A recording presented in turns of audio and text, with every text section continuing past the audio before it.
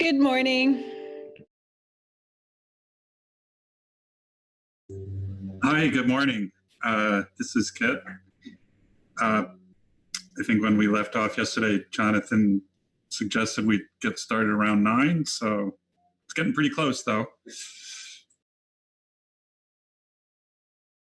Yeah, we're morning, everyone. Hi, Kit. Hi, Karen. So what are we? We're 8:56. We'll give it 5 minutes for others to join. We're at 15 participants at the moment, and so expect to get started probably at 9 or maybe 1 or 2 minutes after that. Thank you.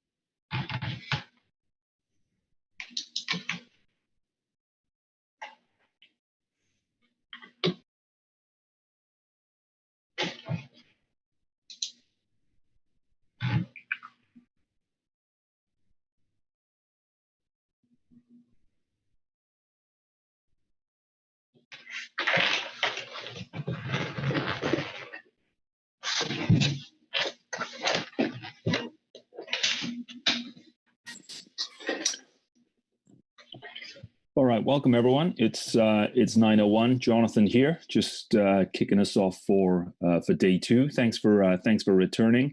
I'm just looking down our participant list here, and I see Bruce. We have you on video. Bruce, I don't think we had the chance to. We went through introductions yesterday, and I think you joined a little bit later.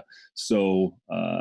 Just to say welcome, and Bruce, if I could get you to introduce yourself, that would be great. Just tell us name, affiliation, what you get up to, and we can go from there. Yeah. Good morning, everybody. My name is Bruce Buckmaster. I live in Astoria, and I'm a former ODF and W commissioner, and currently the chair on the board of Oregon Watershed Enhancement Board, and chairing the recently created Climate Committee. Thanks. All right, Bruce, appreciate it. Thank you. I think everyone else from our participant list we got yesterday. So Bruce, welcome, and I think you caught certainly the afternoon of the conversations yesterday. So what I'll do now is just do a kind of quick review of what we got up to. Kit, if I can get this, Chris, can I get the screen sharing? There you go. Still on this second. Anyway, let me just remind everyone what we got up to yesterday, which was we started off by just getting familiar with this set of scenarios that we have worked on during 2020. And really thought about what those scenarios meant for Oregon. So you provided us with some really good insights into why this might be particularly relevant for different fishing operations, different elements of the fishing system within Oregon. In the afternoon, we then broke into some groups and looked particularly at what might harvesters be facing up to and facing into under these scenarios, what might communities in general and what might managers be facing into. So all of that, I think, gave us a pretty good idea of just a range of different challenges and opportunities that we're already seeing the early signs of, or we're certain, and certainly these might be things that we know we're going to have to deal with 5, 10, 20 years into the future. Today's conversation is going to take us now into saying, well, if we know this is what we're going to face into, how do we get ahead of this? What are the actions that we need to take to better prepare for some of these challenges that are coming down the pipe? As you know, the kind of overall goal of this is to make sure that we're developing some kind of approaches and products and processes to kind of cope with uncertainty. And so today is very much all about what actions would we take, our stakeholders take, in order to prepare for any or all of these scenarios. So we're going to spend the morning in our breakout groups, and then from there we'll then in the afternoon bring everything together, think about what some of these priority actions might be. So that's the way in which we're going to plan to run this over the course of the rest of today. Before we get into the breakouts for this morning, we had some really kind of great reports out yesterday, but we didn't really get the chance to talk as a full group as to whether anyone had immediate responses to what they heard yesterday. And so one of the things that I like to do at the start of certainly kind of the second day of scenario work is to give just a space for any second thoughts or overnight reflections, and kind of inspired by we're all thinking lots and lots of various different thoughts one evening, and then sometimes we can kind of go away and think about something else or go to sleep, and things get kind of reordered, or things kind of recur or pop into our minds there, like once the committee of sleep has worked on it. So the thing I'd like to do just for first few minutes this morning is to invite anyone to offer a reflection on what you heard in the reports out yesterday, or something that kind of came up in the group and you think, yeah, that's something that's worth sharing. Or also anything that people want to raise to say, I'm surprised that didn't come up yesterday, or I hope that we're going to kind of get on to talk about the following issues. So this really is just a chance for anyone to reflect on yesterday, or just set out maybe a thought or two that you want us to make sure that we're addressing today. So let me open it up and see whether one wants to kind of raise a hand and get us going on any reflections from yesterday.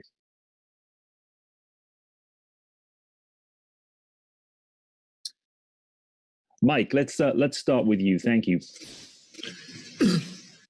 Well, I've been a processor for a long time, but I guess what doesn't seem to be reflected in the conversation so far is the fact that the processors have a second stage in the supply chain, and Brad mentioned it and a few others about infrastructure, but most of the infrastructure, or a large part of it anyway, is that is utilized by the fishermen are capital assets held by the processor, ice machines or what have you. Yeah.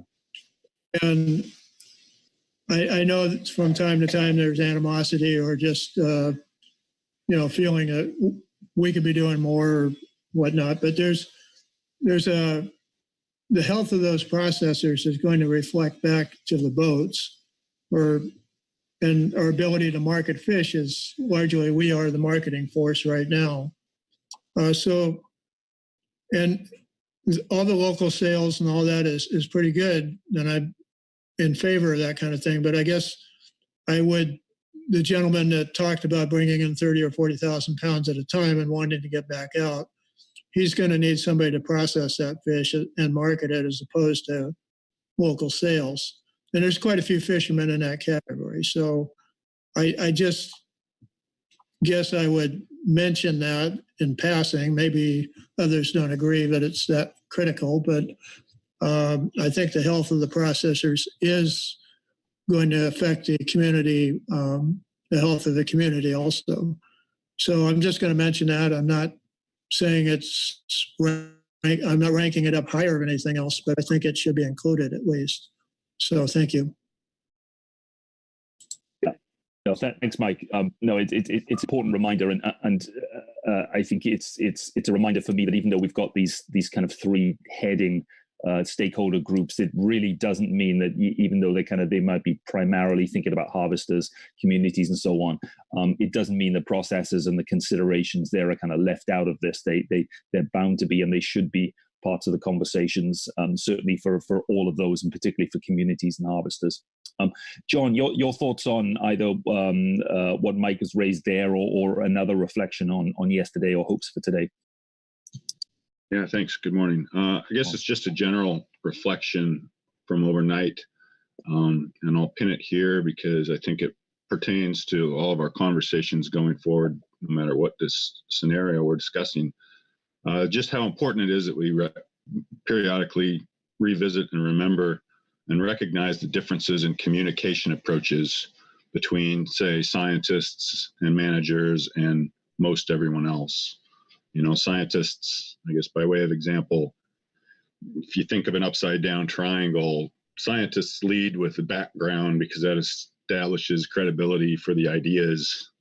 Then they follow into methods and then finish with results. The scientist is oriented towards, sharing information, but most everyone else is approaching at it from just a straight triangle, where at the top you have results, and then there's the so what, and then the background. The orientation there is towards what are the results, why does it matter, and then if they want to get into the background, they can. I think just maybe remembering to reflect on who our audiences are might help some of these conversations going forward. Yeah, thanks, John, very much for that. And it's a great reminder, and I'm hoping that part of the reason why, certainly in my experience, and I think we've found that things like scenarios, and really they're only a platform. That the point of scenarios is really to get conversations going and to think about what some of the important ideas are.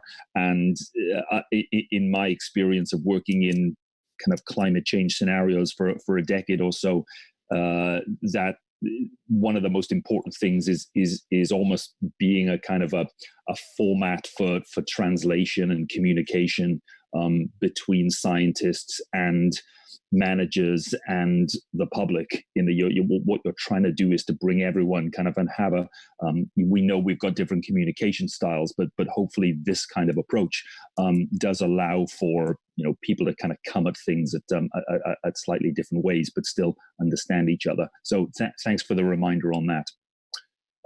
Bruce, love to hear your thoughts on things that you heard yesterday or hopes for today. Over to you, Bruce. Yeah, thank you. I enjoyed yesterday afternoon. Last night I was explaining what I had heard to my wife, and she reminded me that climate scientists have identified what they call tipping points. In fact, 9 of them. And I was wondering if there was anything analogous in fisheries management or fisheries planning to the tipping points that we've identified in general climate science. I think I only ask because I think it might inform how we talk about the various scenarios.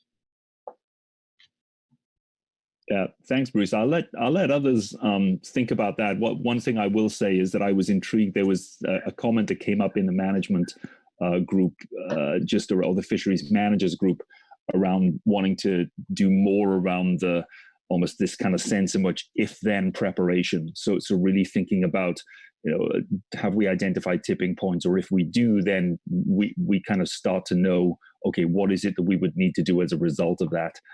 So I'll leave it to see whether anyone wants to respond more specifically to that question of, is there anything analogous in fisheries management?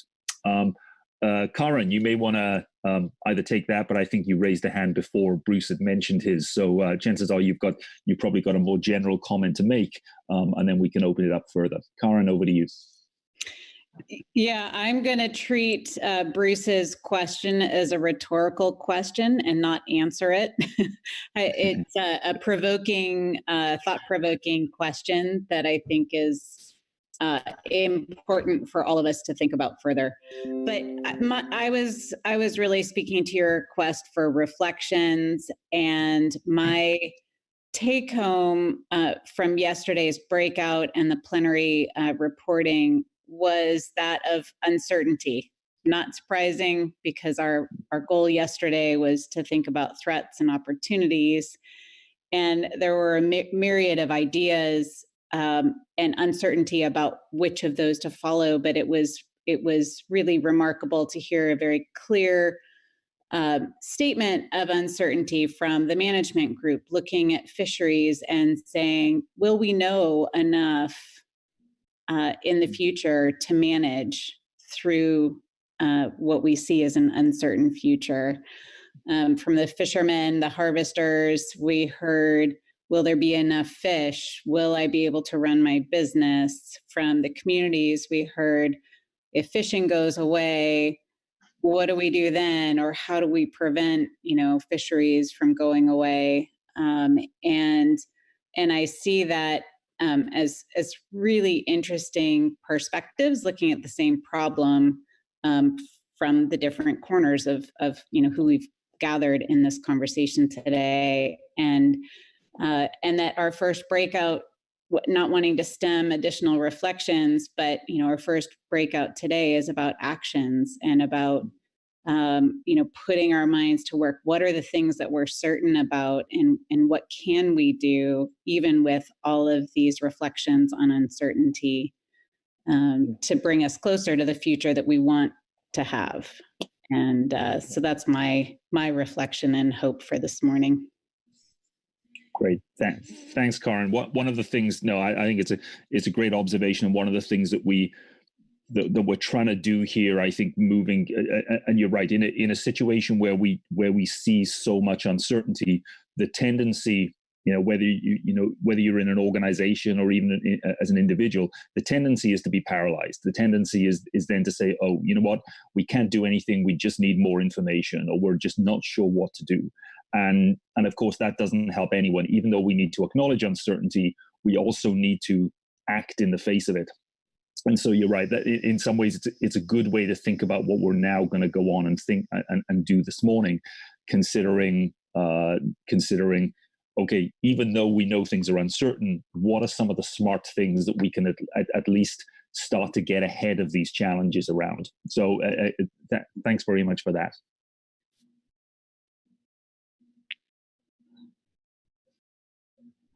Just give it a few seconds here. See if anyone else wants to offer anything. Kick us off.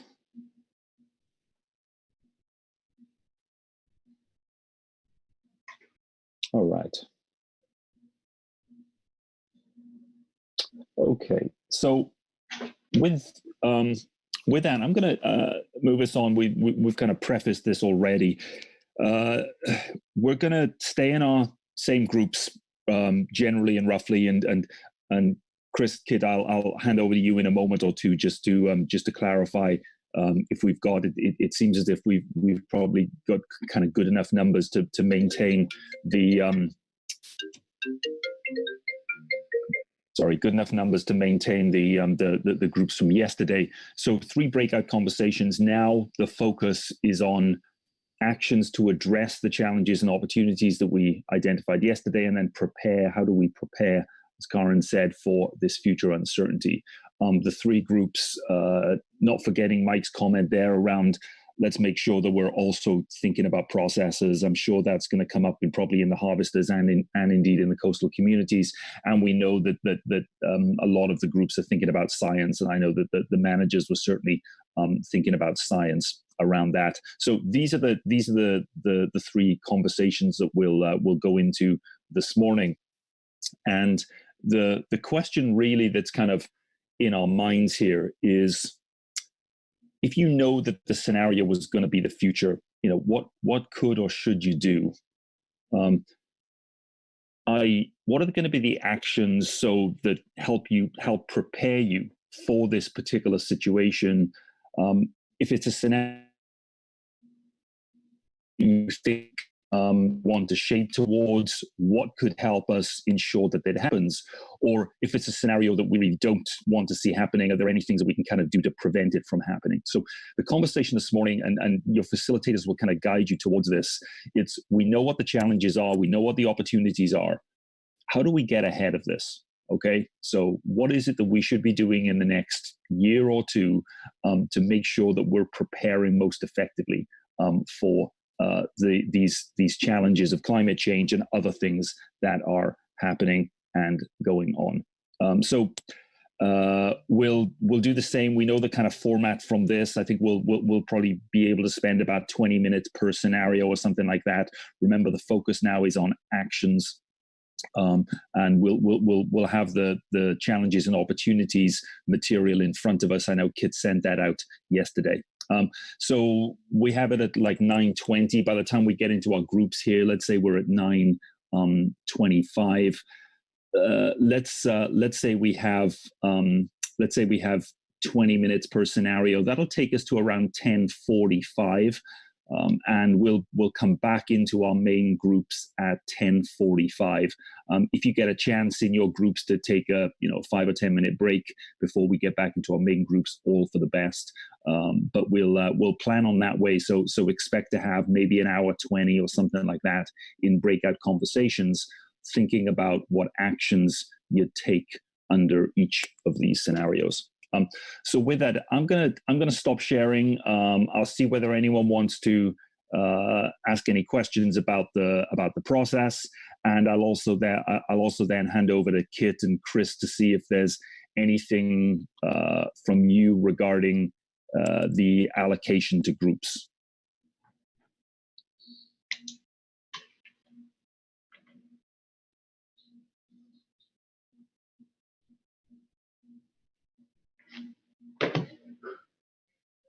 Okay, no process questions. Kit, is there everyone will probably remember which group they're in. I don't know whether you want to show that again, or Chris, if you just want to let everyone know that we're going to be breaking out into those 3 groups. Yeah, I think Chris is just in the process of checking who's logged in and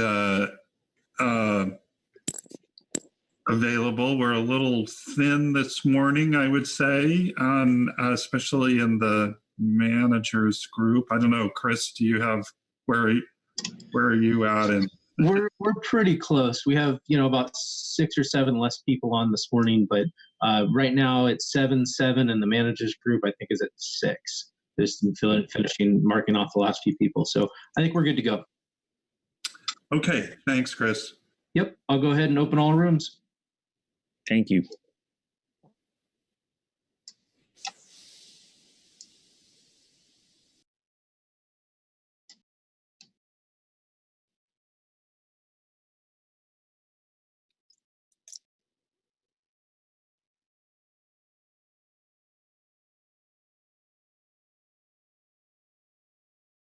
All right.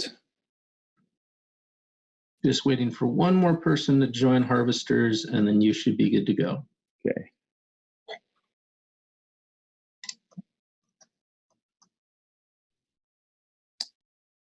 Hey, Chris, this is Teresa. I was in Harvesters yesterday, but I'm not getting any pop-up to join today. Sorry, Teresa, I missed you. Thank you for speaking up. I saw your name earlier, and then I couldn't find it, so let me find you there now. Yeah, Chris, you had me moved over to Harvesters too yesterday.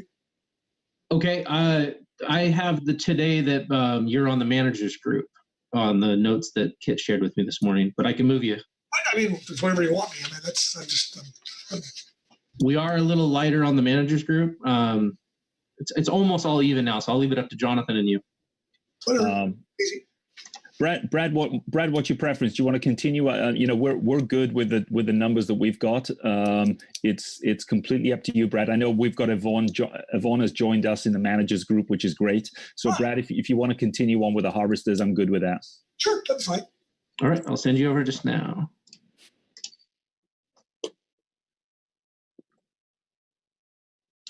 All right, you should be good to go, Jonathan. Oh, fantastic! Thanks very much. And Yvonne, welcome. Good to have you join us. Yvonne, I was checking. Do you know Mary was the note taker of yesterday? Do you know is Mary going to join us to take notes, or Yvonne? Do you know anything about that? No, I don't know. Okay, all right. I'll tell you what I'll do. I will. So as we're starting to get going here, I think I will try and bring up the notes or at least the sheet. So bear with me a moment or two, because I will probably just have to get that out of the Google Drive and take it from there. Hold on a moment.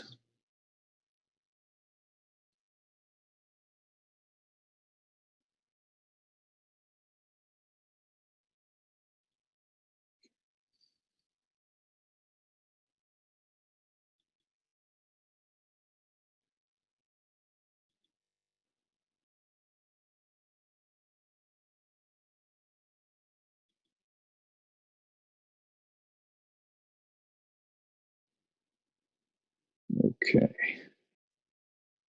Let's see if I...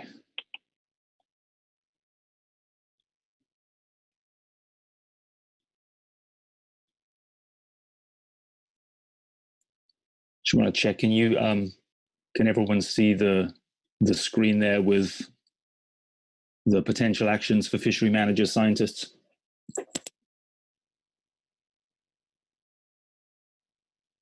Yes. Okay, great. All right. I am, if Mary's not here, I am going to just start our conversation, and then I'm going to try and figure out how to bring my, there you go, there's my participant group. Good. So the conversation that we'll have here is as I say, really about trying to think about now, instead of just, okay, these are the challenges that we've got in front of us.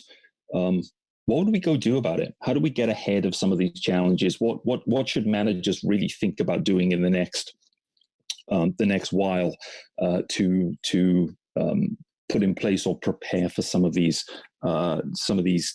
conditions and situations that we might find ourselves in?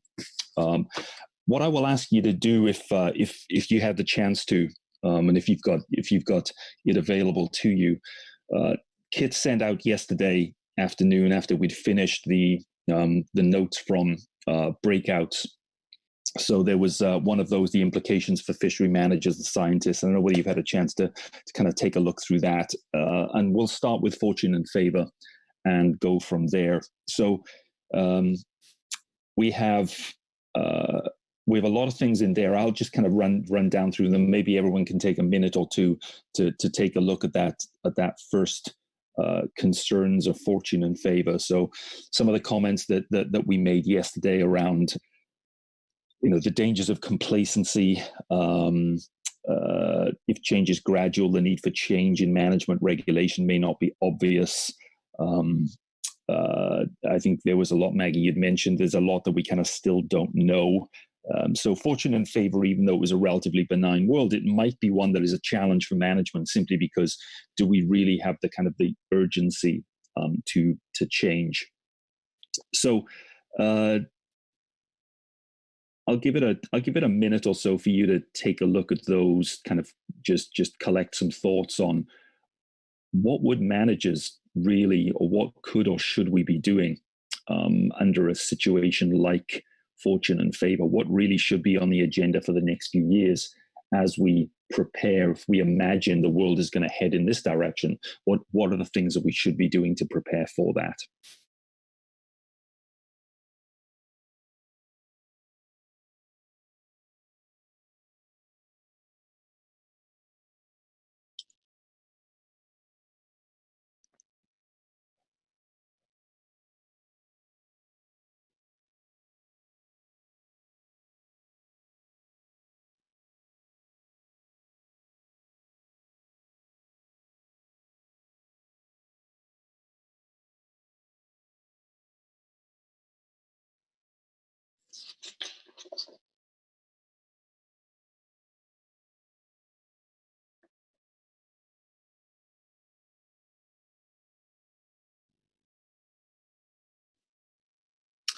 Okay, Jack, let's get going. Thanks for starting us off here. What are your thoughts on actions for managers under a fortune and favor world? Yeah, good morning, and I'm going to appeal to that / it says fishery managers and scientists. Scientists, of course. I think because we think this scenario has few severe extreme events, we need to maintain our vigilance in the survey data collection effort in order to know whether there's extreme events happening or not. Mm-hmm. And further, whether there's any indications we would be having them.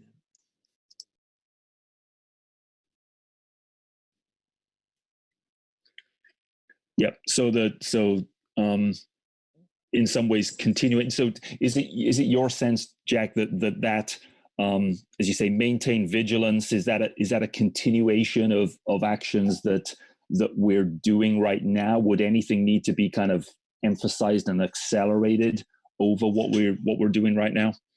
Yeah, I'm glad you asked that. And this comment applies to all the scenarios. And that is, I think we should accelerate our use of data between NOAA and academia to make the best use of it. Okay, great. I'm going to come on to think about. I'll come back to that question in a moment or two. But John, what are your thoughts on actions for managers or scientists in something like fortune and favor? Thanks. Yeah, I guess in continuing with Jack's thought, kind of one of the nitty gritty facts of reality is that across all the scenarios, it's going to be just so incredibly important for researchers or managers in whatever capacity they can to appeal for increased resources. Especially in the case of the pandemic, we've seen tax revenue gutted severely, and that definitely is going to affect the monies that are available to the science teams. So it's kind of just a general appeal that we're asked to do a lot, and those asks are not decreasing in frequency, nor are they getting smaller in size.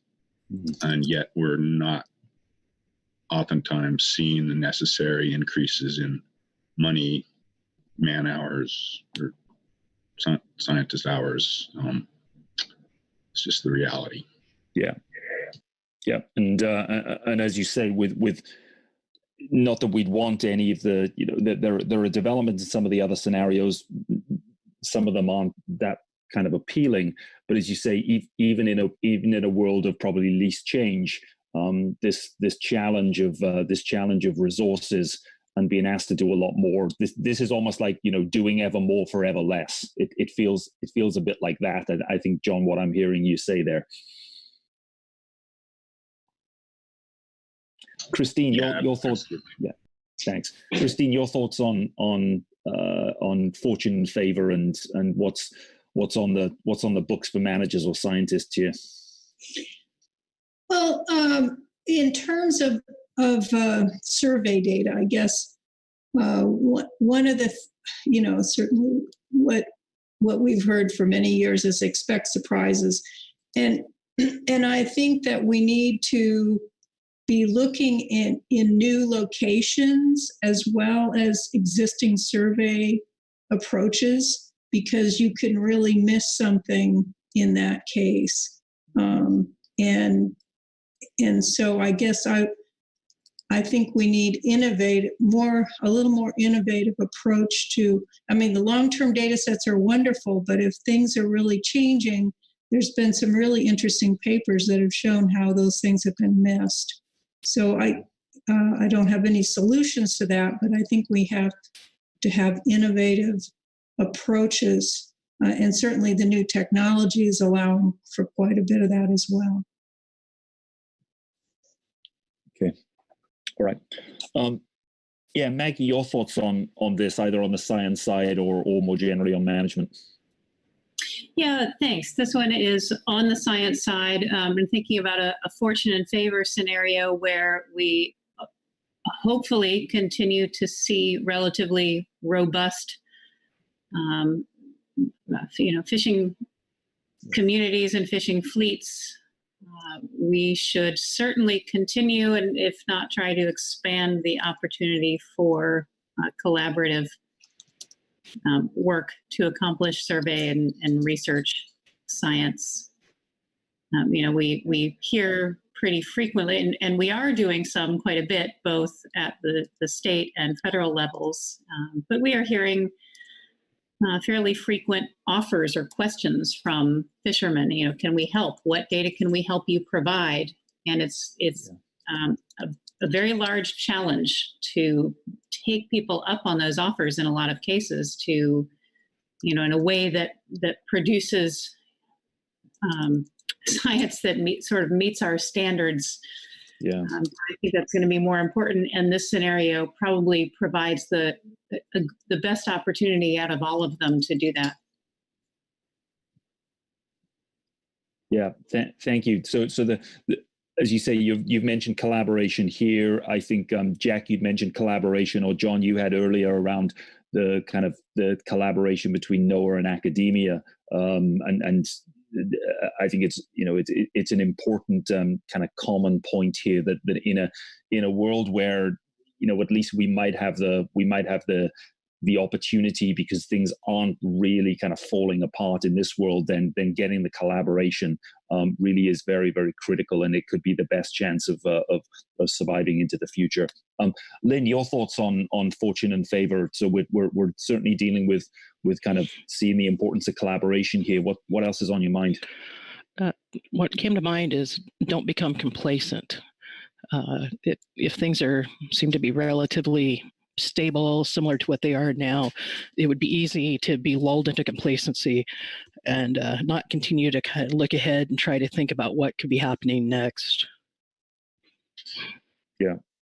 Yep. What's that going to mean? How will managers or how will scientists kind of go about that? Can you think what's going to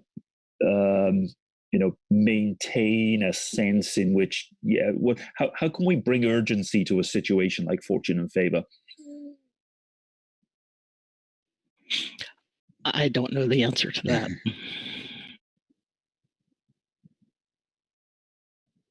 John, your thoughts on that? From my personal experience, I think there is in general a sense of urgency, kind of driven by the amount of data that we're ingesting now and what we're trying to do with it. One general approach is leveraging the efficacy of machine learning, instance of pattern recognition systems that might help us parse out some of these signals that we've otherwise missed previously. Yeah. So you'd see a kind of push towards greater use of, as you say, machine learning, artificial intelligence. That could be a way in which we're bringing more, more intense information to bear on things. So in some ways, let's try and get the kind of data to speak for itself. But we need more data to do that. Yeah, more data. The right data, right? Yeah. And the systems to post-process and make it usable by collaborators across the board, not just within the specialized teams themselves. I think that will help. And again, this is something that is going to apply across all scenarios. I think it's moving forward regardless of what scenario we might be talking about. It's just our reality. Yeah.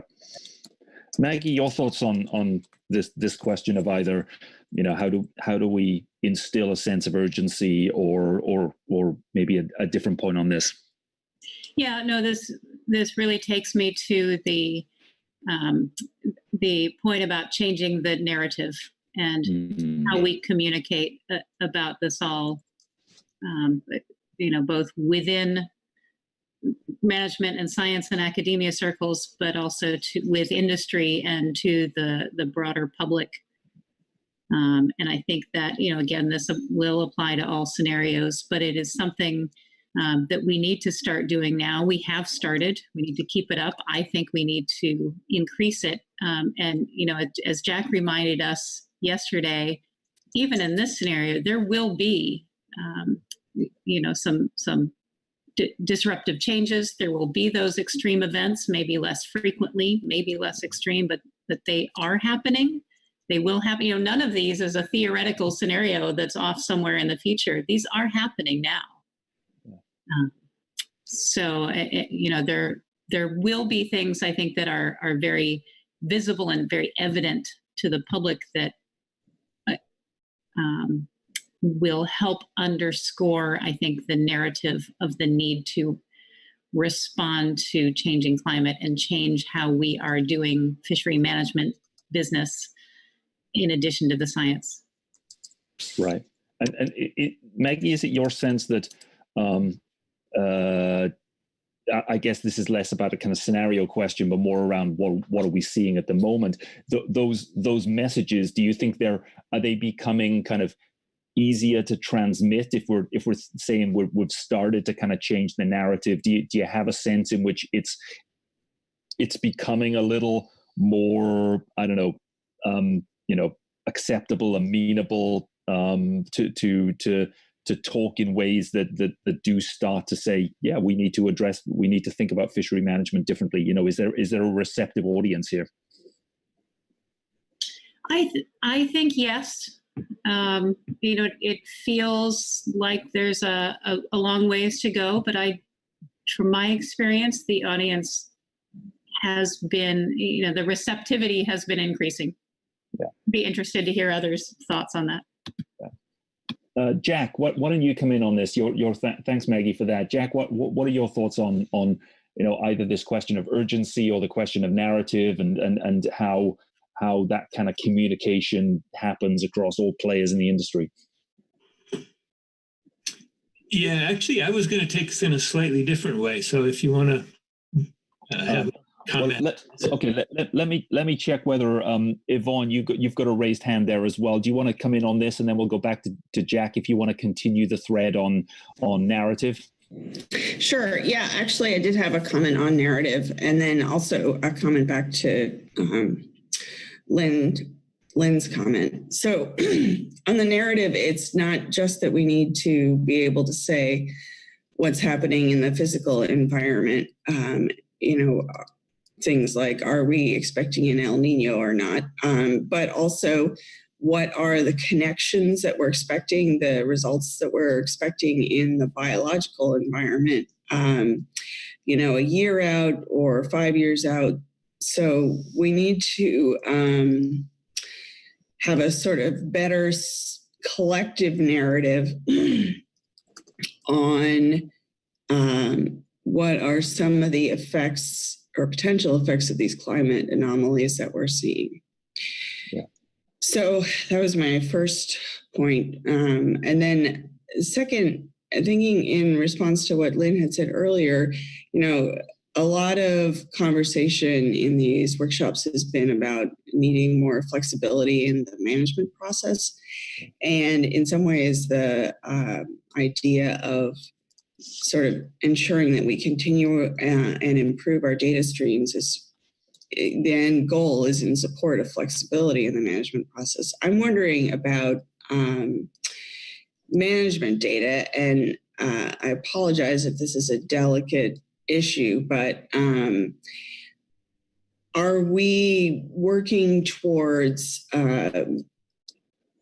electronic fish tickets fast enough? And I realize that's a very specific suggestion, but we've had a long transition period here on the West Coast, and I'm wondering if maybe in order to prepare for some of these variabilities in climate, we need to target some things specifically, like updating our fisheries data collection system.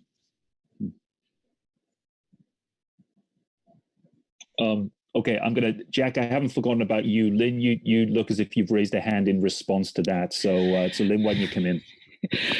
Yeah, those are some good points that Yvonne brings up. There is a strong move to electronic fish tickets within the states. There's also a push for electronic logbooks in a lot of fisheries. It's not 100% yet, but it is being worked on. Maggie says Oregon is almost 100% electronic fish tickets at the moment, and we should pat ourselves on the back in the chat. Some states are a little behind the others, but we're getting there. I know one of the things the council's working on is also fish tickets. In terms of recreational management data, here on the West Coast, we actually get our data much, much more timely than any other marine recreational fisheries data anywhere else in the U.S. Actually, Washington and Oregon are held up as the standards for data quality and data timeliness. We can always do better, but we do have some of those in place, and we're working on improving it. But yeah, definitely the timeliness of data will be helpful. So. Okay. Thanks, Lynn. Jack, let's come back to you. Thanks for your patience there, and maybe a point in a different direction on fortune and favor. Sure. In this scenario, there's this idea of some thriving local fisheries and the idea of buying local, away from globalization. So my question is how shouldn't somebody be looking at how we could scale up community supported fisheries? And I know that Mike O has said you need processors to deal with 30,000 pounds, but I actually think there's probably a big ability to scale up local sales. There's nation efforts in many ports and nationwide Who's done that study? Can we get 30,000 pounds from Newport to the Valley in Portland? Yeah.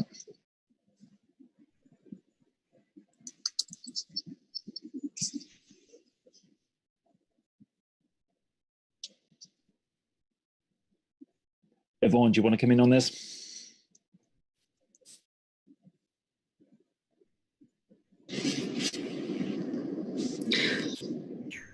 I'm sorry. I was answering an email. Okay, no worries. And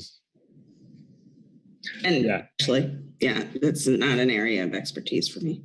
Okay, no worries. I sorry, I'm kind of going by the raised hand. That's all. And I as I was kind of typing away and then didn't see that it kind of hadn't gone down. Jack, it's a great point, and you're right. We don't know whether there kind of have been any studies on this. So it's certainly something we'll bring up in the main, I think, report out afterwards. Okay, Maggie, your thoughts on this? I want to just maybe take one or two more comments, and then we'll go to a different scenario. Okay, so we're on. We know we're trying to deal with the kind of the complacency thing. We know there's the importance of the kind of the survey data here. How do you create more urgency? How do you change the narrative? So lots of good ideas. Maggie, what would you add to this? Yeah, I would say, and this is also going to be something that I think will apply to all scenarios, but this last point really made me think about it, thinking about scaling up, community-supported fisheries led me to think that, boy, there is going to need to be a lot of, who's going to cut all those fish up? Who's going to do the marketing, the distribution? And it struck me that there is a big need for probably some skills training, maybe an opportunity, thinking about this in terms of actions, to partner with community colleges. I know Oregon State has been thinking about this kind of thing in some of their Food from the Sea efforts that I was part of. But some of those, some training development and opportunities would be something to put some thought toward. Yeah. John, anything to add on that? Yeah, a parallel point, I guess that was very good. Thank you.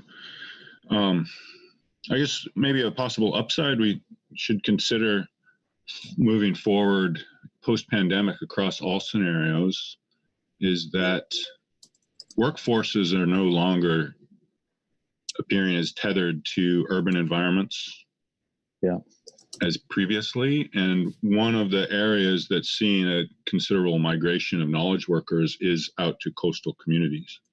Yeah. And so there's this possibility to, start building more and more of a community, more and more connection between the traditional coastal community and, this possible influx of people that are going to be very curious about their new environment.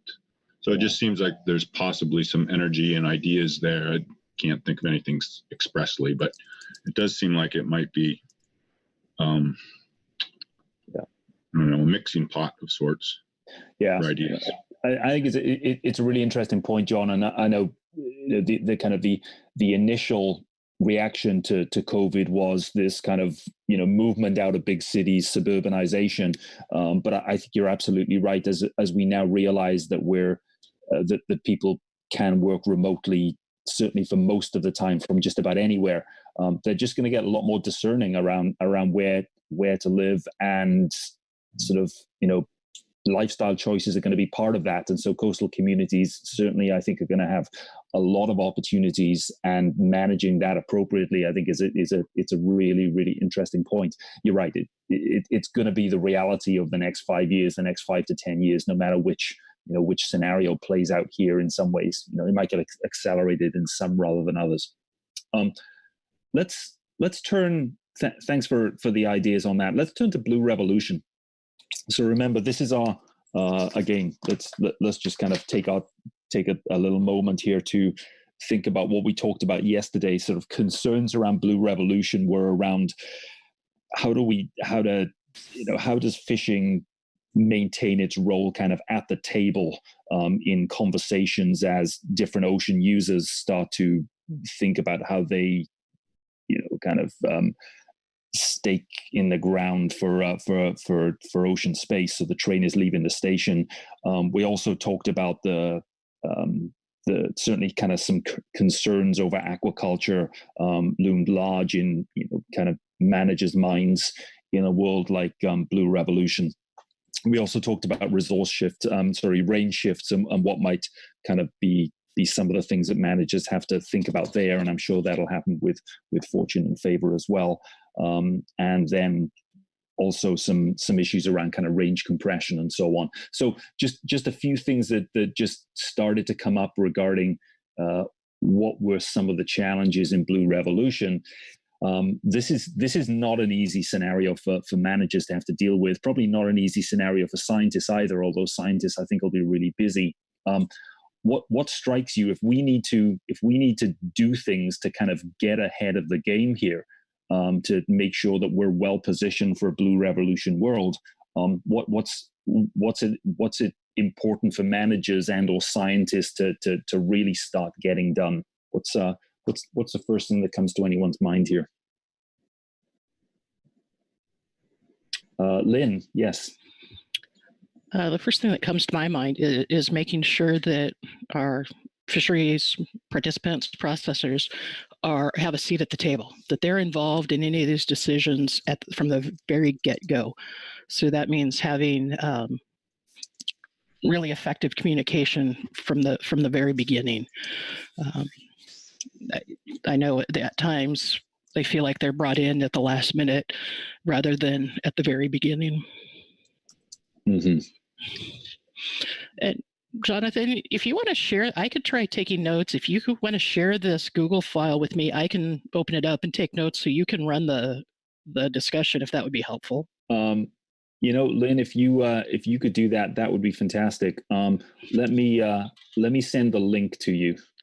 Okay, that just seemed like a place I could help a little bit while you're trying to facilitate. I appreciate it. No, we've kind of usually done sort of double duty. I know that no one had someone was signed up to kind of do this today, but I wasn't sure who, so I didn't want to kind of impose on anyone. Let me just see if I can do that right now.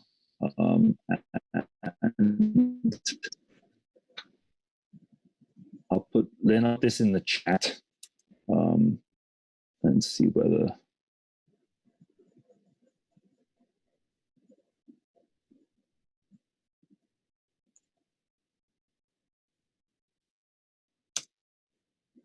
Lynn, I've sent you the link on the chat there. I just want to check whether you're able to access that.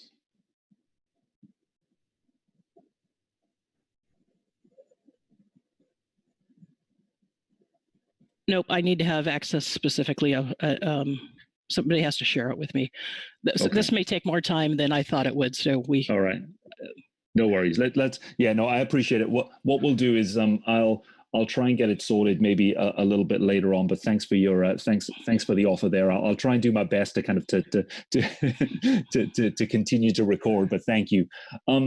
So just John, I see you're waiting. Lynn, let me ask you one more question here. So, kind of getting a seat at the table. What's that going to involve? As you say, if the problem at the moment is only really hearing about things once either sort of groups have been formed or decisions have already been taken, what's going to ensure that, or what's going to help the kind of the early formation or getting fishery issues on these agendas earlier? What's that going to take? Is it is it some different form kind of communication? Do we need to get in front of people differently? Yvonne just gave me access, so I can help. Thanks, Yvonne. Awesome. Thank you. I'm just thinking of something that's coming up probably at the Pacific Council here in a couple of weeks, the new executive order on the 30 by 30. And I know there's a lot of industry members who are concerned that they're not going to have a voice at the table. So, creating a plan, creating a forum for them to feel like they have a voice, they have the opportunity. Yep, no, it's a great example, and Lynn, thanks for that. And it looks as if you've got great. Thanks, Yvonne, for doing that. John, what are your thoughts on Blue Revolution and what managers should be doing now or soon to prepare for the challenges of this world? Thanks, John. I guess it ties in with Lynn's comments with regards to, I think managers and researchers should, particularly because this is such a dynamic future scenario, thinking about how they can add energy and approaches within communications. It kind of is going to carry over into all of the scenarios, but really how we communicate the science and the management decisions and why it matters is just going to be so important, especially in these more dynamic scenarios. And I guess as an example, I'll hold up the recent efforts by the American Fisheries Society to put together a scientific communications group expressly organized around communicating climate change and what that means for fisheries across national regions. There's 30 climate ambassadors. They are kind of loosely organized around regions and large marine or large aquatic ecosystems. And the appointments are for 2 years, and their time is divided up between training on scientific communications, building materials that can be used for outreach, and then actually engaged in outreach efforts themselves. So I think, comparable programs or just kind of a comparable energy or commitment to improving communications along these lines, I think is just something that if we can get ahead of the game on that, it will really help. Great. Thanks, John, for that. And Lynn, thanks for taking notes. Yvonne, I'd see you're putting some things regarding this in the chat as well there. So kind of some of the specifics there around better communication, with BOEM and so on. Certainly a key element of this scenario. Other thoughts from Oh, sorry. Could I just follow up on that for a minute? So we're trying to work internally to improve our communications with BOEM, but something else that we're finding is that a lot of the ideas in energy around offshore wind are coming from the states. And so, I think all the agencies at the different sizes of government need to communicate across their own size of government, if you will, but they also need to communicate with each other. And so ODF&W, probably has similar challenges to NIMFS. And in terms of communicating with Oregon agencies that deal with things like energy production. And so it's sort of at every level we need to share information with each other so that we can all collectively share information with fisheries participants. Yeah.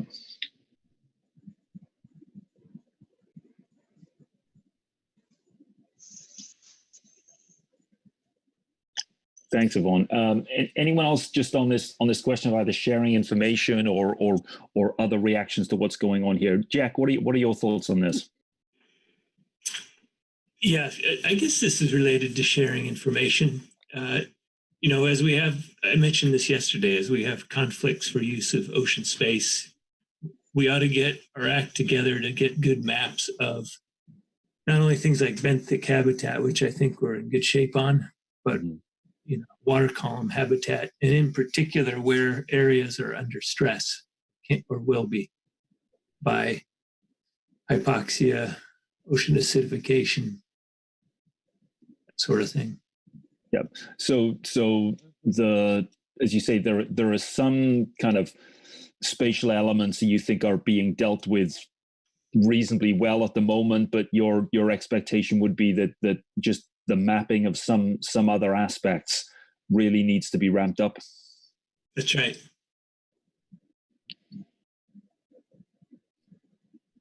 Let's see, Christine, do you want to come in here? I can see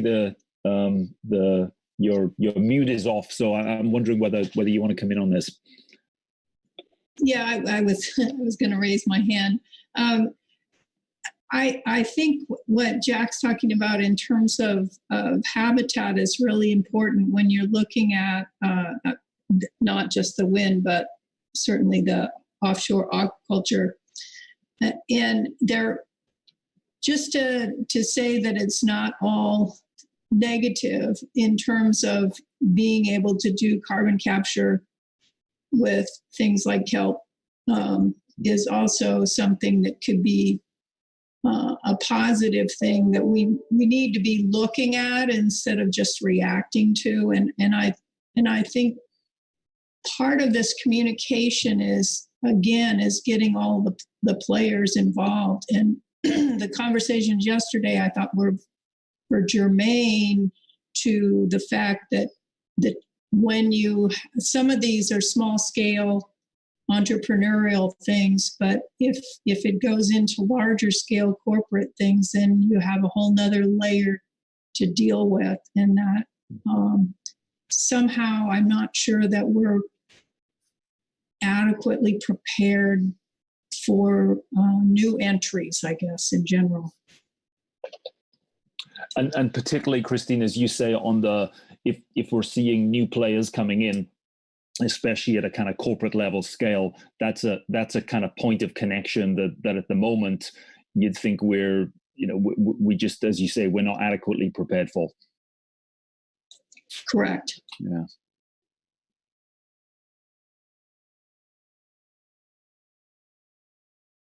What would it? I'm trying to think about. Yvonne, you'd mentioned, kind of NOAA and BOEM connecting, and John and Jack, you'd mentioned some kind of, really interesting new initiatives around this. Is there anything that kind of springs to mind? Do you think, this would be a, how do you start getting these conversations going? Do they have to start with a kind of particular and specific issue and then broaden out, or is it a case of, oh, actually you have to kind of start a forum broadly and really kind of get people in the room, even though you know that this is a little bit kind of ahead of need? Any experiences on does this have to start with something that you're trying to do specifically, and then you kind of build trust from there? Or is it no, actually we could start to put a more general forum together right now? So actually, Kit Dahl and I were talking about that via email earlier today.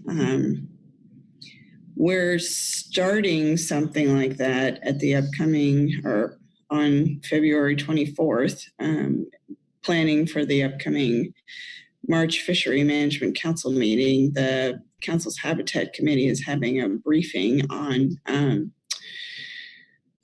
offshore wind and aquaculture, and to help us think more about the effects of that on the environment and fisheries. So I guess, one answer that is within the direct control of the Fishery Management Council itself is to provide more opportunities for sharing information across all of its advisory bodies and the public, on issues like other non-fishing offshore activities. That's great. Good to hear.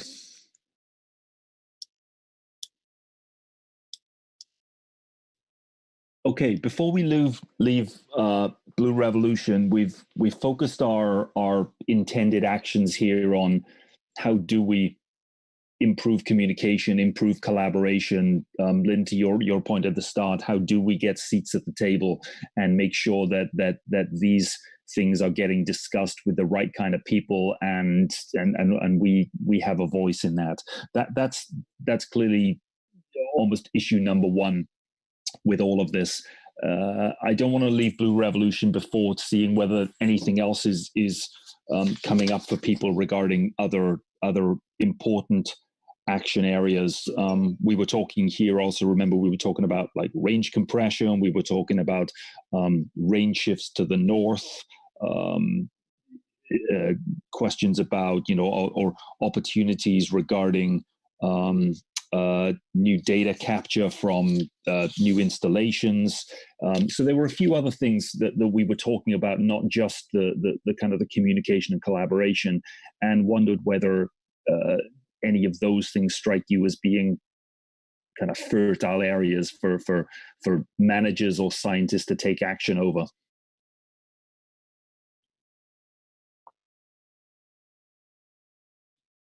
Let's go John first and then Jack. Yeah, John?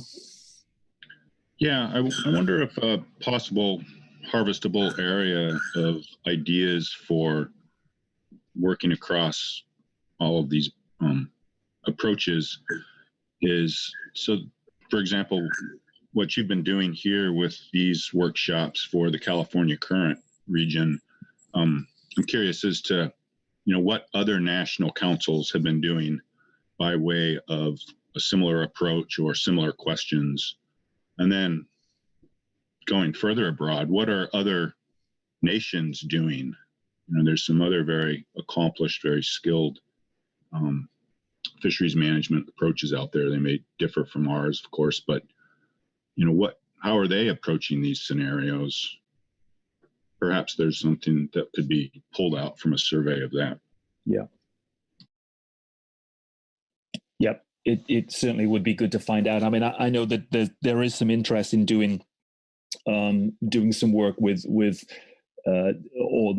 some of the management councils on the Atlantic seaboard are at the moment thinking about what they get up to regarding some of these future scenarios. So watch this space on that, I think, John. Jack, your thoughts on other things on Blue Revolution? Yeah, just connecting some dots from yesterday. We were talking about the fishing fleet needing to deal with emissions and their own carbon footprint. But it seems to me the reason we might do these offshore wind and aquaculture things is in a large part because of help with the carbon footprint. So at the seat at the table, the fishing community ought to, in a sense, be given credit for those carbon offsets if they're giving up fishing activity. It's just sort of bolstering that thing we started with about having the fishing community at the table. Yeah, and a reminder that if this does kind of come about, then what really are the kind of driving forces, and there'll be other dynamics in there, as you say, around how to deal with kind of mitigating emissions and so on. Okay, great. Thanks everyone for that. Let's turn to Hollowed Out. We've got a couple to go before we wrap up here. So the concerns really that we were talking about regarding Hollowed Out were a lot of them around kind of tough choices, allocating, shrinking resources in a kind of decline, in a world of declining stocks. How do we allocate? What exactly do we do as managers? And what are the tough choices that we've got to make? We talked also about sort of building resilience in different communities with this one. And then a lot around just making sure that equity was front and center, and really thinking about how to help the most vulnerable communities. we also thought in this world around things like society responds to crises. So how do you make sure that you kind of get people's attention? And then also one of the upsides may well be the kind of the scarcity of stock, and the scarcity of fish might well just mean that we're thinking differently around some of those uses of fish, both in terms of what's marketable, but then also some of the other products as well. So a few things going on with Hollowed Out, and I wondered whether anyone wants to kind of kick us off. Jack, your immediate thoughts on any of these things: tough choices, resilience, equity. Lots of things that we identified yesterday as being maybe under the purview of management. How do we at least start to tackle, or what do managers really need to do to prepare for a really difficult world? Oh boy, I get to start on this one, huh? It's that raised hand that you didn't put down. Good call. One thing that strikes me is that we got to stay on this education about eating lower on the food web. Mm-hmm. I mean, if we're ending up with fewer things and perhaps they're not our flagship species we enjoy now, we have to start getting people ready for that.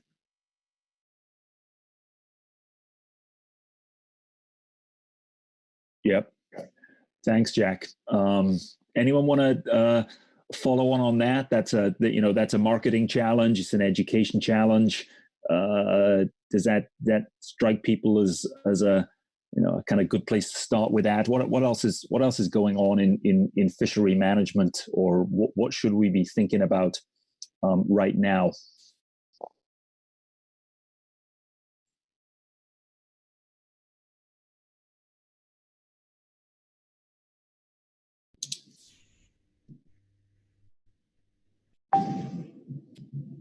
Yvonne, yes, you want to come in? Oh.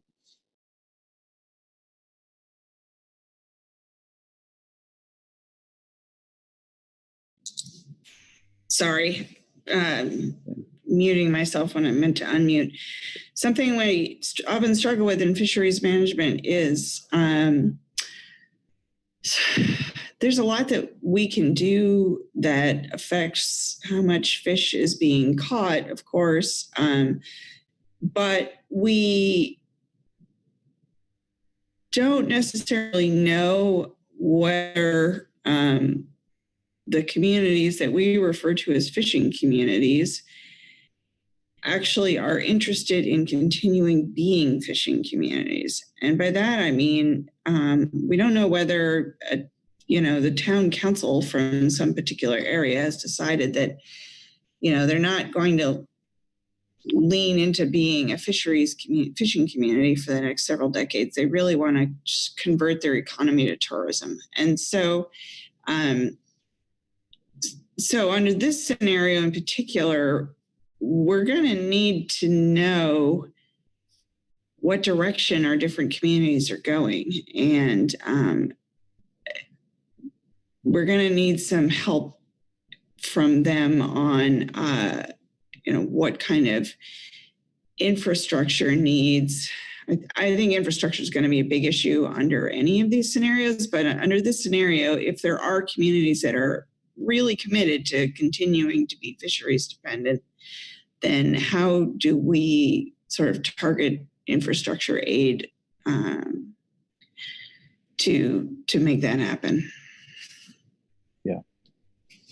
And I presume, Yvonne, so how would we find that out? Is it a case of looking at local community plans, engaging in, as you say, just what maybe it's a kind of local authority plan, or seeing if there are groups working and kind of collaborating in different communities to kind of say, yeah, this is the vision for this place and so on. Is that the kind of information that we need here?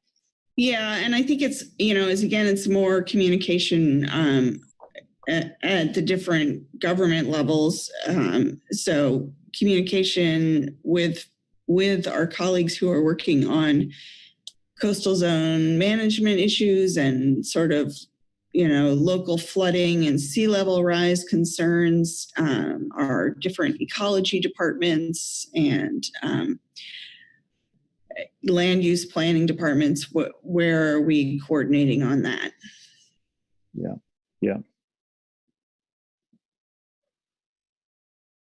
Great. Any thoughts or reactions to folks on that? That seems certainly clearly very, very important. It's also a broad and, I guess, time-consuming approach, but maybe there are, as you say, Yvonne, to get this right, there may not be any other options here. It's important for us to kind of get a sense in which if we need to prioritize, or if prioritization needs to happen around infrastructure or other kinds of investments, then knowing who's in the game is going to be critically important here.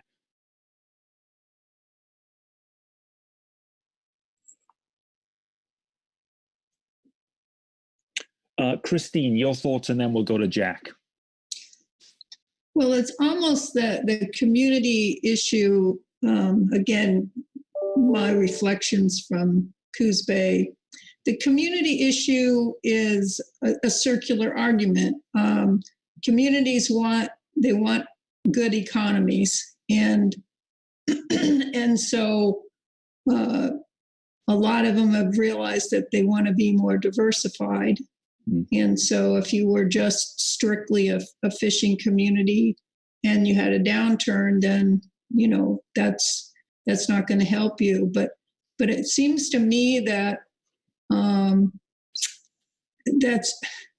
it's almost it's a lack of communication of the economic value. And earlier on when we were talking about building of more of a local attributes of fishing communities, this would be a good opportunity for that. And just as we've looked economically at bailouts for different things, I think that could come into being as well. But there's a lot of effort everywhere looking at building resilience in terms of structures, carbon sequestration issues that are all going to relate to climate change. And so I think it seems like there just need more connecting of the dots in understanding what's really driving the communities.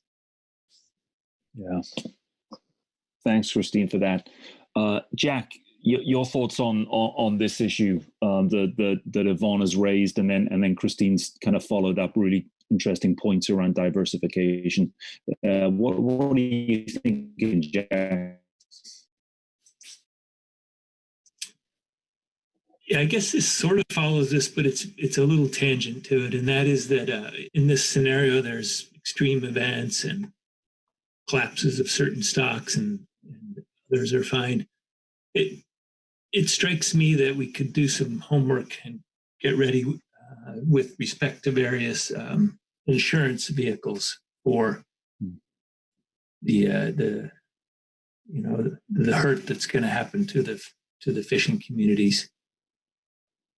The analogy is the land-based one for agriculture and weather extreme events. That's very sophisticated and well-funded and all that stuff, and it's just not there in the ocean. It could be. Right.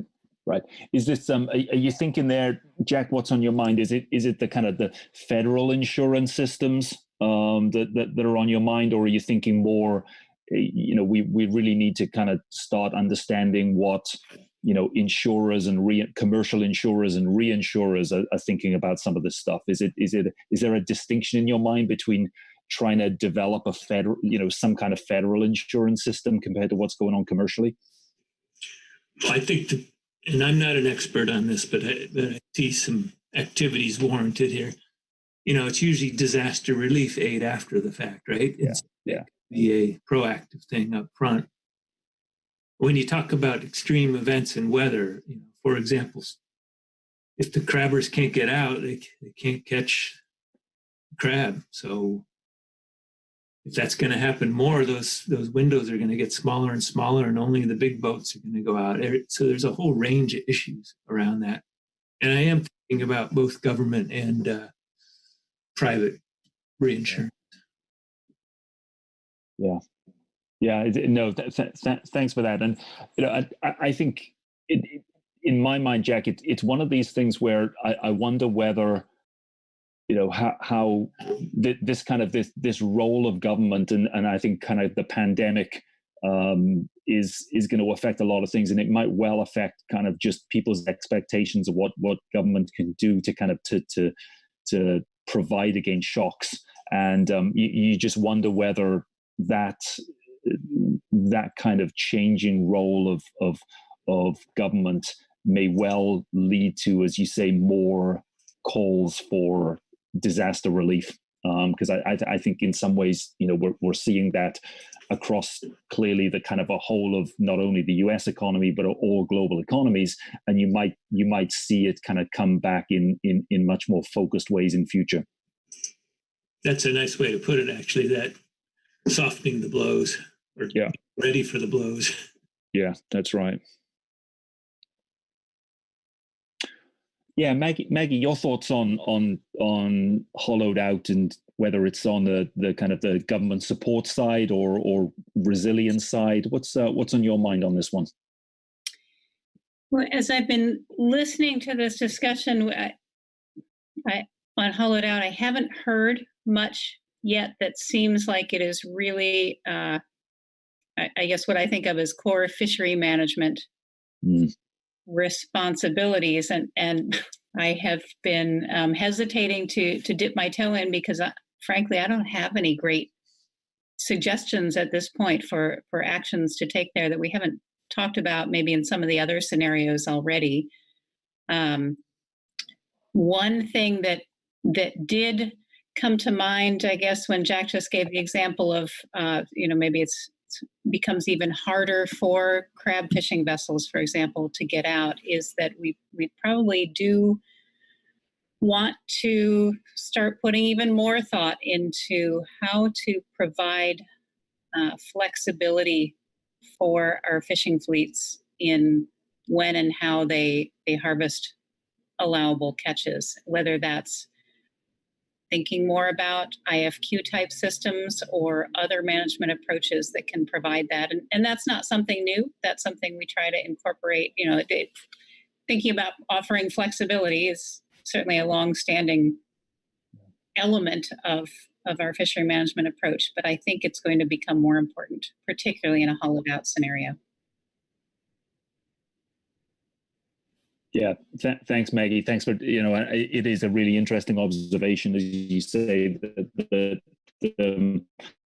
that our about conversations on this one were kind of outside the realm of maybe some of the more kind of conventional fishery management approaches, but so appreciate you bringing that up. Yvonne, do you want to respond to that or other things coming in? So I was thinking, something simple that managers specifically can do is we tend to make asking ourselves the question, what are the effects of climate change that will fall out of the action that we're currently considering? So if we're thinking about taking some new action, what are the interacting effects of that action with climate change? And that is sort of a standard question that analysts have to ask themselves, but is it something that the council itself discusses on a regular basis as it's considering each of its actions? Mm-hmm. And for this particular scenario where it seems like things are going down the tubes, at least we would have ourselves a little bit more warning if we think about this as a regular practice. Yep. Thanks, Yvonne.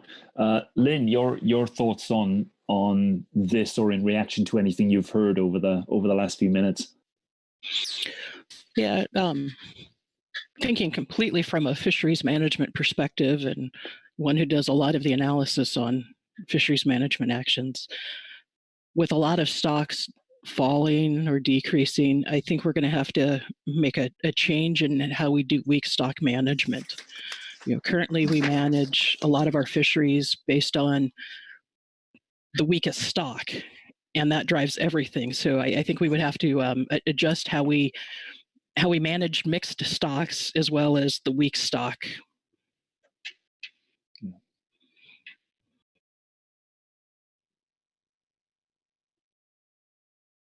Great, thanks, Lynn. Before I move on, Yvonne, is there any another comment or in reaction to Lynn there? No. Okay. Hand lowered. All right, no worries. Okay, Lynn, thanks for that. Let's okay, so we've probably got about 15 minutes to go, and then we'll take a break before 10:45. Let's go to this final of our scenarios, the box of chocolates. I'll scroll us up there. Lynn, you're there already. Great. So remember, this is our scenario. All of our scenarios we know are about variability, but this one probably is the extreme with booms and busts. We talked yesterday around management's kind of inability in some ways, or limitations in terms of handling quick changes. There's a lot of risks in this world for scientists that we might be undermining kind of public confidence in our ability to model. This is a world of fast kind of lots of data and fast data transfers. How do we make sure that is taken care of? And then also this is a kind of world of a lot of fairly innovation, a lot of innovation, and you've got an uncertain but mostly a kind of a buoyant industry from time to time as well. So dealing with variability, kind of dealing with a flood of kind of new data. Lots of challenges for managers here. Again, question, what could we do? How do we get ahead of the possibility that we might be in a box of chocolates world in 5 or 10 or 20 years time? What would we need to put in place sooner rather than later to make sure that we're doing the best of fisheries management? Yes, Lynn. So I mentioned this yesterday. I think we're going to have to build some flexibility and nimbleness into the regulatory process. Currently, the process is glacial and takes a long time to get anything into place. So by the time the regulations could react to something, it could be the next boom or bust. So building flexibility and nimbleness into the regulatory process. Something I use in one of my fisheries is if-then statements, so that I've got a framework set up already that if this happens, then we do this. If this happens, then we do that. So that's just one thing that keeps popping into my head on this issue. Yeah. And Lynn, thanks very much for that. And as you're kind of typing that up, I guess a question for me is just so these if-then statements, are they things that then become kind of part of a plan and part of a strategy, or are they there almost in the background and you think, okay, well, these are the kind of contingencies we operate within? Do you have to kind of get them agreed as part of the plan in the first place? I believe so. I think everybody would have to agree ahead of time with the framework. And it could actually be just two completely different issues, the planning of this stuff, as well as somehow making change federally, nationally on the review time and how much needs to go into making it's literally a federal action.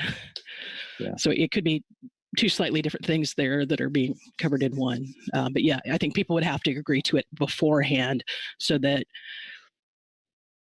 2 years down the road, if X happens, then we know we do Y, but if Z happens, then we do Q. Yeah. John, you want to come in on this, either in reaction to that or other things in this kind of highly variable world? Yeah, I guess I was just thinking about it from a research standpoint, something that would help in terms of facing down or dealing with the variability we're talking about. Anything that we might do to better facilitate collaborations, not just between agencies and within agencies, but also collaborations with academia and with the private sector. I'm thinking about there's some pretty heavy hitters out there in terms of cloud computing, for example, and anything we could do to better facilitate working relationships with those operations would certainly help. Another approach or angle in face of the variability is how do we better enlist citizen science efforts? Perhaps there's some rote work that could be done by interested citizens that would then feed into later efforts by the actual scientific teams themselves. So anything that we might start thinking about or putting together to facilitate using those sorts of collaborations and tools. Yeah, great. All good ideas there. And let's get the citizen science angle in on that. Jack, your thoughts on Box of Chocolates? Yeah, to get ready for all that wonderful data we're going to have, all the new, I'd like to see us do a NASA-style mission team to get ready for dealing with all that data. I mean, whenever NASA launches a spacecraft, they spend, or an ocean sensor, say satellite sea surface temperature, they assemble a team of really good folks for about 3 or 4 years ahead of time, and they work the problem really hard. And when that thing launches, they are ready. So we just don't do that, and it's time. We ought to be simulating sail drones through the area, both acoustics and oceanographic sensors. How does that go into the models? What do our predictions look like if we do or don't have data in certain places? I mean, I realize the NASA budget is 4 or 5 times the NOAA budget. But, we got to eat. Yeah. Yeah, I was gonna ask you actually who's the equivalent of NASA in this one? Who's the we? And as you say, it would I guess given everything else that we've been talking about, collaboration's important, but you'd need a kind of animating organization around this, and that would be NOAA, I presume. Yes. And it includes John's citizen science. It's just that there's sort of, with all respect, small science and big science. NASA being big science. And then while I have the floor, I have a second thought, and that is, this idea around seafood marketing and availability. We got to return to the days of the fish of the day, right? My mother in Boulder, Colorado, can't expect to have 10 of her favorite species every day flown in. People better get used to just what do we got and make the best use of it. Yeah. Yep. No, great. Thanks, Jack. No, you're right. Making a virtue out of the kind of the surprise element of that. I think it's definitely an important part of that. Maggie, your thoughts on Box of Chocolates?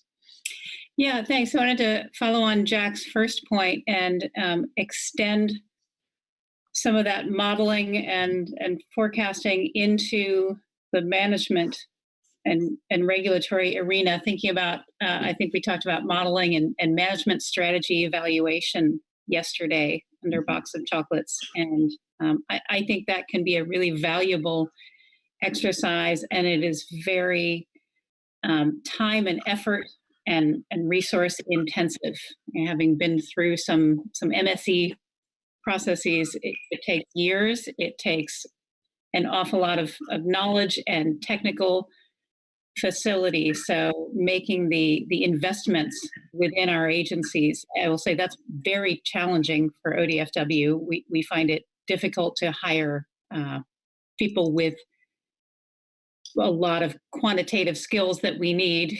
Certainly we're competing with private sectors and with NOAA and others. So, whether that's NOAA or academia or states or others, we need to improve our capacity to be able to,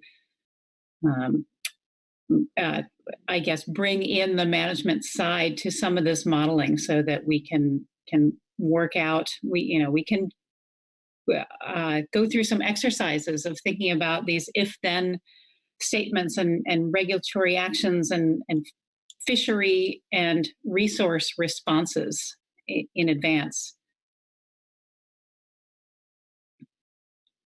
Yep. Great. Thanks, Maggie, for that. Really appreciate it. Okay, we are. I think we're close to done with our conversations on this. I want to give people just a mid-morning break before we get going again at 10:45. One thing I would ask first off, Lynn, thank you very much for note taking here. I would love it if what we're going to do when we get back, we're just going to kind of hear out from each of the groups in turn. Okay, what were some of the main themes of this? Would anyone be prepared to report out on Lynn's notes here? And as I say, it doesn't require everything getting read out. Maybe just kind of highlighting a few things that spring to mind. 2 or 3 bullets per scenario. Anyone happy or willing to do that?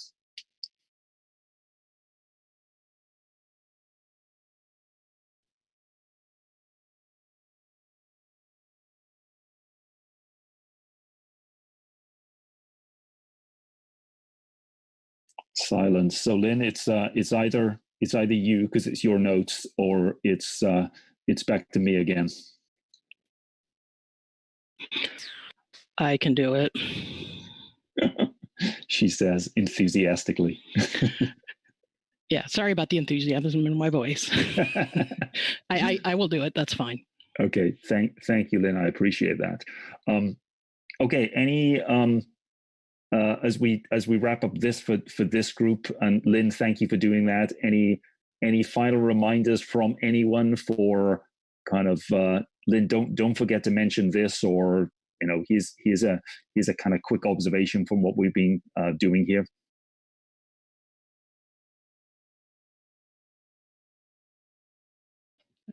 Just real quick, a couple of the things that seem to go across all of them are communication and collaboration. Yeah. Yep. Yeah, no doubt about that. And one of the things that we'll be actually doing this afternoon is to look very specifically at what does kind of go across all scenarios, because then no matter which future plays out, we can kind of find that's particularly important. Okay. All right. With that, thanks everyone. As you know, we're in the main room, and we'll stay here for the others to kind of rejoin us. And then at 10:45, we'll get going again. Lynn, if it's okay, I know I've been sharing my screen and you've been taking notes. It's probably easier if I stop sharing, and then will it be okay when we get to the stage where we're reporting out that you share your screen on that? Does that make sense for you? Sure. Okay, great. You may accidentally get a cute hamster photo while I do it, but yeah, I can do that. That's all good. All right. Okay. Thanks everyone for that, and see you as we get rejoined by other folks in the main room, and we'll get going, as I say, probably 10:45. So let's take a 5-minute break, and then we'll go from there. Thanks very much.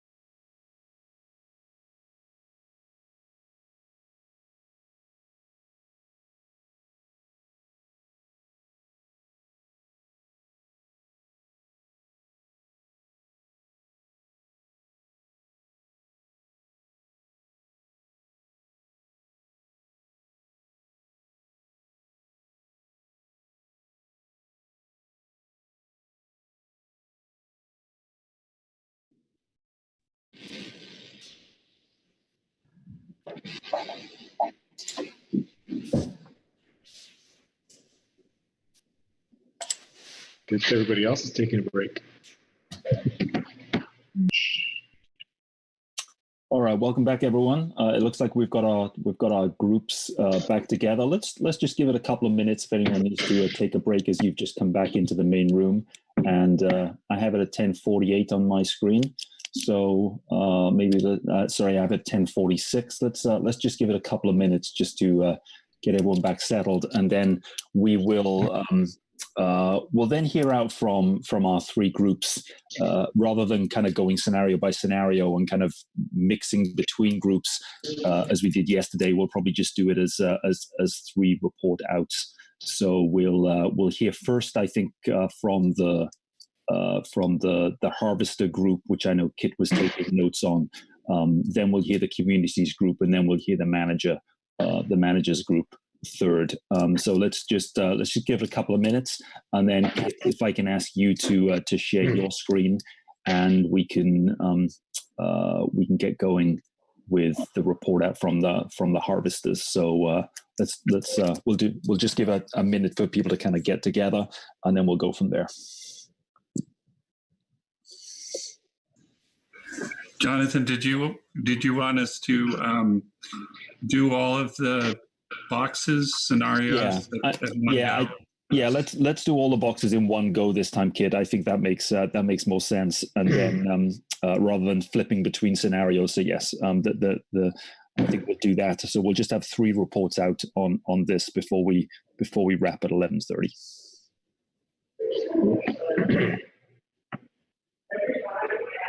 Kit, are you going to do the report out, or someone else? Yeah, I volunteered. Okay. Thank you.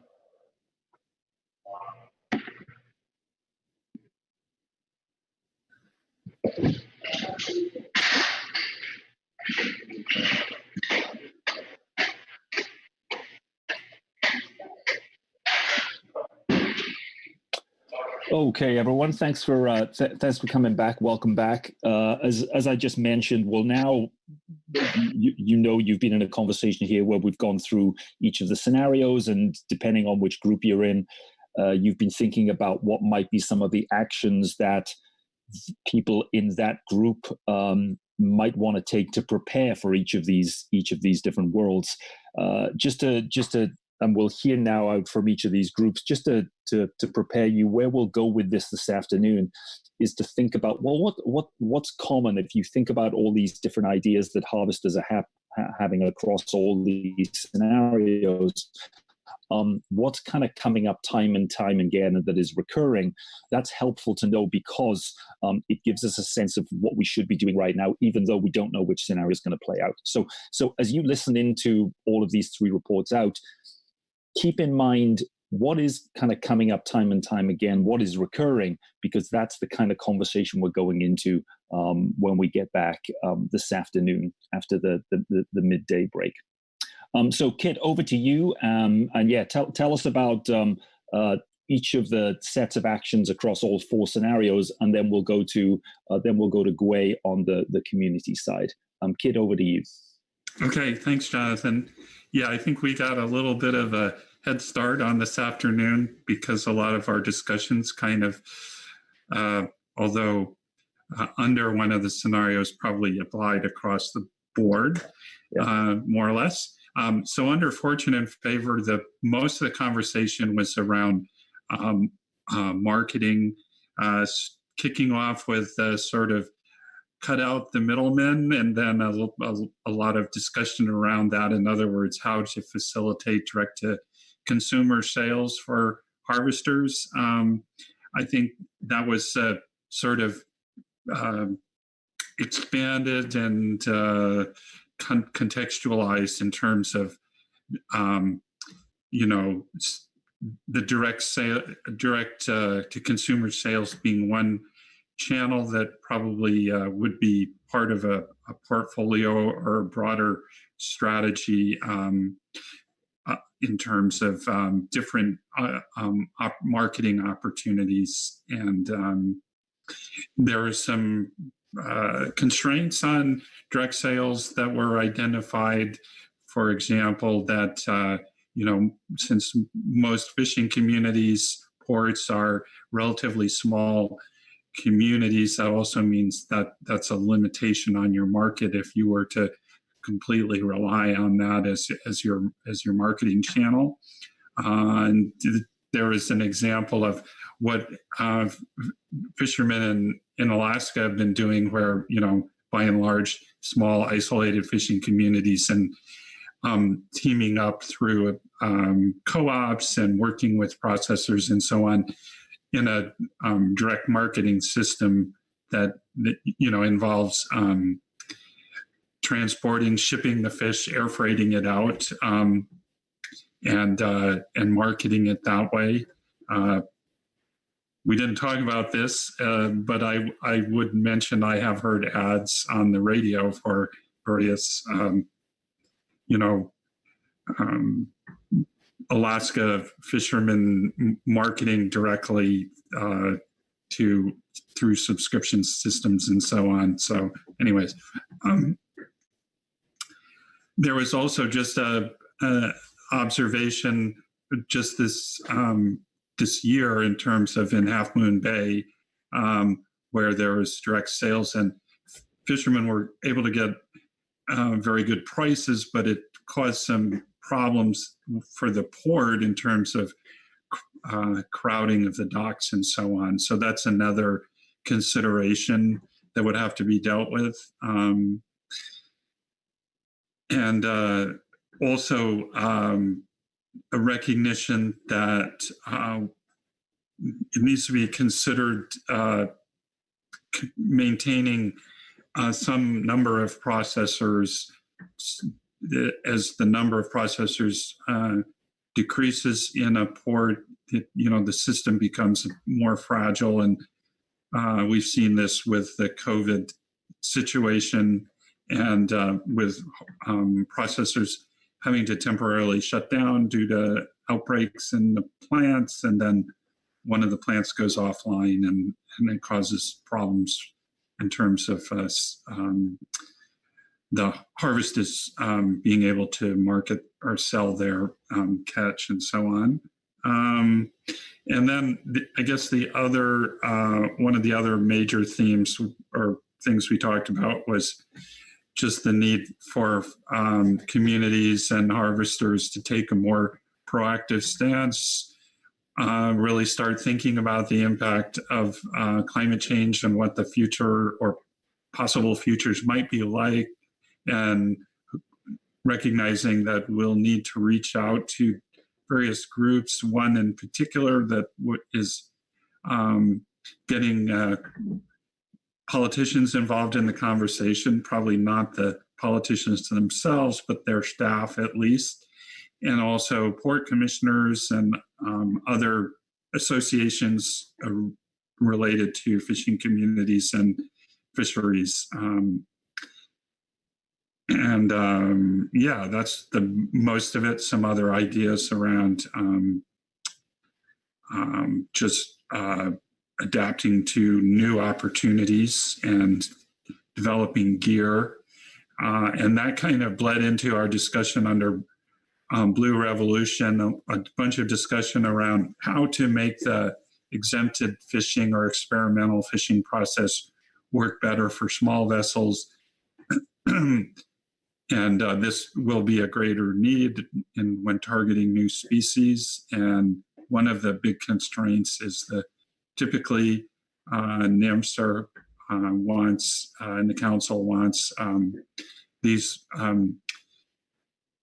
experimental projects to be carefully or fully monitored. And that can be a cost prohibition for small vessels. So maybe think about ways to address that, and also just more generally recognizing that people doing new things take on some business or financial risk, and are there ways to mitigate that. A big discussion around the fact that we have regulatory discards, or when marketable fish have to be thrown over the side.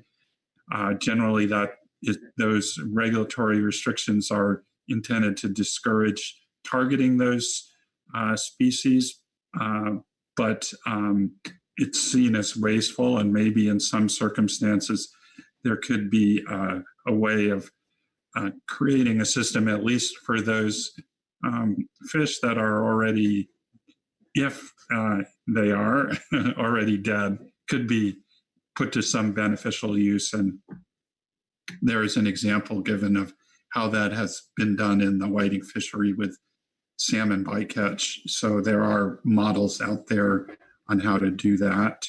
And in terms of new species appearing, the importance of kind of having some regulatory certainty around harvesting and marketing of those species. So OPA in Southern California is given as an example where it's currently effectively unmanaged. It's not under a federal FMP, for example, and there's fishermen and processors have been working to expand markets and increase catch, but there's some concern, if all of a sudden regulations come down that frustrate that effort. So thinking about as new species appear, the regulatory system needs to work hand in glove with the harvesting sector to develop those opportunities. And just idea of need to lobby for to find funding to support gear innovations, and then also around aquaculture, the need to protect wild stocks from potential impacts of aquaculture. And yeah, that's the high points from Blue Revolution. Hollowed out here, a lot of the discussion here was around, this very grim future and the fact that fisheries and participation in fisheries will decline. And so ideas around what to do. One thing in terms of kind of carrying over the discussion on gear innovation was, for example, setting up a fisheries engineering program at the university.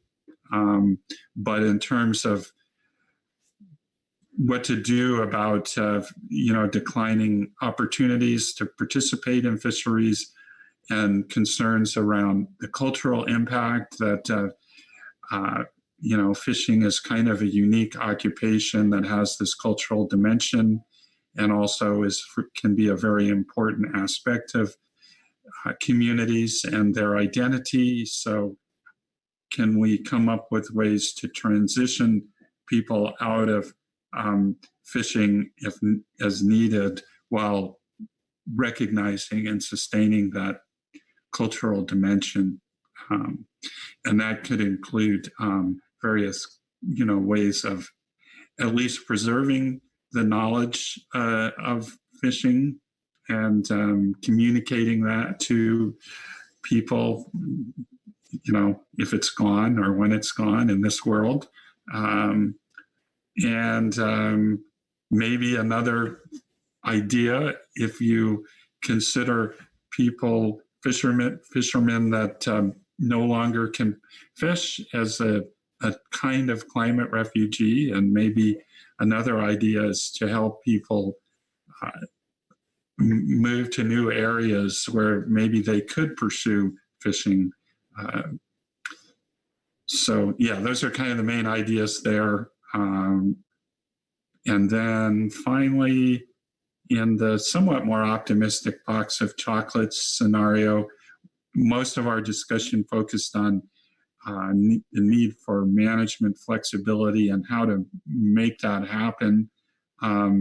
And, you know, really this comes down to the sort of decision-making and regulatory structures that we have to work within now. And can we think of ways to either revamp those or work through and around them,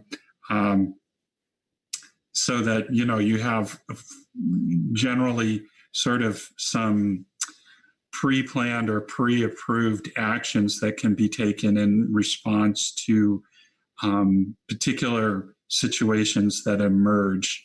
And an example also was given at the state level of there's a temporary rule process that is more streamlined, and maybe that offers an example, and whether that could be adopted to the federal level. But in general, you know, we need to start thinking about this now, because it is a very complicated puzzle with these regulatory structures. And so it's going to take a lot of thought and effort to come up with ways to deal with that. And, you know, the whole purpose here is, under this scenario where opportunities sort of suddenly emerge, and you want to be able to take advantage of them while they last, I guess you could say. Yeah, I think that's the main focus there. Most of the discussion we had under Box of Chocolate. So, yep, that covers my attempt at summarizing our discussion. Great, Kit.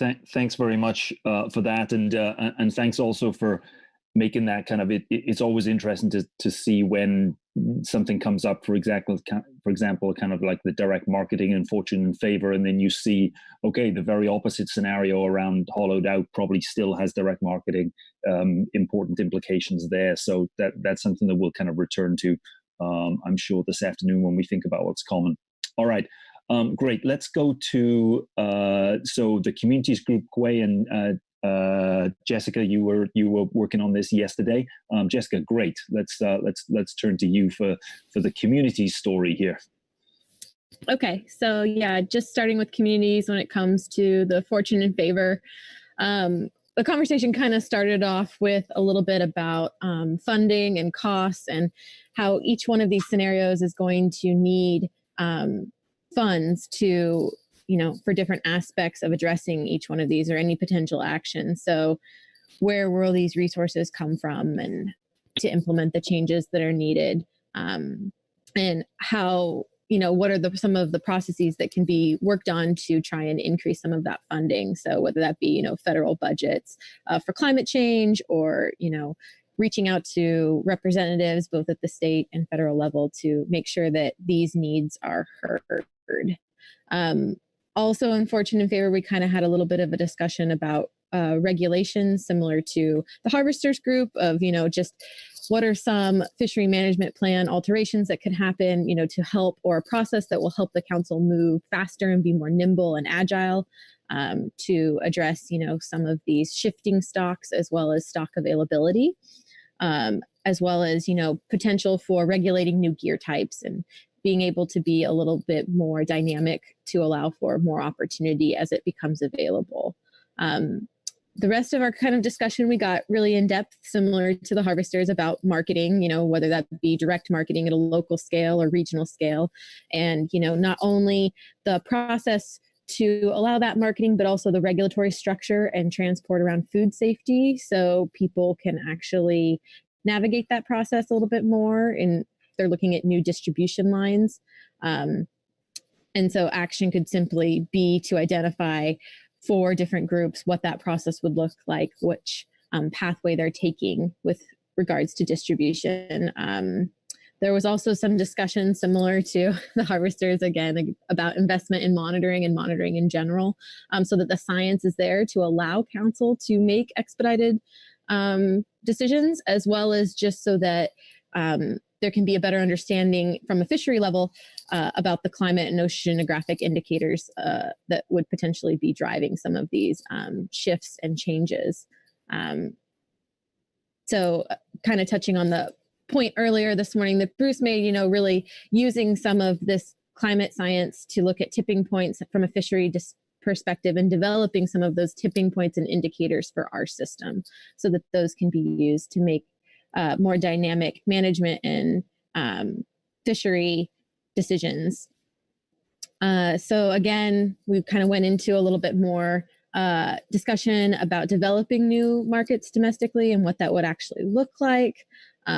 Whether, that's different types of awareness campaigns and really drawing from some of the great work that's been done, whether that be from the Trawl Commission or Positively Groundfish to expand markets and raising awareness and changing behavior of the consumer so that they start seeking out these products by learning, different recipes. We talked a little bit about some of not only point of sale, but some of these ideas around these boxes that are created, similar to like Blue Apron or Local Oceans Dock Box, where the consumer is given not only a recipe, but all the ingredients that go together with that protein to make that recipe, with also highlighting the culture and community that went into producing that product, whether it be, information on the vessel or the community in which it came from.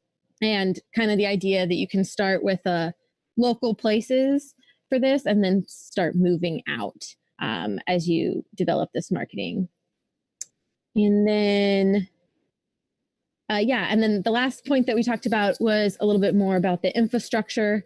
So just making sure that local seafood has these access points and that, these ports can be a hub for that, whether that be a seafood market or just making sure that in this scenario that infrastructure isn't forgotten and is prioritized and funded.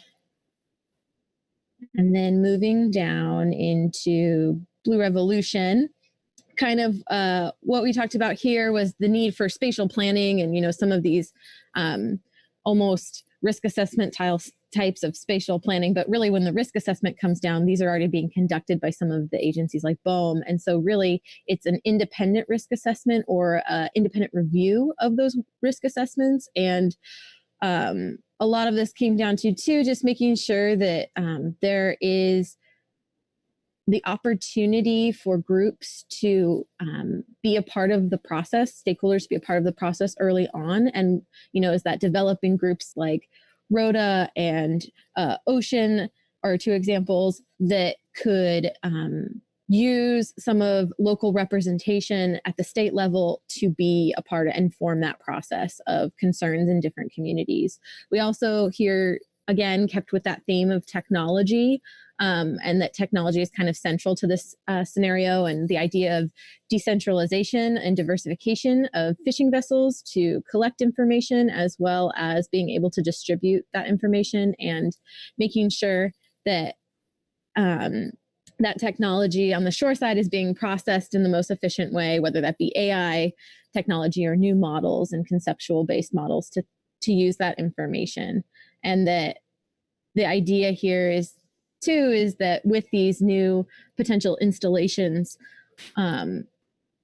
offshore, that could impact some of the long-term data sets that are currently being collected by NMFS. And so really to prioritize those, since those are such an integral part of the council process, to make sure they're not being displaced as well. So not only fishery displacement, but also displacement of long-term monitoring surveys. And really, it all comes down to a little bit with this scenario is kind of developing a process for better integration in the development of these different installations as they move out. So starting early in the process. And again, all of this will take funds and to kind of identify funds too through like the mitigation process for the project. And so that again requires this early onset of information and implementation of stakeholder input into the process. So kind of really developing that as well as the technology and the monitoring as well. And then moving over to hollowed out. So the first action we kind of talked about with this was really strengthening supports for mental health in our communities as the Harvester group talked about, there's this potential loss of identity in some of these communities in this scenario. And that's a really important component that needs to be thought about. And so identifying, mental health and as well as social services to make sure that they're there for these groups that aren't able to, or end up losing their cultural identity in their communities. And so part of this we thought of is really in this scenario, you need to be preparing people for change and identity, reframing that loss of that fishing identity and transforming people, into something different if they can, whether that be aquaculture opportunities or, into a different group. And so in this too, there's that continual theme of council continuing to invest in the science so that there can be identification that this is truly a hollowed out scenario, that the entire system has entered into, rather than just a low point, let's say on a box of chocolate scenario. So really having good information to make extremely hard decisions when things are really highly volatile, and understanding, still trying to maintain infrastructure where possible. There's definitely, we had a conversation about recreational potential in this scenario, like, whether it be storm chasers or people who really like to see these kind of like huge waves and, all of these things. So there could be a shift of recreational interests. So instead of birders, maybe you have storm chasers or something like that. So taking advantage of some of those opportunities as they present themselves, of this kind of like deadliest catch mentality, and kind of looking for a way to try and maintain that identity, to at least from like a coastal identity with the ocean, if not a fisherman identity. Another potential action for this would be reaching out to influencers. So kind of that crowdsourcing marketing type opportunity.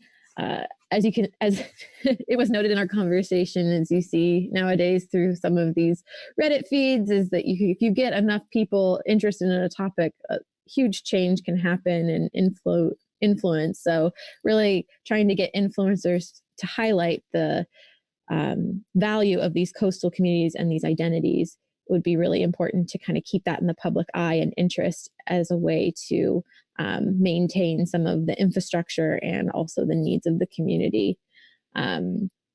Again, big thing is science as well,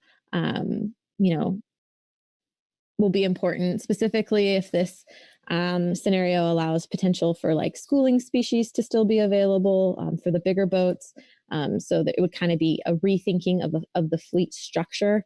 And, this scenario really requires everyone to kind of start preparing for the worst and seeing what types of resources are needed. And this could include potentially doing a community level risk assessment, dealing with not only infrastructure, but, rating the risks of different communities from multiple levels, so that the communities that are potentially more resilient in this scenario, maybe more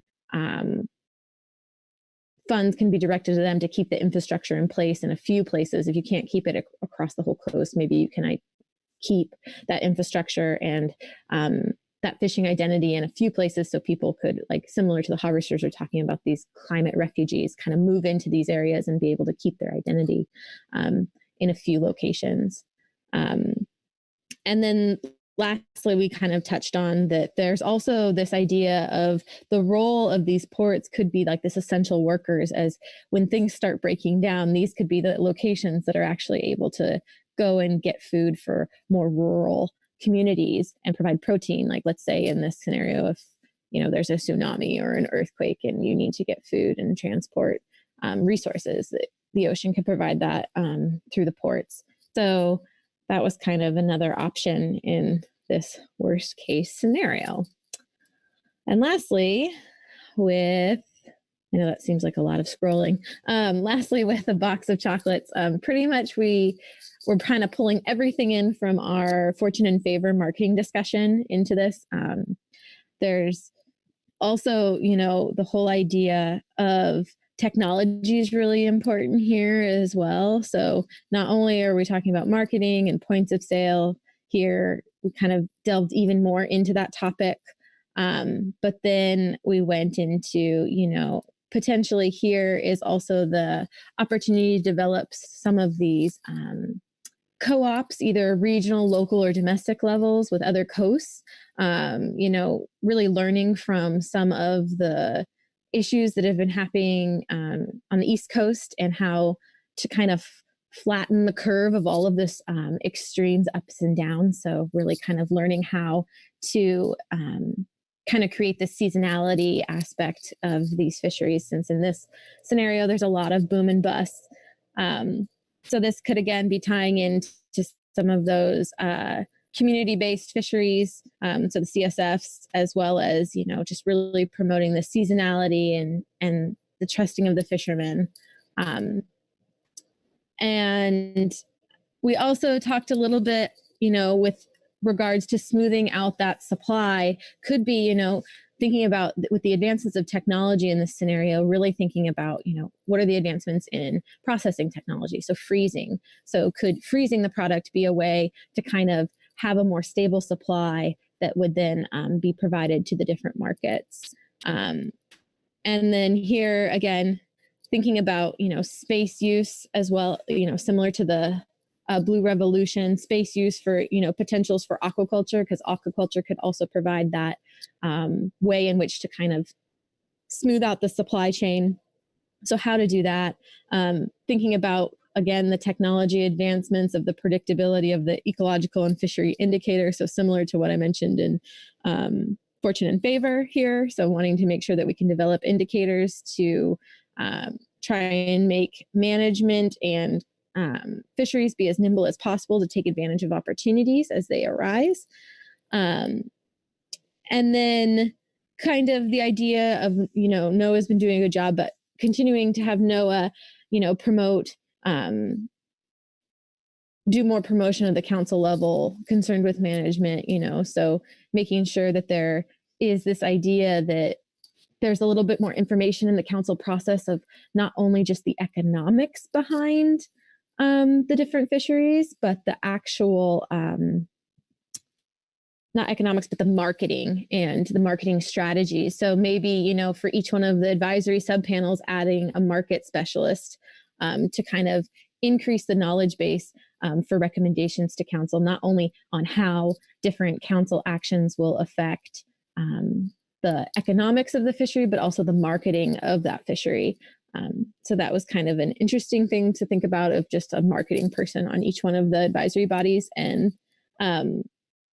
how to support that. And again, with this ever-present idea of all of this will need funding, so there'll need to be legislative support. And then lastly, we kind of discussed a little bit about this idea that right now things are being, all the different, fisheries are being managed in these kind of silos. And so one could be kind of looking at like a portfolio analysis to match how people fish with different booms and busts in different fisheries. So it's not necessarily just like what communities' portfolios are, but the actual impacts when those two fisheries have conflicting interests, or, kind of doing that trade-off analysis between different abundances as they're shifting under this scenario's criteria. And this, an example is to think about kind of the groundfish and salmon have been doing this, but like really strengthening all of the different FMPs and seeing how their interactions affect different council, or how council actions would affect those interactions. Great. And that's what I've got. All right, Jessica. Thanks very much for that. I'm consistently impressed with the kind of the scope and the scale of ideas coming out of the group there. There's a lot to think about, and many of these ideas, both from what Kit was talking about and what you're talking about. I think that there's some really kind of good things that I'm sure will be kind of taken forward on this. Okay, Lynn. On the managers group, we have about 10 minutes before we break for our lunch break. So take us through the 4 scenarios, and I'm sure there's been a lot that we've heard from the other 2 that kind of impact and impinge on science, and there's some reflections there. But tell us a little bit about what the managers group was talking about. Sure. We did have a couple of overarching themes that came through all 4 of the discussions, and that was around collaboration and communication. And that came at several levels, between agencies, within agencies, between agencies and science, industry, public, local governments. Sorry, there's a dog barking outside my window. Just making sure that collaboration and communication happens at multiple levels. In the first layout, maintaining vigilance and not becoming complacent. As things seem somewhat stable, we need to keep looking ahead and keep monitoring, making sure we have funding for the monitoring so that we can address changes, see changes as they're coming. We do know that we'll be competing for resources, especially money from a lot of other things. Continue to expand the opportunity for collaborative work, and this does include citizen science as well. And we need to change the narrative on how we communicate about this. Even in this scenario, we will see surprises, and we do need to keep communicating that we need to respond to climate change. We also need to put more flexibility in the management process, including our data streams, so that we're able to be more reactive. And this isn't just the science, the biological and oceanographic monitoring. This is also in terms of like data that comes from fisheries. As an example, a lot of commercial fisheries in Oregon are 100% electronic fish tickets. That means the data is available a lot more timely. We're also looking in terms of electronic logbooks from fisheries.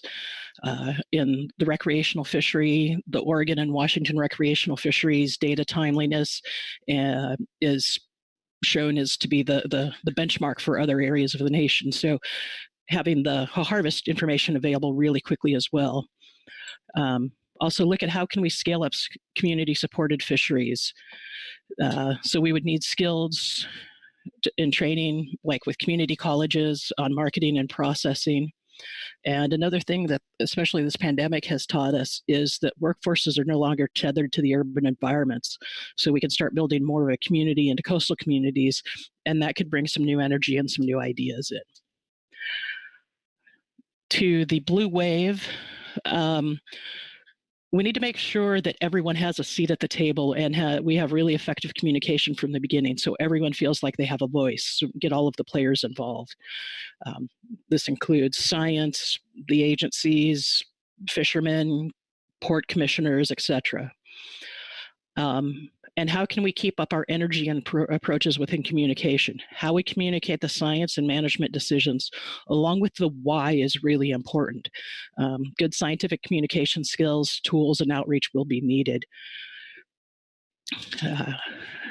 Mapping and more information on habitat, not just the benthic habitat, but the water column and other habitat aspects will be important, especially for some of these new areas that are put under stress. And should also note that not all of these new stresses will be negative, or these new uses will be negative. As an example, something like kelp aquaculture could help with carbon capture, so that could be a positive that's brought to the environment. We also need to be able to deal with all levels of new entrants, everything from the small artisanal fisheries to big corporate level aquaculture or wind farms. A good example of something like this happening here shortly is the Council's Habitat Committee is having a briefing on the offshore wind and aquaculture impacts to the environment for all of its advisory bodies to meet up. So that's a good chance for everybody to start having that information. And then we suggested reaching out and seeing what other councils and what other nations are doing in this respect. To the, I can't remember what this one is exactly, it's called, I lost my notes. The Hollowed out. The big hole. Education and information about eating lower in the food web. We may have to move away from many of the flagship species that we have been relying on, and this will provide some marketing challenges. Another aspect of that is go back to oh, sorry, that's in the next one. Infrastructure will continue to be an issue. That is sort of an overarching thing through all of them. Also, we would need to work with the fishing communities. Do they still want to be fishing communities? Or does that community want to move its direction to be more of a tourism community or move back into timber or something? So there will need to be communications at multiple levels of government, from the Port Commission to the City Commission to the county commissioners, all the way up. The community issue is a bit of a circular argument. You want good economies and realize, but that one needs to be more diversified. How do we put more thought into providing flexibility in our fishing fleets, into when and how they can harvest the allowable catch? Maybe something like an IFQ system that's in place in a number of our fisheries or other managements. We also need to look at the big picture climate change implications of any management actions the council takes. Have that be part of our regular process so that it's not a big shock. And then also want to look at how we do weak and mixed stock management as stocks change. Then on to the box of chocolates. And others have touched on this. We need to build more timeliness and flexibility into the regulatory process so that we're able to react more quickly to changing conditions. One idea is build a framework with something like if-then statements in, so that everybody agrees with this framework ahead of time. When something happens, then it's there and ready. Citizen science is another big thing here. We need to do something like a NASA-style mission team to get ready. Have a group of focused people who really work on solving the problem, look at all of the modeling and all of that goes into it. And on the topic of modeling, put agencies, state and federal, need to put more time, effort, and resources into things like the management strategy evaluation exercises that are currently going on for both whiting and halibut. These take years, knowledge, and technical issues, but it's to try to improve the capacity to bring in management side to some of this fisheries modeling. And then kind of the last thing, again, is to marketing and availability. Return to sort of the fish of the day attitude, where a restaurant has a fish of the day or a grocery store has a fish of the day, that they're popularizing what they have available and make the best use of it, rather than trying to be fully dependent on the same species every day. And that's the super high level, and I think I'll stop there. All right, Lynn, thanks very much for going through that, and thanks to all of our facilitators and reporters on that. Really appreciate it. I just want to kind of reiterate that I just think that I think I mentioned yesterday that the purpose of these scenarios is really as a kind of means of helping generate ideas. That they put us in different situations, and then we think about what could be possible and what do we do to need to prepare. You can see that there are a lot of ideas coming out from the three different groups, and a lot of things kind of overlap. Of course, it would be great to kind of do all of this, but in many ways, none of these ideas are going to be lost. And therefore, if anyone is particularly interested in kind of like something has kind of piqued your interest here, then certainly these things are recorded, and we can start to think about, well, okay, how do we make that happen? For the purposes of what we're going to do for the rest of our session this afternoon. So as I say, it would be great to do all of it. The chances are that bandwidth and resources and so on are limited, and they're going to be limited for the foreseeable future. So the task this afternoon for each of our groups is to think, well, how would we prioritize across all those great ideas that we've had? And one of the ways to think about prioritization, especially in a situation of uncertainty, is to say, okay, if something is kind of makes sense in 2 or 3 or 4 scenarios, if something is recurring, then that might mean that it seems a very smart thing to do, because even though we don't know what the future holds, it's going to be smart for us to do that anyway. We know some of the recurring things. They're going to be around flexibility. They're going to be around the nature of collaboration. They may well be around the fact that we know that we're going to have more data, but how do we synthesize and kind of post process that and so on. So our jobs this afternoon are going to be to reflect on what we did this morning, and then look across our scenarios and say, what are the small handful of actions for managers or actions for harvesters or actions for communities that really rise to the top? We almost put the scenarios to the side and we think, okay, across all scenarios, what really does rise to the top? The change that I think we'll do this afternoon, and we'll need to confirm this when we come back at 2 o'clock, is we're going to slightly change up the groups, in that we're going to have the 3 groups that we had, but we're also going to add a 4th group, the science group, or a group of scientists. We've had scientists in each of the 3 areas up until now, but we're going to give science their own group, so that they can kind of review all the conversations that have been going on and say, you know, what rises to the top of almost the imperatives in terms of what we think scientists should be aiming at doing to prepare for these futures. So that's just a little preview of what we're going to do this afternoon. It's going to be more now on the prioritization of some of these things to say, okay, if we can't do everything, what at least should really rise to the top in terms of important things that we'll cover off there. We will get back into that when we get back at 2 p.m. this afternoon. But before we go there, let me see if anyone's got anything to add or anything to kind of comment on from the 3 report out and the 3 breakout groups that we've had this morning. Any quick comments from anyone? And we can also hold things and talk about it when we come back at 2. So let me just check if there's anything coming up for folks now.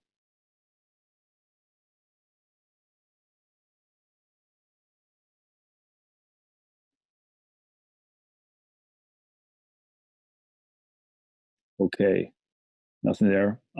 Okay, everyone's ready for a break. Thanks a lot for your time and ideas this morning. As I say, some really great stuff, and we'll be sure to kind of capture all of this, and then we'll just go a little deeper into some of those priorities this afternoon. So same deal as yesterday. We'll give ourselves a good kind of midday break, and then we'll be back at 2 p.m. when we'll start on the final wrap up of what we need to do here this afternoon. All right. Have a good break, and we'll see you at 2. Thanks, everyone.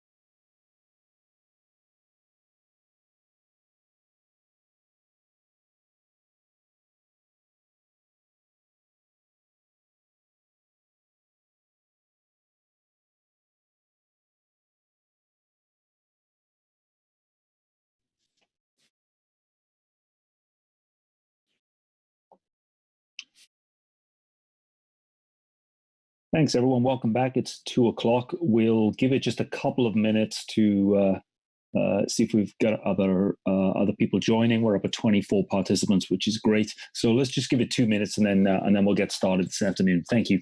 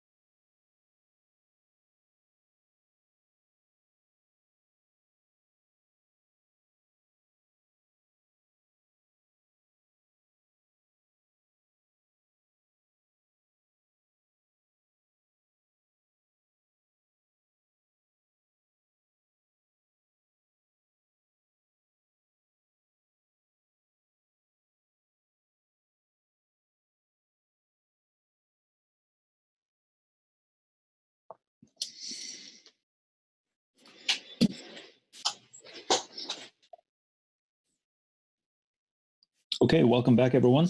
It's just past 2:00. We're into our final afternoon of our second day here. So Thanks very much for joining after lunch. So just a reminder of where we are in the process here. So our time this morning was spent in our breakout groups thinking about some of these stakeholder actions that we think, what do we need to do soon or over the next few years to kind of get ahead of these possibilities? If we think that we might be challenged by a world like Blue Revolution or challenged by a world like Hollowed Out, what might be some of the ways in which we can prepare for those? And you delivered the goods in that you generated a lot of ideas about what could be possible around that. Our job this afternoon is to in some ways kind of put the scenarios to the side a little bit, in that the scenarios have helped us think broadly about what could be in front of us, and as I say, they've helped us generate a lot of ideas. But the chances are, whether we're managers or parts of communities or harvesters, we can't act on all of those ideas right now. So which are the ones that we feel we really should be able to act on because they're kind of so important given the levels of uncertainty?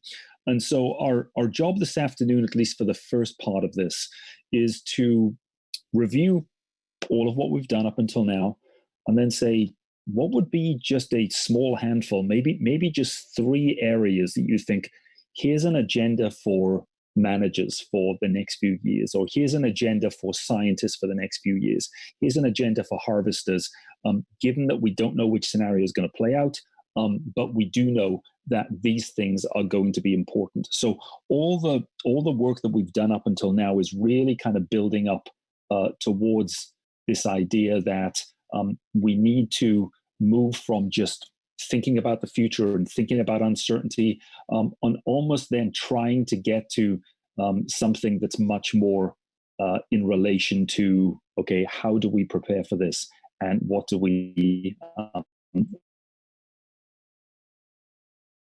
start doing? The purpose of, I'm just moving something around here. Great.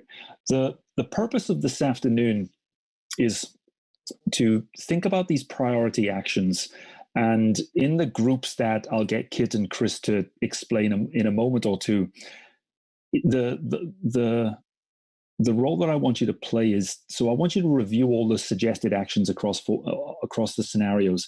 And one way to prioritize this is to look at, well, what might be some of the actions that seem to make sense or be key in all or most scenarios? As we talked about earlier on this morning, you will have done some of this already. You've said, look, this thing that's happening in Fortune and Favor, the same issue is going to be important in Box of Chocolates. So you're already starting to think about what's called a no regret or a robust option. So what are the suggested actions that might be key in all or most scenarios? That's one way to think about priorities. There's also in the worksheet that you'll have a few other prompt questions. Now, you don't have to answer all of these, but it might just help kind of prompt some further conversations in your group. Sometimes maybe the most important priority that you're seeing here is, look, we've got to help prevent the worst case situation. Maybe there are things around that, or maybe the priority is we need to set a much more positive vision because they help create a better future. Maybe the priorities are things that will give us flexibility. And then also a useful prompt question sometimes is this kind of almost inversion question, not what should we do, but given we know what the future might hold, or given we know these possibilities, is there anything that we are doing at the moment as communities, as managers, as harvesters, as scientists that doesn't make sense no matter which scenario plays out? So what should you stop doing given these scenarios? So these questions are going to be up in the groups, and you'll be able to kind of consider and maybe answer some of those.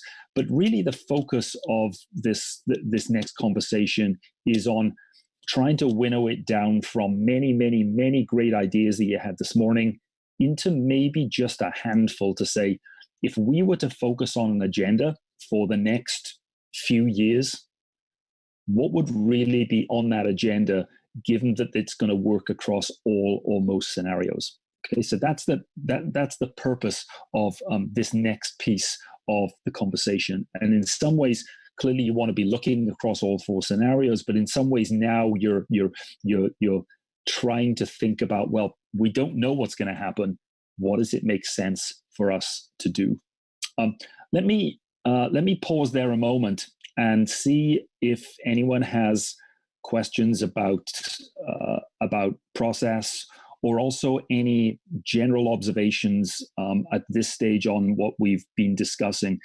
Let me also tell you that as we move on into the afternoon, we're only going to spend a short amount of time on priority actions. It's going to be a 1-hour conversation maximum, maybe a little less than that, because we've done a lot of work in breakout groups already. And then I want to get us into much more of a kind of a conversational plenary conversation towards the end of the afternoon. So let me stop there and see whether anyone has questions about process for now.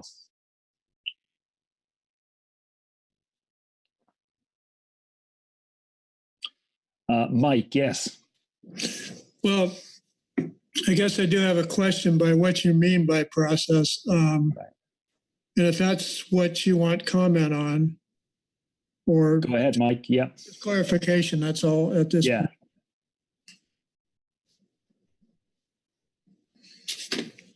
Yeah, please go ahead, Mike. Yes. Yeah. Happy to clarify anything or whatever's on your mind. Well, can you define process for me? I'm sorry. Yeah, sorry. So all I was asking here is any questions about what we are planning to do, that kind of the structure of the conversations that we're having, and what I'm asking you to do. That's what I mean by process in that sense. And so then the process would be to prioritize what would kind of cut across these potential outcomes, the box of chocolates and the rest of it, that might be applicable to all 4 of them, or actions that we should just strip out, or yes, or both. It's so. What I'm looking for is the primary one, as you say. What are the suggested actions that might be kind of key in all or most scenarios? So what scans across these scenarios? So that'll give us a sense of priority. That's the most important thing to do. And then the other questions that I've got there are really just if you find that those other prompts are helpful, then by all means in your groups answer questions around those. So the key here is what's common across these scenarios. That's the primary question I'd like to get people really thinking about. Okay, are you looking for answers at this point, or just flesh it out a little more? When we get in our groups, we'll flesh it out a little more, and then we'll get into the conversation. Yeah. All right, thank you.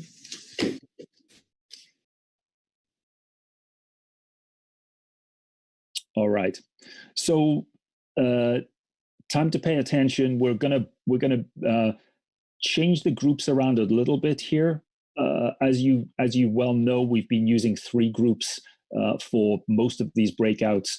We're now going to separate out and create a science group, just because at this stage we want to think a little more around, well, what might be some of the kind of the specific priorities for science and scientists. So some of the scientists have been previously in the managers group, and maybe in some of the others as well. But we're going to split that up just for the purposes of this next kind of relatively short conversation. So as Kit puts up the groupings here, and I'm going to stop sharing, just be aware that we're now going to go to 4 groups rather than 3.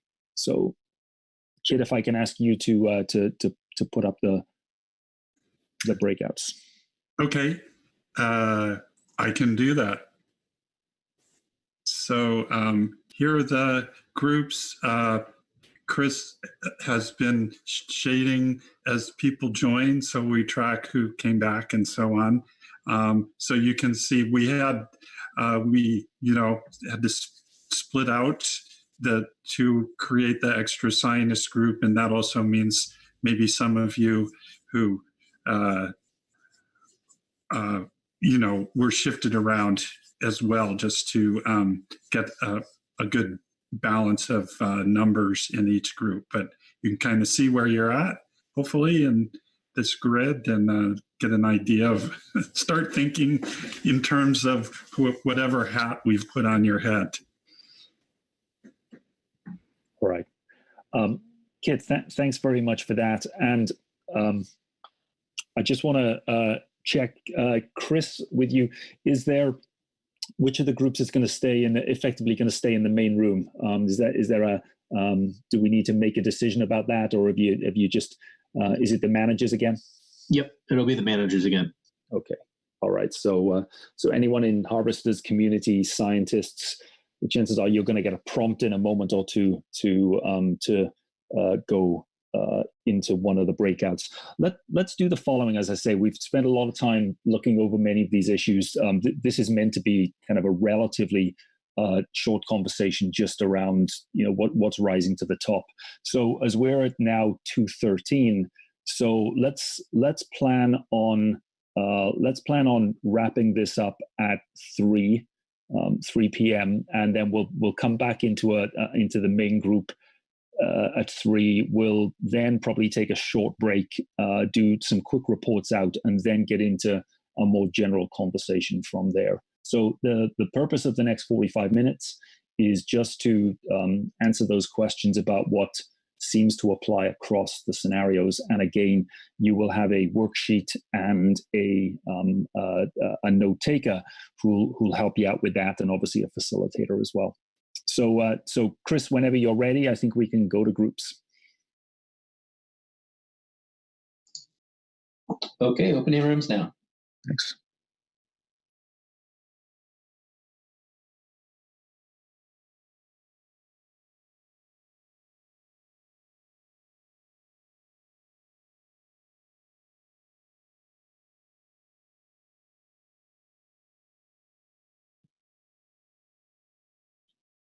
All right, so Yvonne, I'm assuming you're leading the manager's discussion. You're good to go whenever. Thank you. Can folks hear me? Loud and clear. Okay, great. Thank you. So first, I will say that I've had some problems with Ring Central and their user errors, raising and lowering my own hand, muting at the wrong time, losing the participant screen, things like that. So I'm revealing my dorkiness because I want to encourage all of you to unmute yourselves and jump in when you want to, and don't feel like if you raise your hand, I'll pay attention to it. But if it feels like I'm not paying attention to it, just speak up, please. Okay. So let's see. This is, and Jessica, are you on? I think, were you going to, okay. Were you going to be the note taker? Yes, I'm the note taker. Can you see the screen?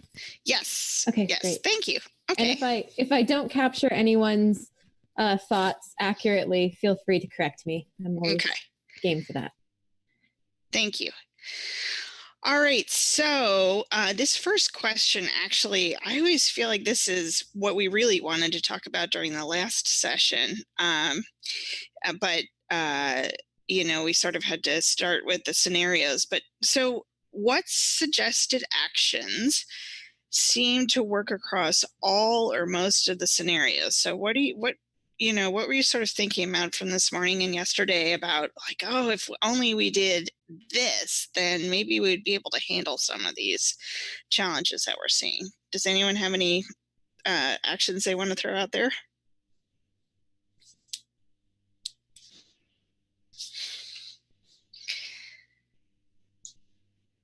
Lynn, I see you're unmuted. Is that an indication of a willingness to share an idea?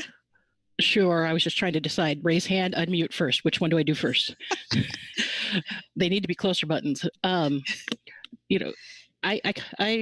in our report out this morning, I think I hit on what the management and scientist group hit on. I started off with communication and collaboration seem important across all of them.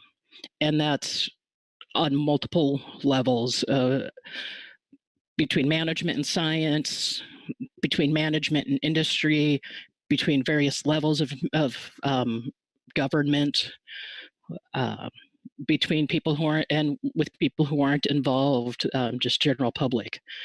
So having the communication, collaboration amongst all those different levels, I think, is going to be important. Okay, good. I think that's true. And, almost requires us to have a cultural shift. Yeah, that too. I think it would apply more to like the harvesters, but something that I have heard come up over the last day and a half is marketing strategies.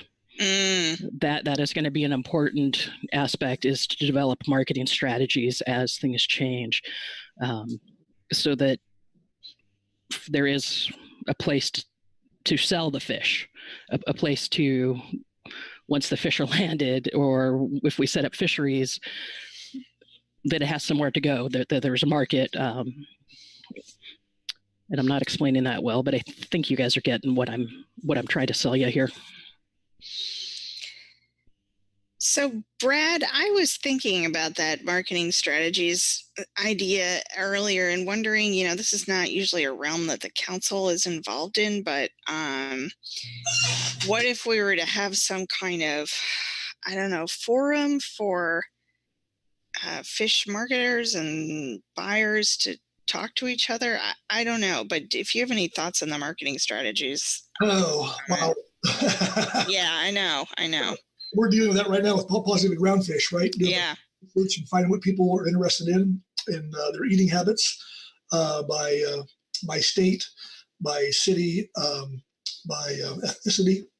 And so it's a very complicated tool to jump into.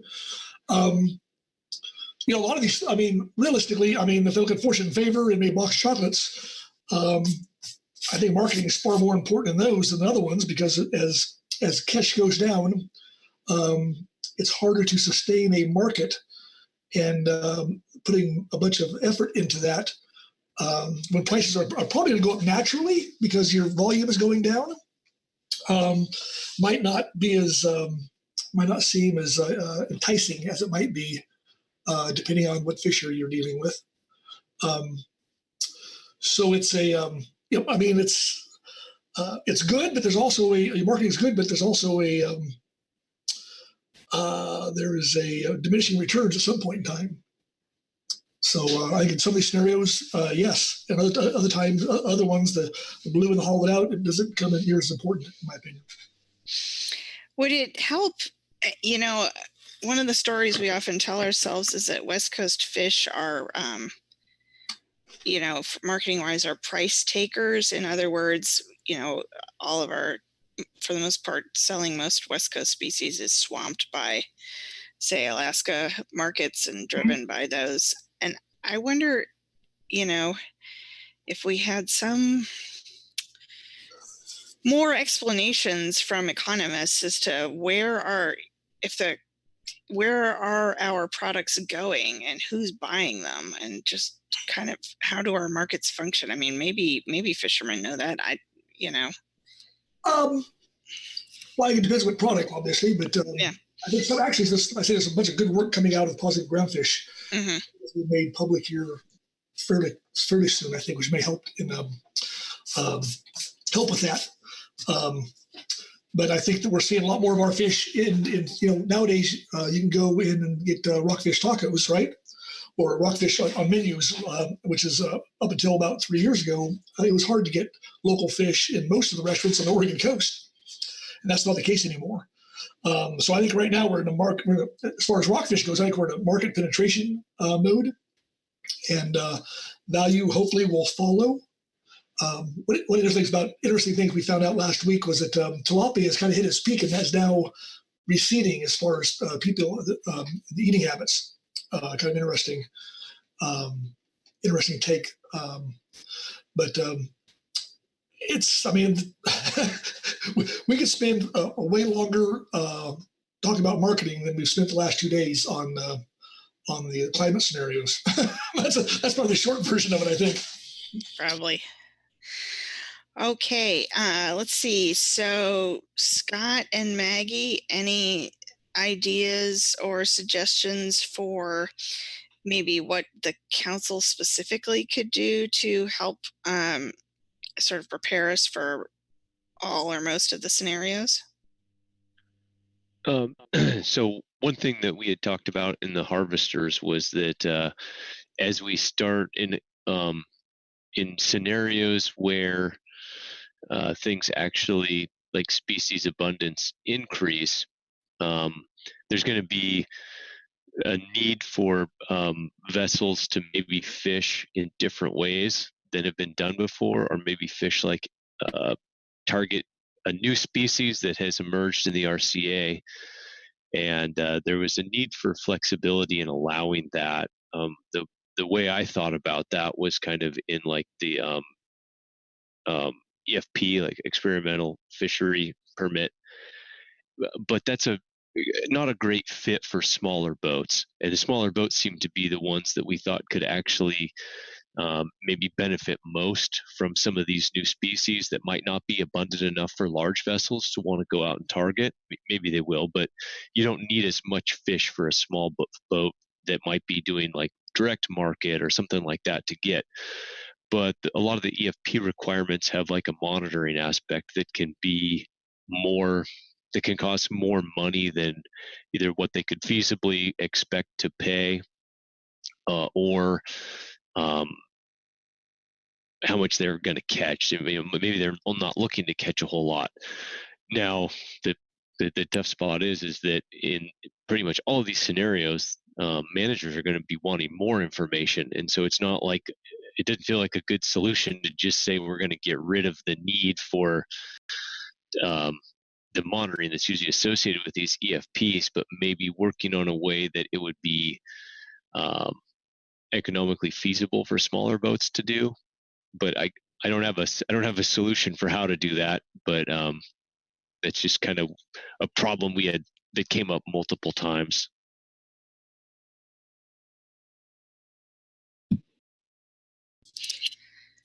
Maggie or Jessica, do you want to jump in? I don't want to miss out on folks. Or Lynn, it looks like you're unmuted. Yeah, this is Maggie. I'll jump in first. I just following on what I'm seeing appear on my screen as I'm typing, that need for more information. Boy, I really am thinking a lot about the need for continued and, in fact, more science to support our management of fisheries. I think in any of these scenarios, we're really going to need a lot of information to understand how fish biology, distribution, et cetera, might be changing in response to some of the changing climate and ocean conditions, so that we can just start from a point of having some understanding of that and setting appropriate catch levels and kind of going from there. That's going to take, as we have talked about in probably multiple groups, quite a bit of support and funding. So building the case for that and trying to make sure that we have the capacity to continue doing the research and the surveys, the collaboration between the various entities we've talked about, between academia and agency and industry.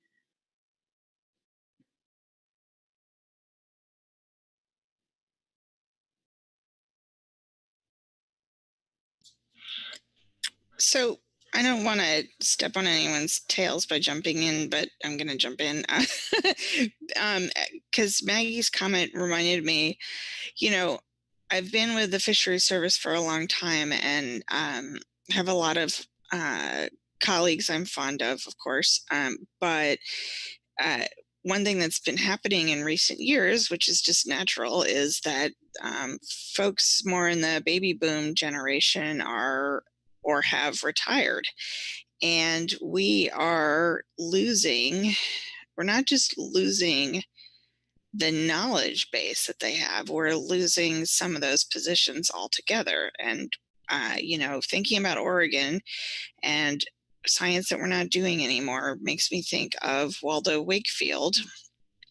And it feels like we're not doing as much gear research as we used to. And maybe I'm wrong about that, but if fishermen are going to need to be flexible and they're going to need to be able to use, to have different gear modifications that help them in times when there's species out there that they hadn't expected, or there's a new, volume of species that they maybe are familiar with, but they haven't had a chance at in a few years or something like that.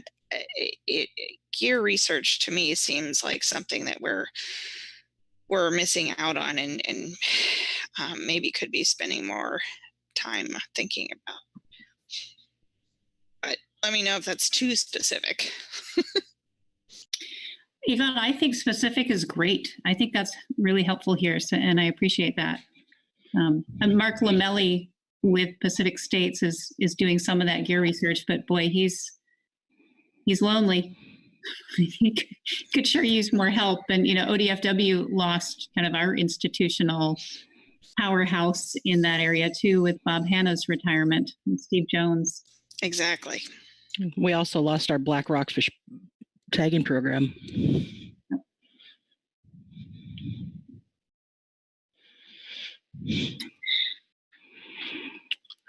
I have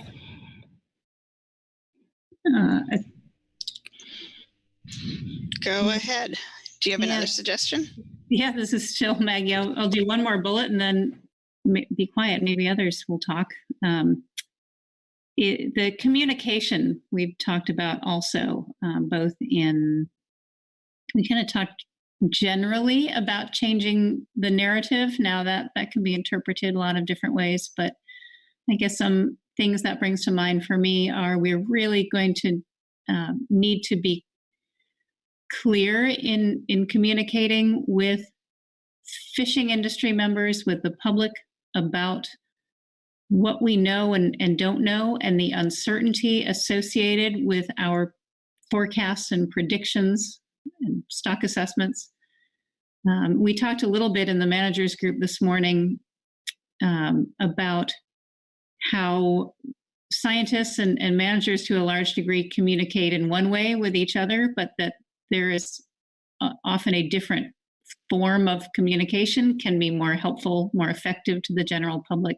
And I know one thing ODFW has been trying to do in recent years is to hire and bring in communications professionals, recognizing that that is often a very different skill set than the biologists we normally hire tend to have in their background.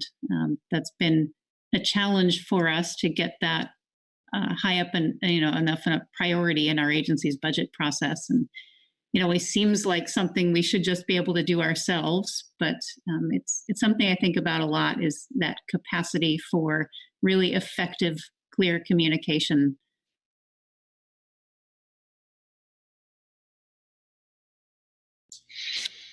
Okay, I'm going to throw out a question here.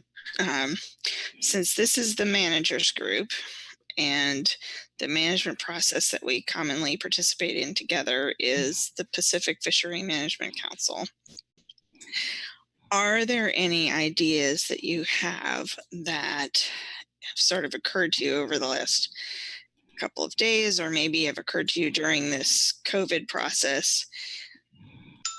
Is there anything that the Pacific Council process could do to change how it's doing business that would help us prepare for some of these scenarios?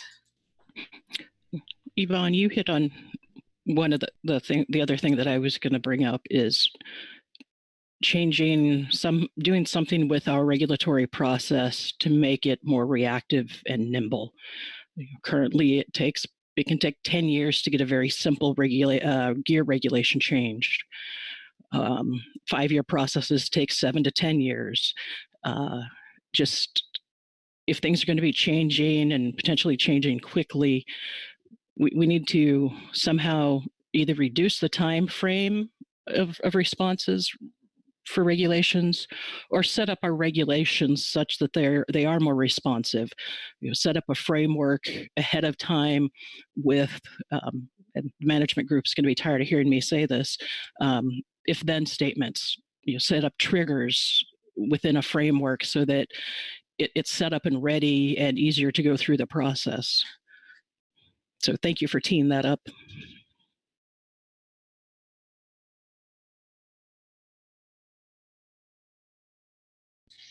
Well, Lynn, I think I must be on your wavelength, or you're on mine, because I have, often wondered, we have in the groundfish world, we don't have those if-then statements, those if-then management choices for, say, in-season actions that we have in some of the other fisheries that we manage. And we have a number of them in the halibut catch sharing plan, just because of the way, just because of the timelines of processes.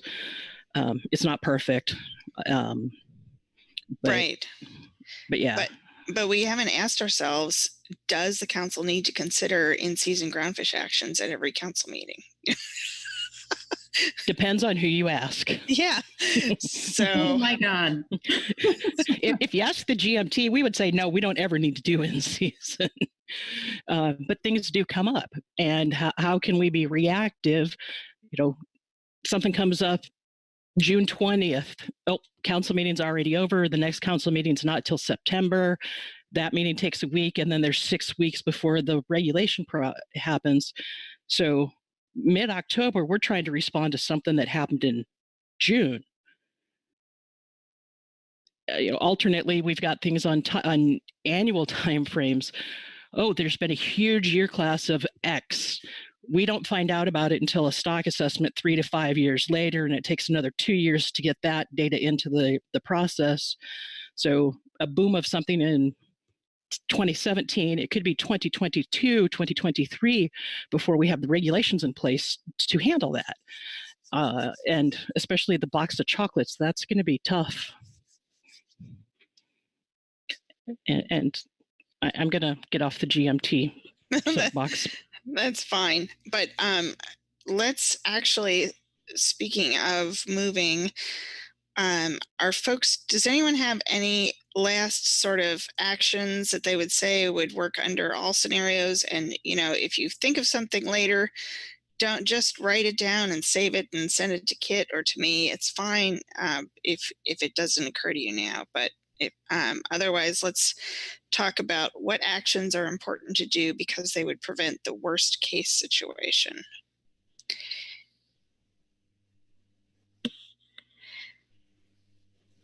I think that probably depends on what the probability of the worst case scenario happens. So I think that's kind of a loaded question, in that the worst case scenario could be pretty bad, but it's probably pretty unlikely. And so that's a kind of a dangerous. I mean, that can go sideways pretty quick and have some pretty serious ramifications. I think, Brad, like for me though, it's with all of these scenarios, it doesn't matter if you're in hollowed out or fortune in favor. It seems like the worst case situation is not having the information to understand that you're in that scenario at that time. So it kind of gets back to that idea of having some of these long-term monitoring surveys and also some of these new indicators and, developing whether they be triggers that are moving, a new regulatory process forward. Is that without that information, you don't know which quadrant you're in. So to me, like that would be the worst case situation is you don't know if you're in fortune in favor or you think you're in fortune in favor and you're really in hollowed out. But I think that if we're doing some of the things we just talked about, as far as the monitoring, the assessments, surveys, if those long-term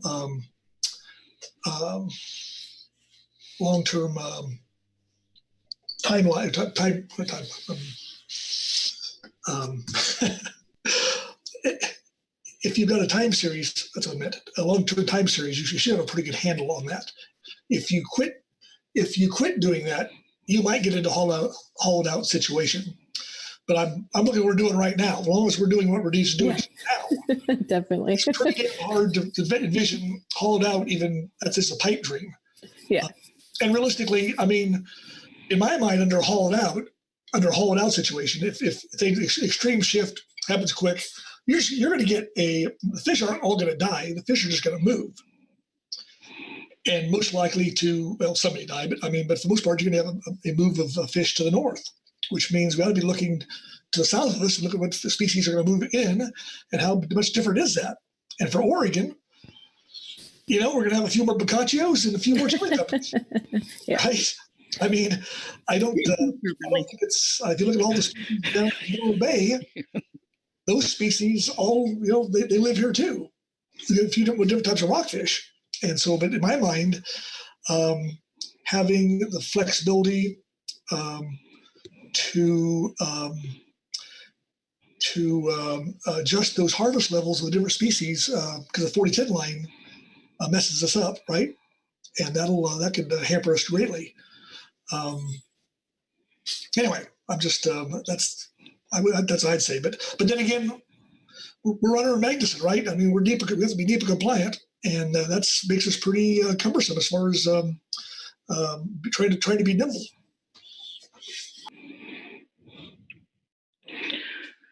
So this is Lynn. Thinking about this question, in ways, the last 14 months could be seen as a kind of a snapshot to me of worst case situation.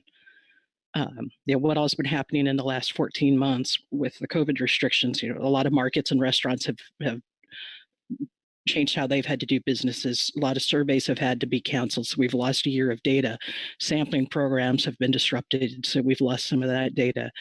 I don't know what actions to say come from that, but what can we learn from the last 14 months that, okay, this really needs to be included, or it's okay if we lose this for a year or 2 years. That's very true.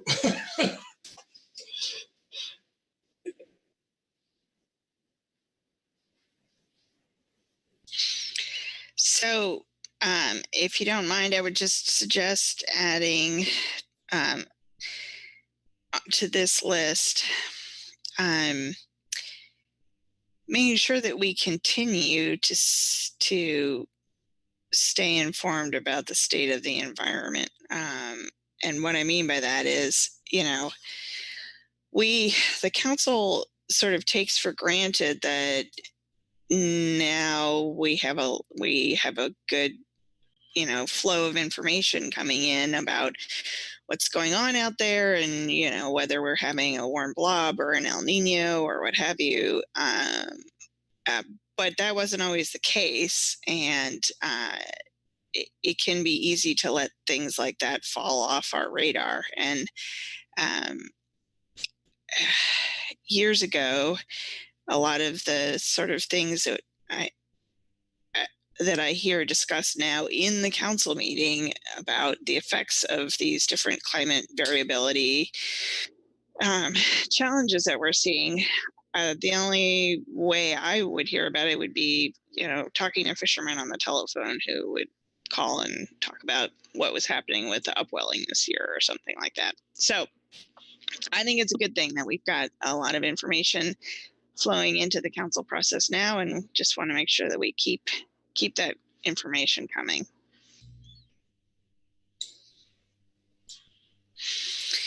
All right, let's see. I'm going to just keep us moving here.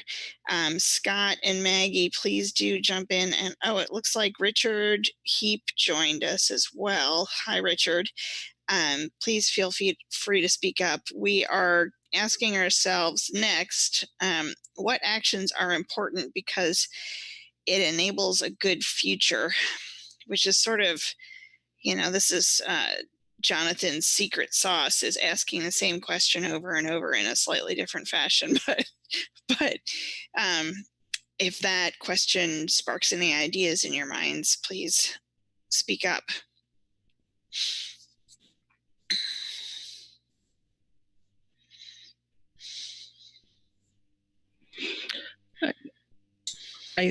From a number of levels, I've heard flexibility and nimbleness come up, both from the management perspective, how we do regulations, how we set up seasons, but also for harvesters in what fisheries they participate in, and then as well as processors and marketers on being able to adjust to what species are coming in, as well as changing tastes of the consumer. So that flexibility and nimbleness seems to play a lot across a lot of this.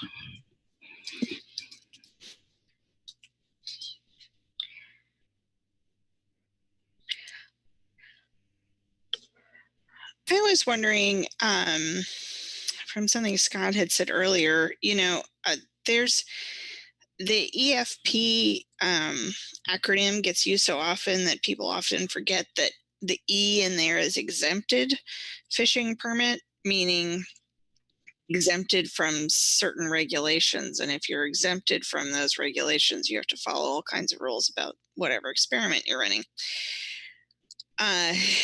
Would the council, in thinking about flexibility, want to make space for experimental fishing? And are there experimental fishing processes, or is there experimental fishing that can happen within the regulations that we have? And so I know a lot of things are like, our gear is very tightly defined, our seasons are tightly defined, but maybe there's some great ideas about new ways to approach some of our fisheries that we just haven't tackled yet, and we need to encourage some thinking. From a process perspective, the whole EFP process needs to be rethought. There seem to be slightly different standards across FMPs. And when we do an EFP, there's no benchmark, no standard, no metric for when is enough. How much data is needed before we can move this forward into a regulation? Is it two years? Is it 4 years? Is it 6 years? Is it X number of trips? And again, I've totally biased from the GMT perspective on this one. It needs, the process of going from an EFP to being in regulation needs to be simpler and more well-defined.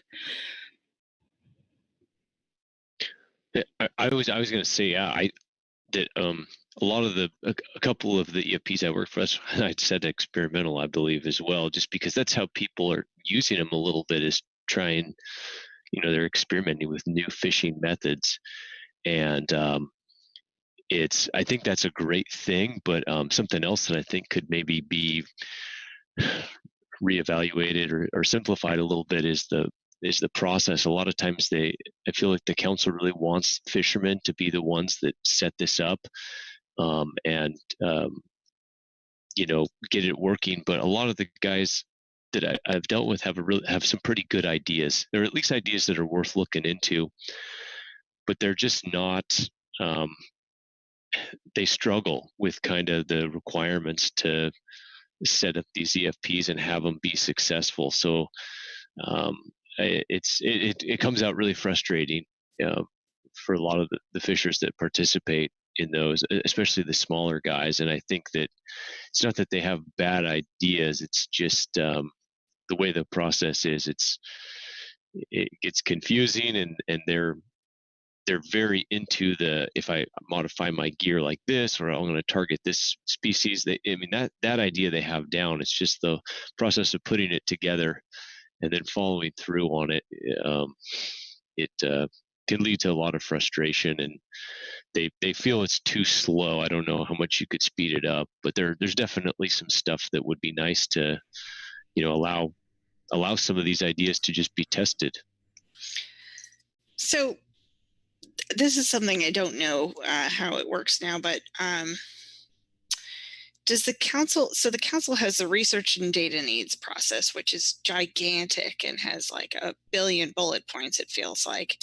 But do they ever send out like a call for proposals on EFPs saying, this year we are specifically looking at proposals that will help us figure out this problem?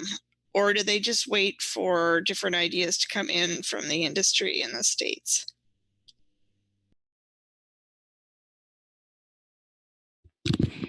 For groundfish, it's the latter. Yeah.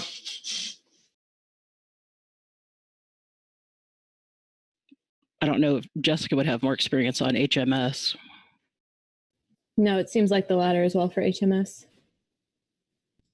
Sometimes it feels like the things that fishermen are seeing as problems are not necessarily things that the council process or council members are going to agree are problems, which is not to say that either one or the other is right or wrong, but it might help the conversation if the council were to occasionally make statements on, it would be great if we could have some help figuring out this particular problem rather than sort of waiting for folks to define the problem for them. Do you think, too, Yvonne, that part of this, that kind of seems a little bit like the SK grant process, that kind of at least, has this direction to increase like fishery, whether that be marketing or, developmental or developing new fisheries, whether that be gear. So it seems like it's almost at like morphing those two together. Yeah, I love the SK process, but the one thing I don't like about it, of course, is that there's lots of great ideas that don't get funded. But yes, something a little more directed like that. And there's some very weird ideas that get funded over other ideas. I'm thinking of the monkey face prickleback thing a year or so ago. That still baffles me. Sorry, totally random aside. Sorry. Okay, so we have, I personally enjoy having a little break before we go back to the main meeting, and we've got 10 minutes left. So if folks don't mind, I'd like to jump to the next one. What actions can help build flexibility to cope with the future? And are they any different from what we've talked about previously? Well, I think the previous administration was looking at making council action NEPA compliant. And I know we got a report on that a couple of weeks ago, I remember. But I'm not sure what I think the new administration has put a hold on that, looking at it. So that would certainly help make it more, give some flexibility. Because there's only so many that were, I mean, a couple of years ago, I think we tried having having the green light, red light, and we can do the red light, but we come to the conclusion that the red light was a no-go. And I think that's a very simple thing to do. You'd think, because all the rationale in the world is there to do it, and it's things like that that really people don't talk about that much, but it's just the reality of the system we're in. Unless that changes, there's not much we can do.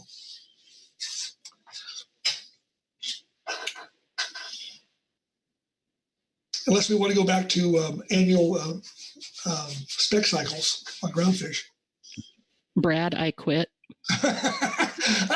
Tongue in cheek. I know, same. I wouldn't do that to you. Uh-huh. Maggie would. No. Sorry. And Scott, I'm sorry. I don't know who you are or who you work for. And I think you can tell that some of us work together very, very closely and maybe too much together. Oh no, it's great. So, Yvonne, this is Maggie. I think actually we've already hit on a number of things that I think so too. Ability, and the one that really comes first to mind is the point Lynn has made a few times about building in if-then approaches to our rules, which is, I think, a good example of this. Thank you. I think you're right. I think we've covered this, and as I said, this is one of those questions that Jonathan likes to ask so that we can, maybe think about things in a different direction. But this last one is kind of a very different way of thinking about it. So what are we doing now that we should stop doing, given these scenarios?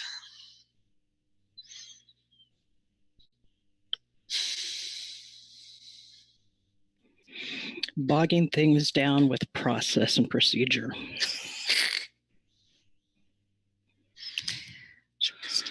Said slightly tongue-in-cheek, but also very seriously. Also reducing funding to basic monitoring programs. Those are my two off-the-cuff ideas. It seems like this would be an area too, Yvonne, to touch on a little bit of like the reduction in staff through attrition. Yeah. So stop reducing staffing levels through attrition.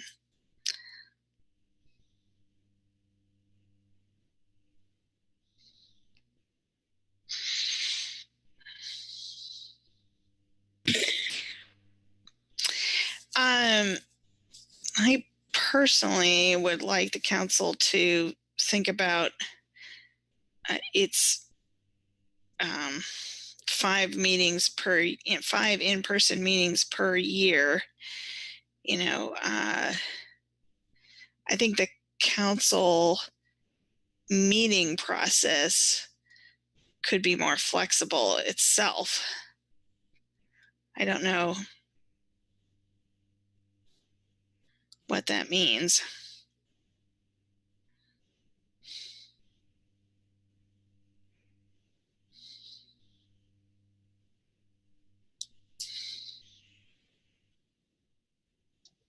So I kind of think on that line of thinking a little bit, something that I really like to do when talking to fishermen that are either upset or they are dealing with some regulation that they don't like is that I try to explain the council process and how everybody has a voice. And for most people, going to a council meeting and speaking is either something that's really intimidating or something that they're really not interested in doing. And so I guess with this flexibility, if as they get the online figured out better, that could be a way to get maybe increased participation from smaller fishing vessel owners or smaller permits, because what we really don't want, what kind of a worst case scenario is like the relationship that's going on in the Northeast, where there's just distrust between industry and management in the process and in everything. And when you get to that level, we can look at our own system and how many great things we have, because I'm not saying that industry always agrees with how things go, but there's a lot of cooperation, a lot of good stuff that happens that just can't really happen in New England. Or when I talk to vessels that fish out there, my colleagues out there, they're in a really tough spot because of that. And so I just think having people feel like they are, I guess they already have a voice, but letting them know how to participate, I think would leave people feeling better, not just feeling like there's some unknown organization that controls their livelihood and they don't have any say in it or any control over that.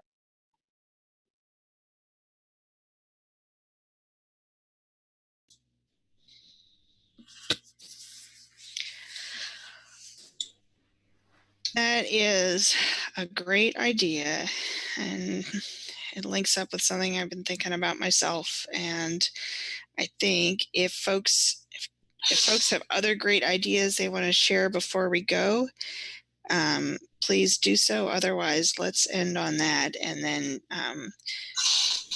Chris Kleinschmidt will migrate us back to the main meeting when it's time for that. So is there anything else anyone wants to add to our bullets?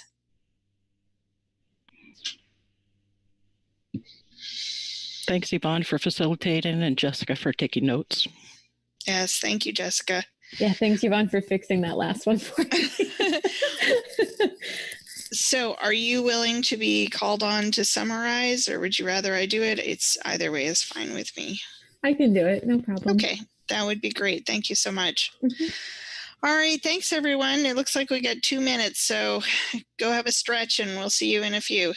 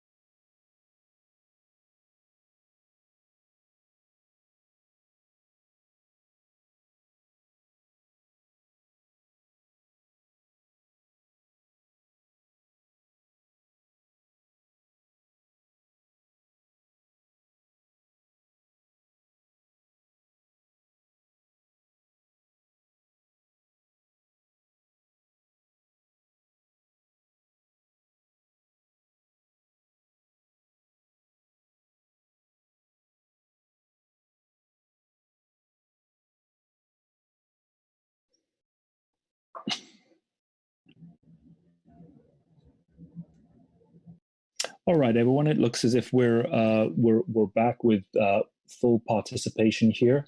I think everyone's just jumped from their breakout groups to the full room. So I think what I'll do is let's just take a 5-minute break, and that'll help people either stretch legs, or if they need to take a look at the worksheet that they've just identified. And what I wanted to do after when we come back and we hear out, really probably I want to get someone just from each of the groups. It doesn't really need to be a full report out, but just a sense in which, what seems to be a kind of key agenda emerging here for scientists. So what's a key agenda emerging for managers? We'll get someone presenting out on that for 2 or 3 minutes, and then we'll just open it up and see, okay, if I know Jack is going to present on the science thing. If Jack presents for 2 or 3 minutes about, look, this is what's kind of coming up as priorities, let's just open up that conversation and see what other people think of that and so on. So we'll do that for all 4 of the breakout groups when we get back into kind of main plenary. And I have, I don't know, let's do it the following way. Let's go, communities will go first, scientists second, harvesters third, and managers fourth, something like that. So communities, scientists, harvesters, managers, when we get back after our break. I have it at 3:02 right now. Let's just take 5 minutes, and then we'll get going at 3:07. All right. Thanks, everyone.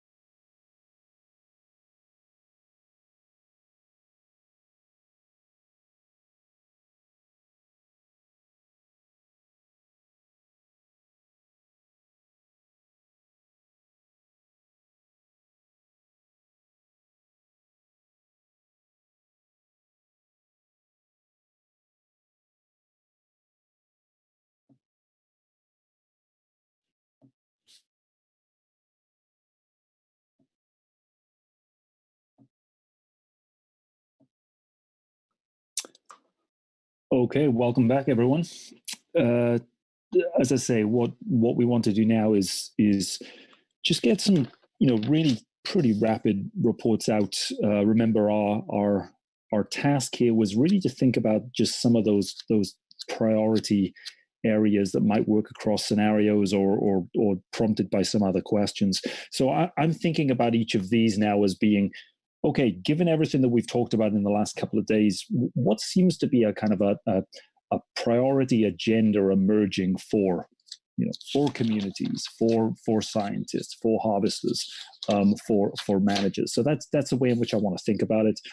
We'll hear out from a report out, and then we'll take some time for if anyone wants to ask kind of clarifying questions, or if there's things that have been prompted, ideas that have been prompted. We'll take some time for those after each of these conversations, and then from there we'll go towards a kind of final wrap up conversation. So.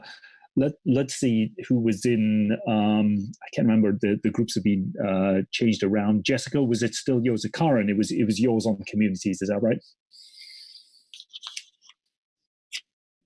No, I'm harvesters. Okay. This is Gway with mine. Oh, Gway, go ahead. Thank you. Oh, I gotta find our page. Right.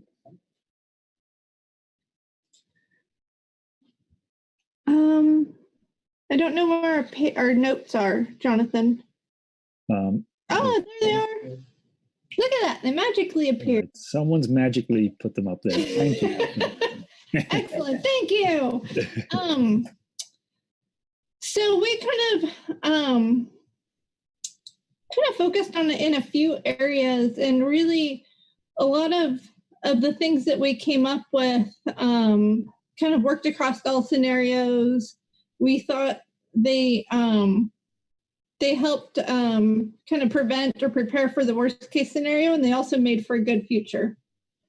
The first one we talked about, and we actually talked about this a lot in our work yesterday and today, is that we really need to work on our marketing.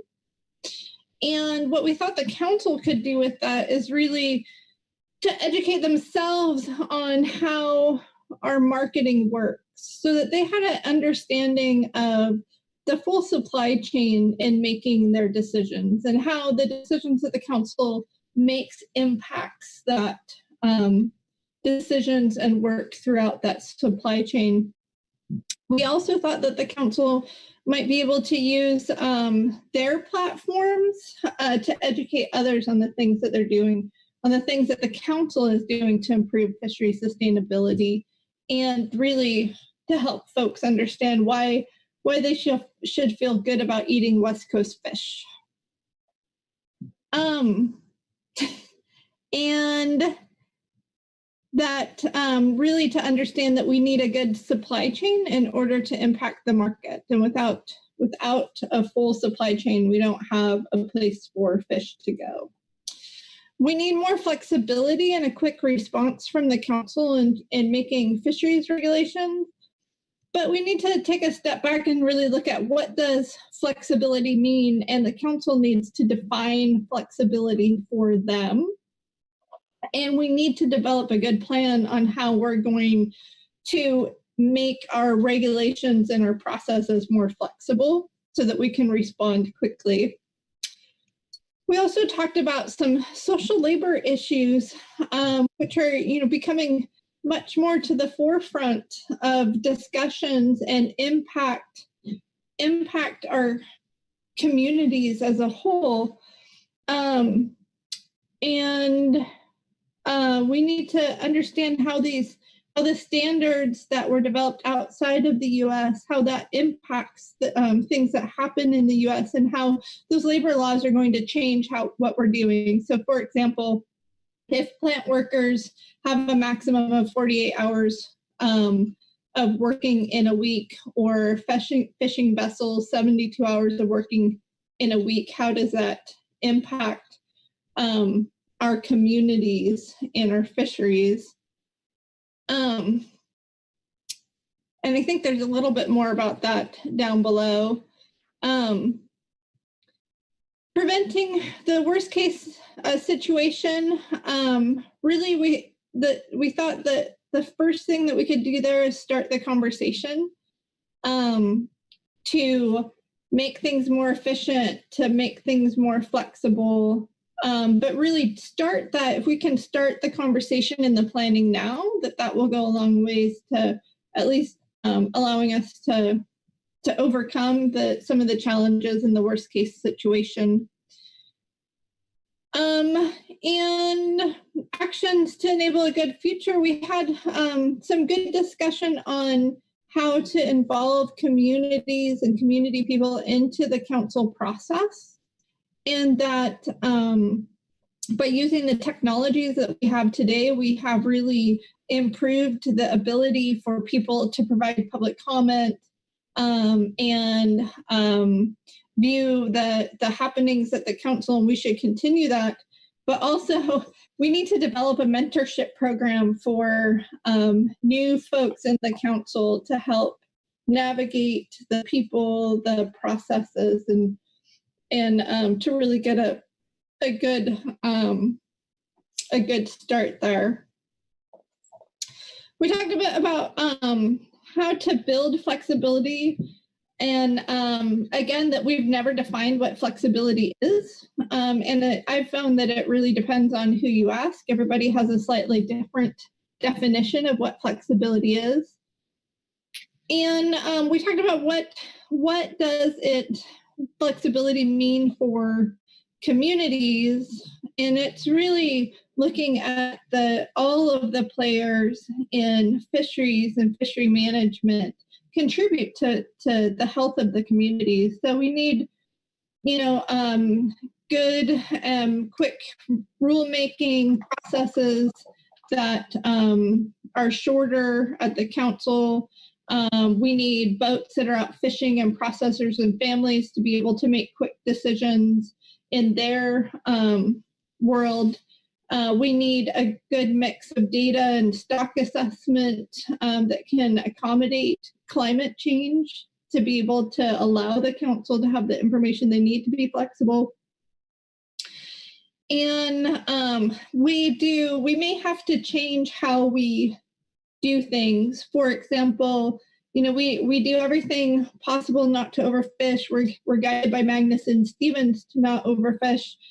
But there are species, and the example was Dover sole, where we're so far from attaining the ACL that it just maybe doesn't make as much sense to prioritize work on Dover sole, or when we could prioritize work on other things, that other species, other fisheries that have higher attainment. And so it's really talking about how do we use our time and our efforts to maximize our return there. Again, we talked about using technologies to enable more stakeholder involvement. And part of that, though, is that we need to actually understand who is in our community, understand what makes up our communities. There's some things that we just don't know yet that would really help us. And the example was kind of the discovery, if you will, of the Mayan population in Lincoln City and Newport that we didn't know about until recently, and that do not speak Spanish. And so that was kind of if we don't know about those groups, how can we reach out to those communities? How can we bring those people into the council process? Sorry, I just got signed out. I'll move on to we had a pretty robust discussion on what could the council stop doing now. And really that was, we need to stop getting bogged so down in process. And we need to make our work that happens at the council, in the advisory bodies, in the, actually on the council floor, more efficient, so that we can address more issues. We have a long list of issues that I'm not sure we're ever going to get to, because we're putting all of our time into a lot of process. There's things that, maybe we could do outside of council meetings, such as, I think the example was future agenda item planning. Maybe some of that could happen as homework outside of the council meeting per se, so that we don't take up that time on the council, and we could address another issue that could actually make change to stocks or to fisheries.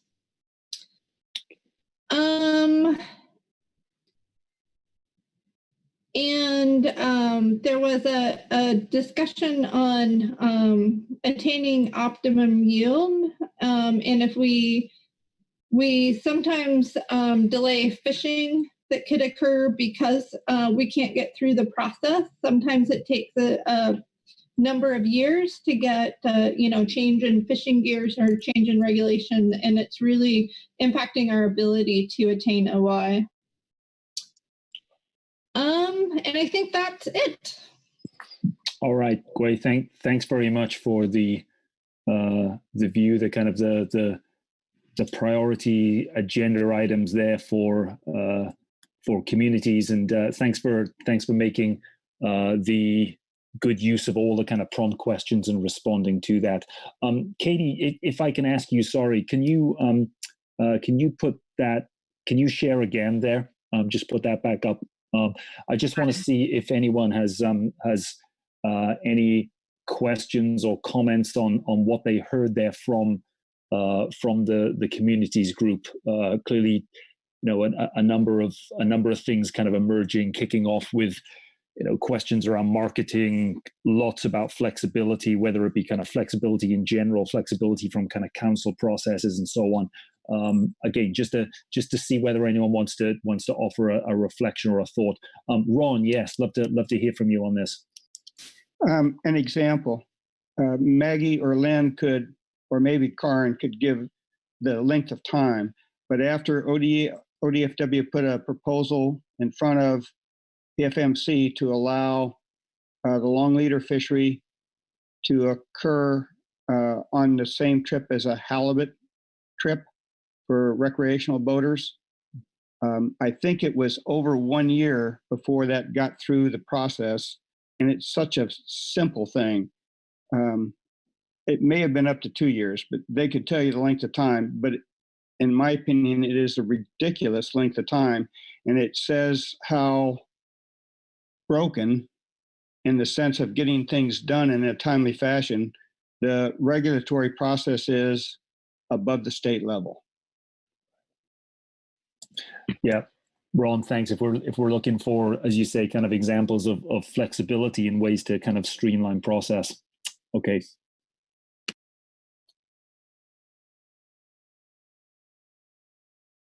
Yeah, Lynn's got it in there. 2 years. Okay.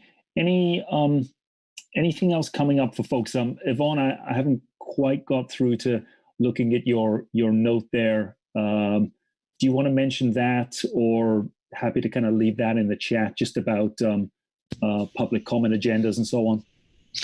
Oh, yeah, it was just a random idea connected to what Gui was saying about, are there things that we can do outside of the large in-person council meetings? And I was wondering about the initial open public comment agenda item, which has taken longer and longer during COVID times, in part because more and more people are able to have access to the online meetings. And was wondering, what if we regularly held those as an online discussion so that people could participate? That's all. All right. Great. Thank you. Mike, yeah, your thoughts on anything coming up, either on that or on the community's kind of priority readout here? maybe a little more specific, but I've been to quite a few of the North Pacific meetings, council meetings, that is, and they have a 3-minute limit for or testimony, 6 minutes for groups. And I don't know that they have any more people testifying, but well, in a few cases they do, but I think maybe we have to think about that anyway. I mean, and I'm one that uses all 5 minutes if I get up and testify, but nonetheless, it's just one of those things that you've only got so much time to give. And taking a look at I think it was Krista that subtracted 1 minute off each testimony, and you add them all up, it adds up to a couple hours. So, just like that, it's not going to be just one thing that solves this. It's probably going to be any number of things, and maybe even need an independent consultant to give some advice as far as efficiencies go. I know we've used them in our company and been amazed how much time we've got out at times. So anyway, thank you. All right. Thanks, Mike. All right. Great. Thanks, everyone. Let's, Teresa, yes. Any thoughts on either, this issue or something more general on communities? Actually, I really appreciate the communities bringing up this issue because it's something so in the control of council. And so if you want to address things, emerging fisheries and issues relating to climate, we'll need to find more time. And these are ideas of how to find more time. And I think looking at other councils and how they do things is a really great idea. And just an idea that, I know that I think it's in the Mid-Atlantic, which I worked in, where they don't have all the report outs at the meeting. And so just things are done ahead of time. So when you get to the meeting, there's a substantive discussion. And things like that can not only shorten your time at the meeting, but really give council members, the ability to chew on things ahead of time and come in with, I would guess, more creative ideas and solutions. So some really tough projects. So looking at other councils may be a way to just see how they build efficiencies like that in. Great. Thanks, Teresa. Thank you. Let's go, Gwei, just to wrap this up, and then I want to move on to the science priorities. Gwei. Yeah, I just wanted to point out one thing that I overlooked when I was giving the summary, and that was really to help build flexibility, we need to foster the local use of product. So the example is like with community-supported fisheries, and really look at local and domestic markets to be able to fill. All right.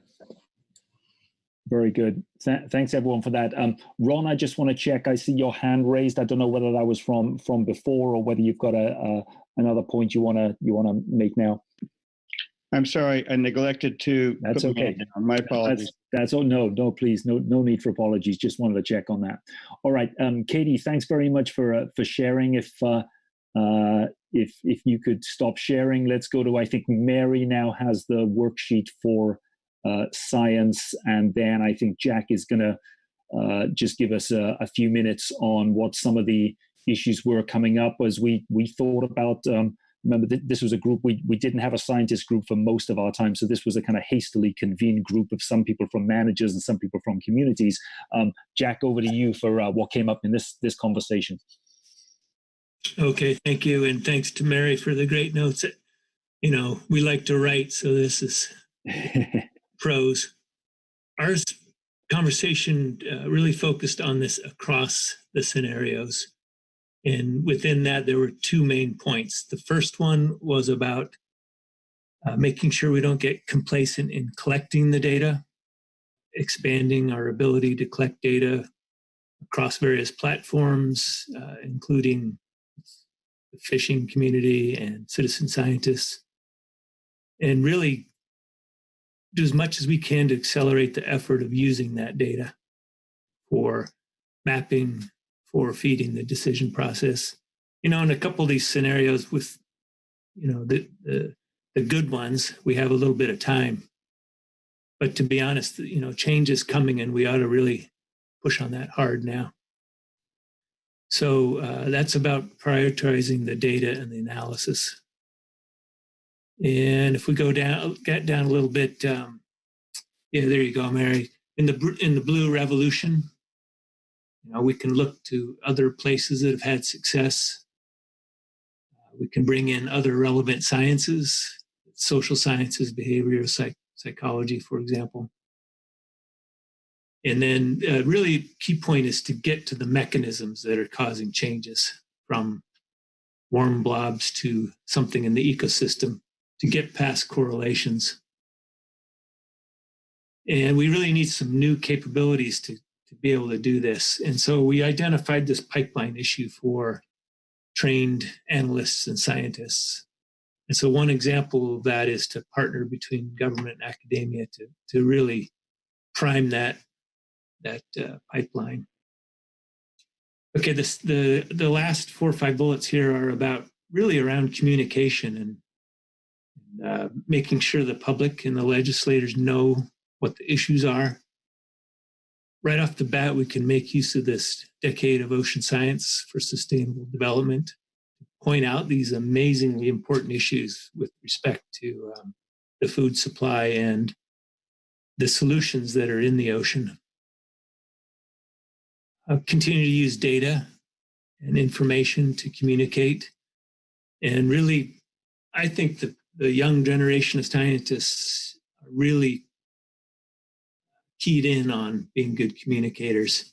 And those of us that have been at it for a while are also trying quite hard. So that's about communicating what we know about the ocean. Then a couple points about just like in the previous group, making sure the fishing community is at the table as we go to changing pressures.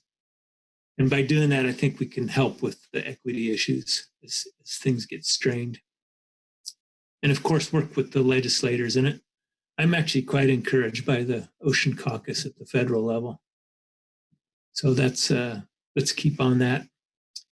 And then if you'd scroll down, we sort of skipped a couple areas and then just made a comment at the very bottom about perhaps related to what the other group was just describing about process. And that's the question about how could we get the data, both oceanographic and acoustic and fish data, out quicker into the to be used for analysis and giving more real-time guidance to what we're doing out there. That's going to be important as things change more quickly, or we get new stocks, or who knows.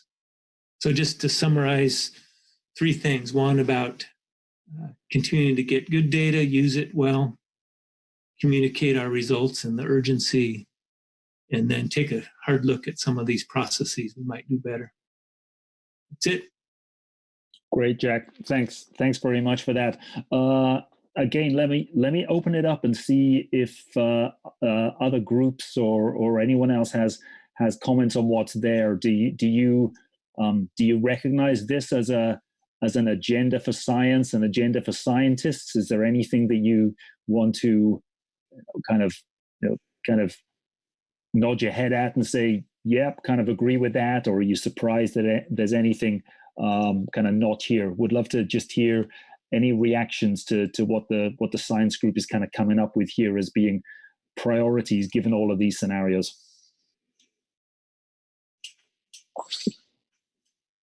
Yeah, Ron, please. Thank you. A comment to what Jack just said. There's a buoy, I don't know the name of it. It's not 46050. It's the one that's a few nautical miles east of Stonewall Banks. And that buoy used to have easily accessible data for sensors just below the surface and near the bottom of the ocean where it was. And that data was scientific data, but it was easily available to the public. And if it's available anymore, it is certainly no longer easily available. I don't know that it's not available, but it's not easily available. And any of those data sources like that can make the data easily available, there are people scattered around that will look at it. And I think that helps them see how the science is working, what kind of data they're collecting. It's useful to make that more available to the public, and at least it's useful in my opinion. for getting the public to support it. Great. Thanks, Ron. Karen, do you want to either, do you have any information on that or respond to it or kind of, yeah, I'd love to get your view on it. Yeah, I just wanted to respond and underscore a couple things that I heard. I think that the idea of engaging phishing activities in real-time monitoring is a key concept. I'm glad it's in this list. And I also appreciate the emphasis on speeding up availability of data. You know, I think there's this ongoing perception, at least, and it's probably reality, that if we have cheaper ways of collecting data and we get faster access to that data, that our decisions will be able to be more nimble and will be able to react to uncertain conditions. And I acknowledge that the science team also said we need to process the data and analyze the data as well. It's not about raw data streams coming in. So that needs to be a key component. But you know, waiting a year, waiting 2 years for data to become available is not going to help us with a boom and bust kind of cycle like box of chocolates. And so that I just wanted to underscore those concepts there. Thanks, Karen. Jack, you want to come back on what you've heard so far? I just wanted to respond to Ron's nice comment. Yeah. So I've been involved with some of those buoys and making information available. So we'll continue to try to work hard on that. And there have been some shifts lately. So thanks for that, Ron. Thanks, Jack. Any final thoughts before we move on to our next group on the science on the agenda, kind of created by scientists here?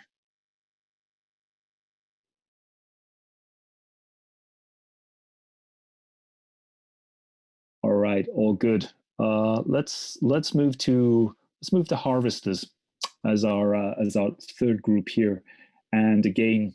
Remember the purpose here is to think about what was emerging for harvesters that seemed to play out and seem to recur an important action area across all the scenarios. Kit, I see Kit, I think you're sharing your screen. Are you reporting out?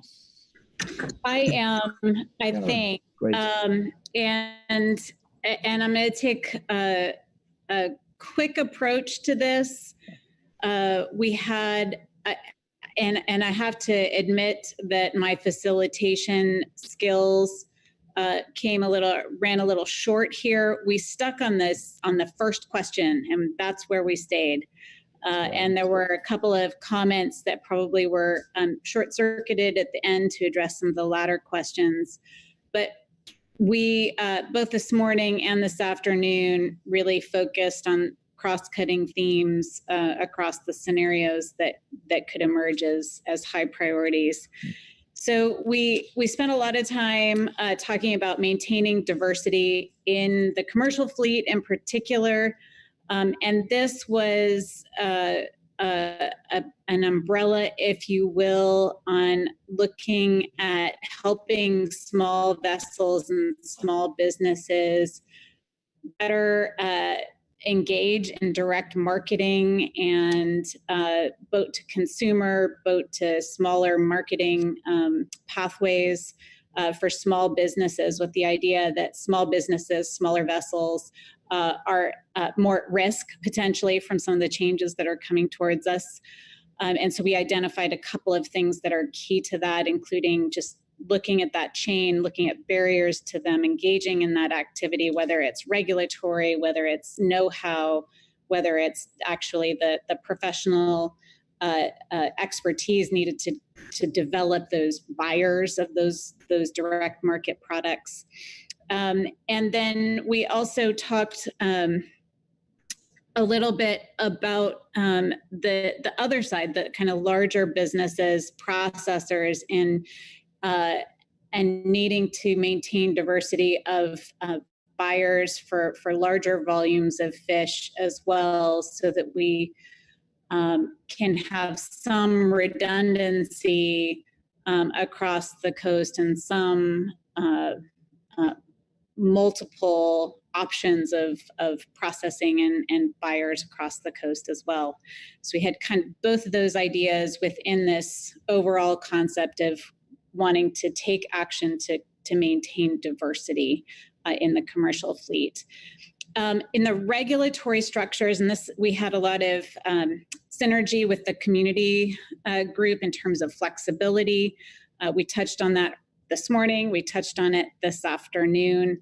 And regulatory structures we know are rigid. We want to build flexibility into those. And we came up with, is it here, Kit, or is it below where we, oh no, it is right here, where we talked about this concept of at the council process, thinking about whether or not we can develop short-term rules or temporary rules to get us through an emerging issue or opportunity to harvest. The if-then regulatory frameworks that Lynn mentioned in her report out this morning.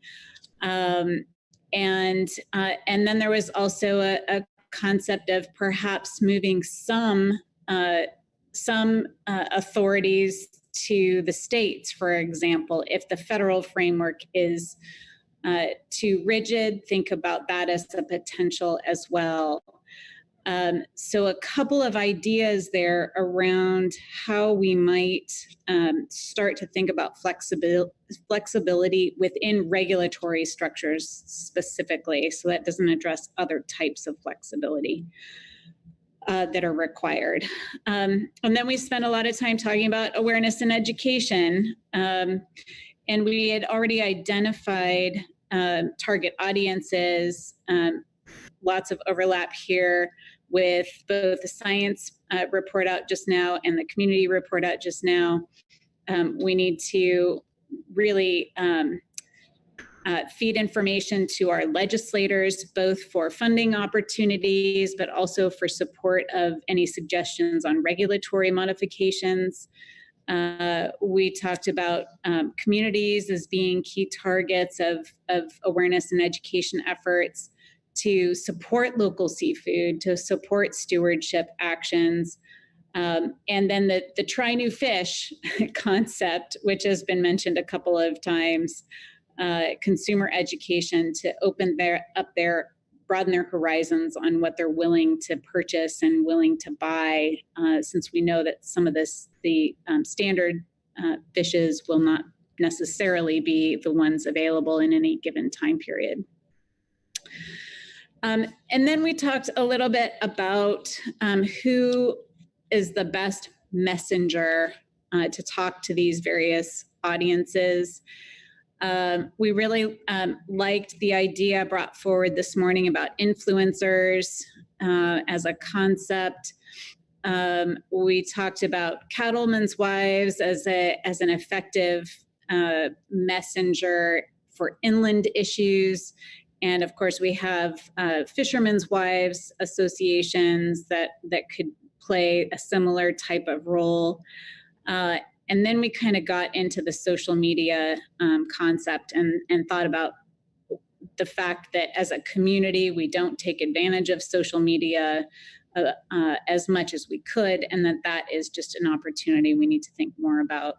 So really this whole section here is about creating an awareness and education campaign, if you will, that could be based on the foundation of the work we're doing in these workshops, and use the final reports and the final conclusions of these workshops as a jumping off platform.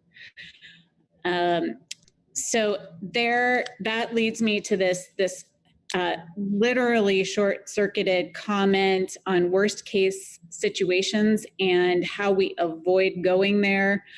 Bruce Buckmaster was just in the middle of saying something when we unceremoniously got shuttled back to the plenary. And so I would love for Bruce to finish this concept for us because it really fits into that awareness and education and collaborating on messages to these various audiences. So Bruce, can you speak to that? Thank you, Karen. So the question, what actions can we take to prevent the worst case scenario? Over the last couple days, I've had to continually remind myself that we're talking about climate implications.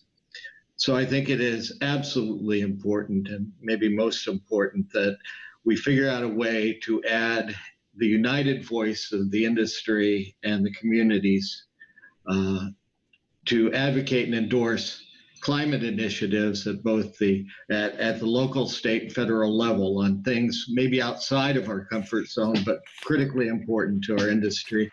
Things like carbon reduction, estuary and habitat, wetlands, blue carbon, nutrient runoff.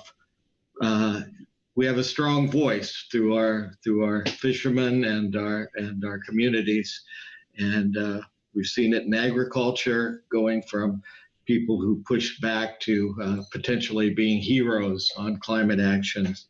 So these are things that if we have any hope of preventing the worst case scenario, I think we have to figure out a way to get together and make our voices heard.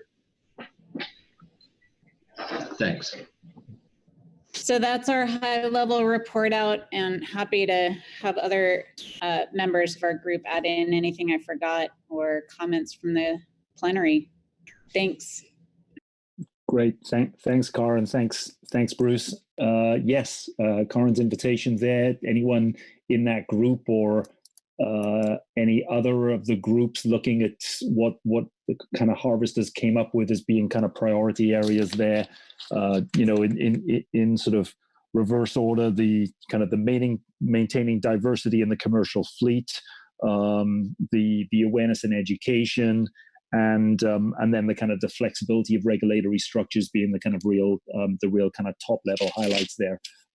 Really happy to see if anyone has any questions or comments or evidence to say, yep, this seems as if it's an important set of issues.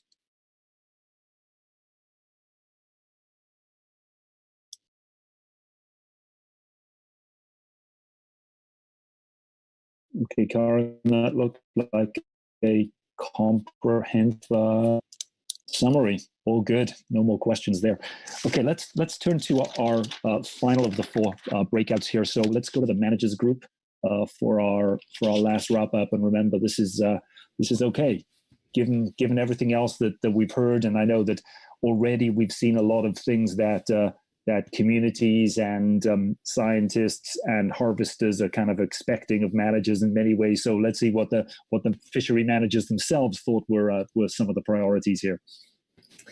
Yeah, so there's a lot of similar thoughts going in between all of these groups, but when it came to our discussions on the suggested actions that work across most of the scenarios, really we kind of had a couple overarching themes. The first being that communication and collaboration, and that's really on multiple levels, like all the other groups we're talking about, it's management and science communicating, management and industry, the different levels of the government, whether it be, communicating with legislators to gain more funding or support, as well as with stakeholders.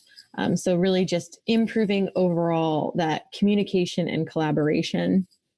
Like the community and the harvesters group, marketing strategies is also a key that seems to resonate between all the different scenarios, just to, use some of the current examples specifically for, Oregon and others in other regions of ways in which to, kind of penetrate that market and be more efficient at marketing towards different consumers and consumer groups.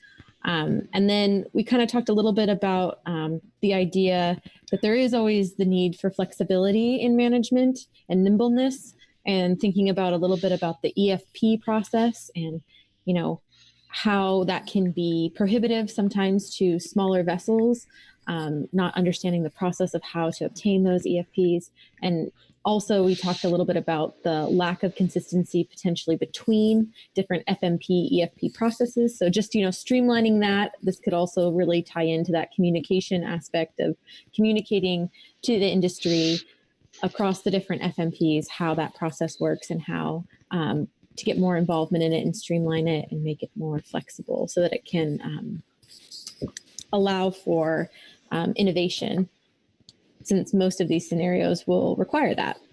When it comes to council decisions, just the idea of more information and continued science monitoring and innovative in the technology for the monitoring or the processing, whether this be biological responses to climate variability or also research with gear and how to use gear in new innovative ways to take advantage of the different shifts and stocks and variability that will be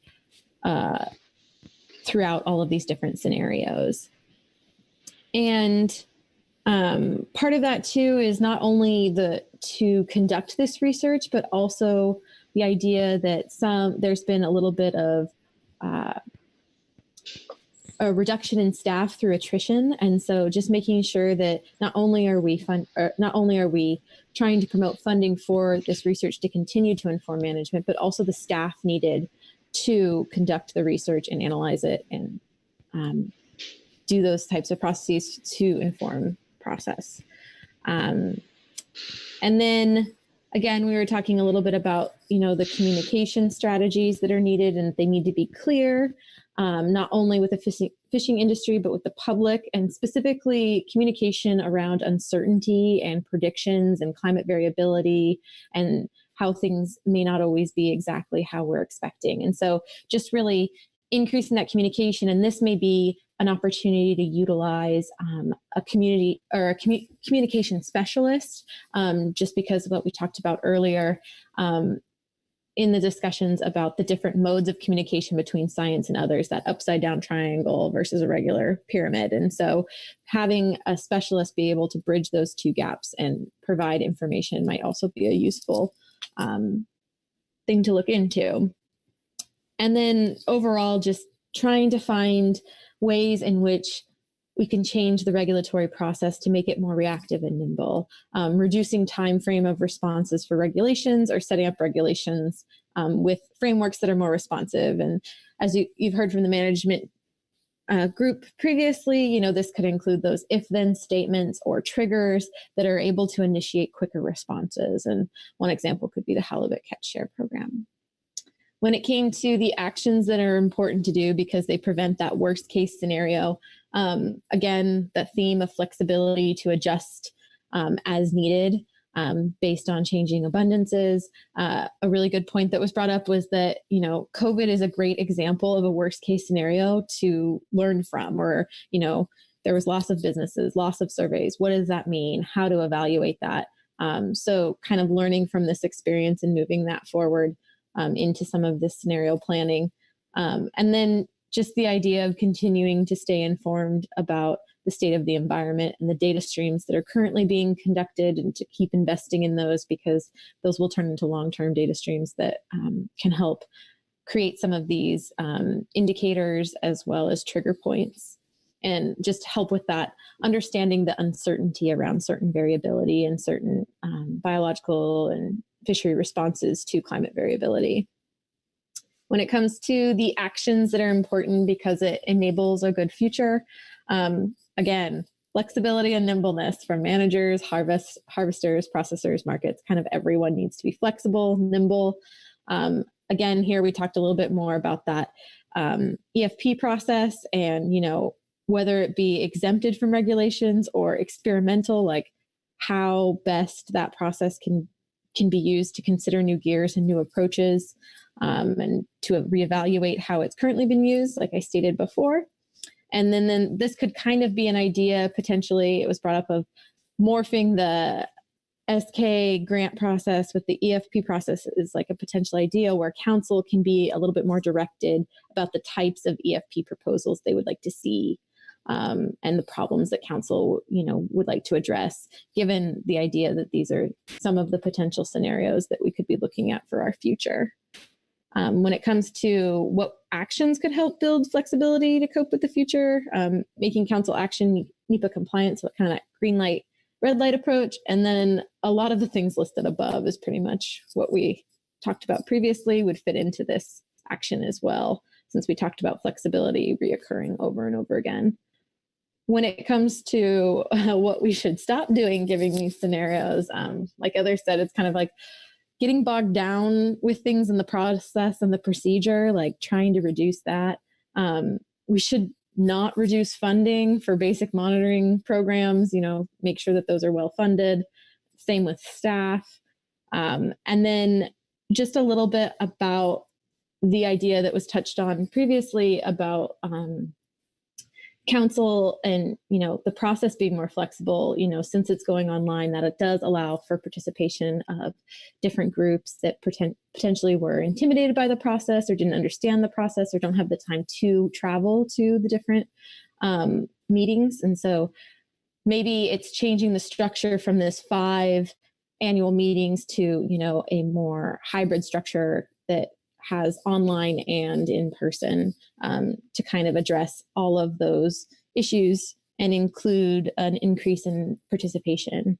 And really what this will mean is that there will be, it'll try and counteract any distrust between industry and management through a lack of participation, because again, this is kind of circling back that communication is really key in that collaboration in this entire process. So finding ways to make that easy and accessible to a greater audience. And that's what we have, Jonathan. All right, that's great. Thanks, Jessica. So let me just open it up and ask anyone from any of the other groups, as you listen to Jessica outline some of the manager priority actions. Anything strike you as yes? Let's make a comment on something that was said there, or anything you're interested in that you feel, I'm surprised that wasn't a priority action. So love to get any thoughts or comments on the good list that was there.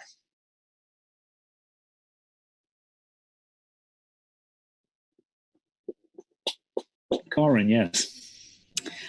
Just wanted to underscore EFP process. That was certainly something we focused on. If we're going to see new species or species moving into new areas, experimental fishing allowances, permits to access species, use innovative gear, that kind of thing, make that easier for folks to do.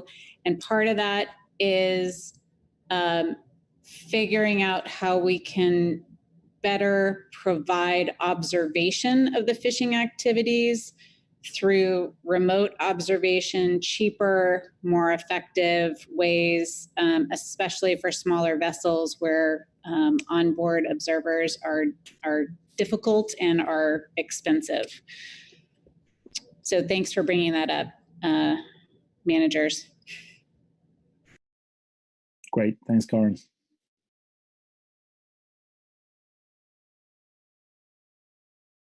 Any other issues for folks?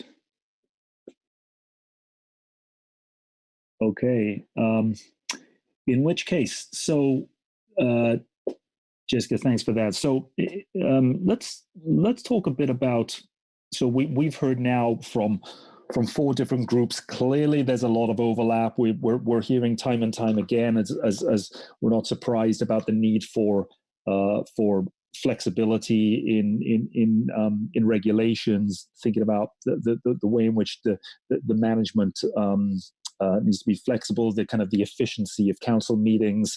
We've heard a lot about communication and collaboration. Scientists talked about communication, lots of work about collaboration, a lot around just the kind of the nature of marketing and how that would need to change, particularly as it kind of goes more local. So there's no doubt that we've got a lot of common themes coming up, no matter which stakeholder has really brought them to the fore or brought them to the table here. I'm going to invite you in a moment to just give your overall impressions of what you've heard. Clearly, we've covered a lot of ground, and we'll open up that conversation. But what I will say before I do that, rest assured, because of everyone's good note taking here, all of this is well recorded, and we know we're going to put a summary report together for council.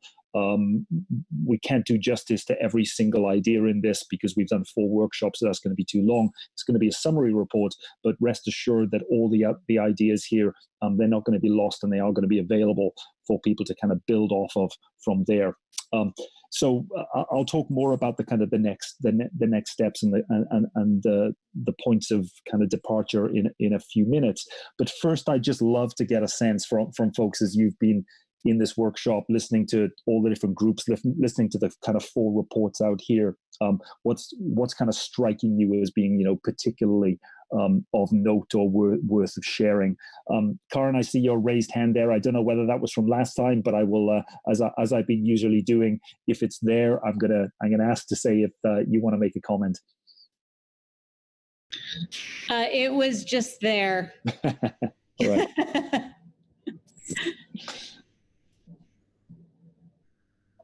Okay, I know this is a tough ask for everyone. We've gone through a lot here, and there's a lot to kind of synthesize and summarize, and it's certainly not straightforward to do right at this stage. But let me just kind of hold the floor open for a short while to see if anyone wants to add any kind of overall comments to what we're hearing across stakeholder groups. Mike, what are you seeing that's kind of jumping out and saying, I'm hearing this time and time again, or another comment? Can you hear me okay? Yes, Mike, thanks. Okay. I think just the opposite. I am refreshed here, and I really I guess happy is a good word as any, to see as much comment and people dug in on these issues pretty well. I think we've covered a lot of ground actually, from what could have been a fairly narrow approach to something that's taking a look at the whole system and evaluating what, how we're sitting as this thing comes forward on climate change, not knowing exactly where it's going to take us, but at least getting some preparatory steps. I did go through a similar process that lasted a lot longer than MAFAC, and I think we made more progress here in 2 days than I saw MAFAC make in maybe 2 years. So I give a lot of credit for people opening up and giving some good thoughts and coming out with some good ideas. Thank you, Mike, for that. Teresa, your thoughts? Yeah, thanks. I one thing that I didn't hear across any group, but which is looming on the horizon, is reauthorization of Magnuson-Stevens Act. And there are a fair number of additions for dealing with climate change, from incorporating climate science into council decisions to having every council member take training in climate. And so it'd be interesting to see, as that evolves, whether nationally they've ticked off and given us even a roadmap that overlaps with ours at all, or whether maybe there's more to be done there. Yeah. Thanks, Teresa. And what's and you might be able to answer this, or others might as well. What's the status of that at the moment? Do we know what those kind of recommendations, or at least kind of areas of exploration for the kind of changes to the Act are? Yeah, thanks. There's a discussion draft that has been circulated, and you can take a look at the additions specifically in the climate section. Great. That's a really good thing to check. Thank you. Although this is Yvonne, I will always caution us to remember that, the West Coast is been doing a lot of good work for a number of years, and sometimes what seems like a new and fabulous idea for others parts of the country is stuff that we're already doing. So just bear in mind, there may be things that they're suggesting that you think, oh, wait a minute, we're already doing that. And that'll be good to know as well. Yeah, absolutely. Okay, any other thoughts as we begin to kind of to roll towards the end of this? I've got a few things that I want to mention just in terms of the where we've got to and what the kind of next steps are, and a couple of asks of you. Before I go there, Chris, let me check to see whether there are any public comments that have emerged from the YouTube live stream.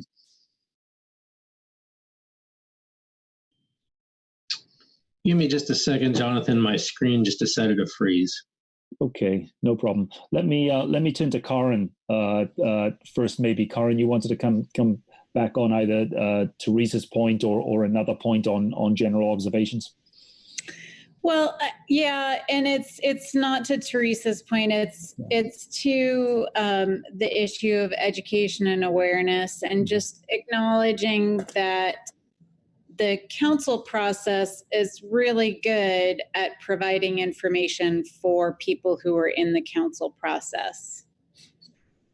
And this workshop today and the other 3 workshops were intended to reach people and bring in ideas from outside of the council process. And I think we've done some of that at each of the workshops, and that's great. But this idea of education and awareness gets us much more outside the council box. And I think in terms of putting that to action, we need to think hard about how to do that, whether that's council funds paying for professionals to do that, whether it is advocating for those kinds of activities locally through things like Sea Grant organizations or other outreach-focused institutions. And that's a big challenge. Talking about regulatory flexibility, we may not be good at it, but we know that we have a table around which we can talk about that and try and come up with solutions. Education and outreach is a little off center, but we've all identified how important that is to our overall outcome in any of these scenarios in terms of funding support, community support, developing marketing pathways. And it's really an area where we just I don't see that we have the tools that we need to do that. So just looking for some thoughts on that specifically. Thanks, Karen. Let me leave that open and see if people want to respond to that directly now, or it'll certainly become one of the agenda items that we raise. If anyone's got an immediate response, that would be great. Yes, John. Yeah, I think that's a really good point. I think there is, in a lot of communities, a real groundswell effort to improve in communications between stakeholders. Obviously, there's a tremendous amount of work that needs to be done, but there's a few areas that I'm aware of. I can put those maybe as links into the chat if that would be helpful, rather than take too much time here. But I really do believe that there's, Jack raised the point that about the commitment of scientists to communicate as best they can, and that the next generation that's coming up in the sciences are very strong advocates of scientific communication. And I think that that's quite hopeful. I really do think that there's a lot of momentum and there's a lot of interest in this So I don't think you'll have to look too far to find possible collaborators on this. Yeah. Thanks, John. And yes, please, your invitation there for kind of examples, and if you want to put either links in the chat or get it to us in other ways, that would be fantastic.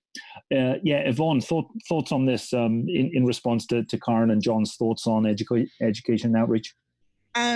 Thanks. So a couple of years ago, and it would take me a while of sorting through briefing books, the Ecosystem Work Group had proposed a possible initiative on, it was about sort of educating younger and newer fishermen about the council process using some of the techniques that have been used by Alaska Sea Grant and by the Department of Fisheries and Oceans for young British Columbia fishermen. And so at any rate, that's out there somewhere. There's some ideas on that end if we have an interest in educating new fishermen about the management process.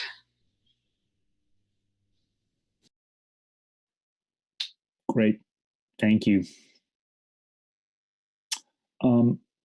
Okay, let's see what Amanda. Yeah, love to get your thoughts on either reflections or thoughts on what's coming up in this question about education and outreach. Yeah, I just wanted to highlight sort of a maybe short time horizon opportunity that the Young Fishermen's Development Act ended up passing, and so as part of that funding that may become available is a focus on the orienting young and people that are entering the industry to management structures and sustainability along with other skills.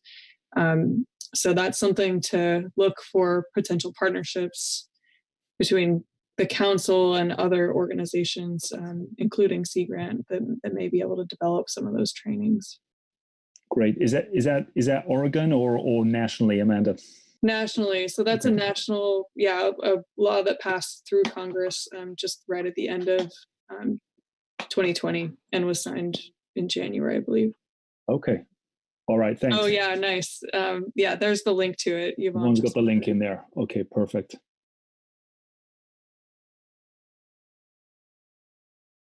Okay, very good.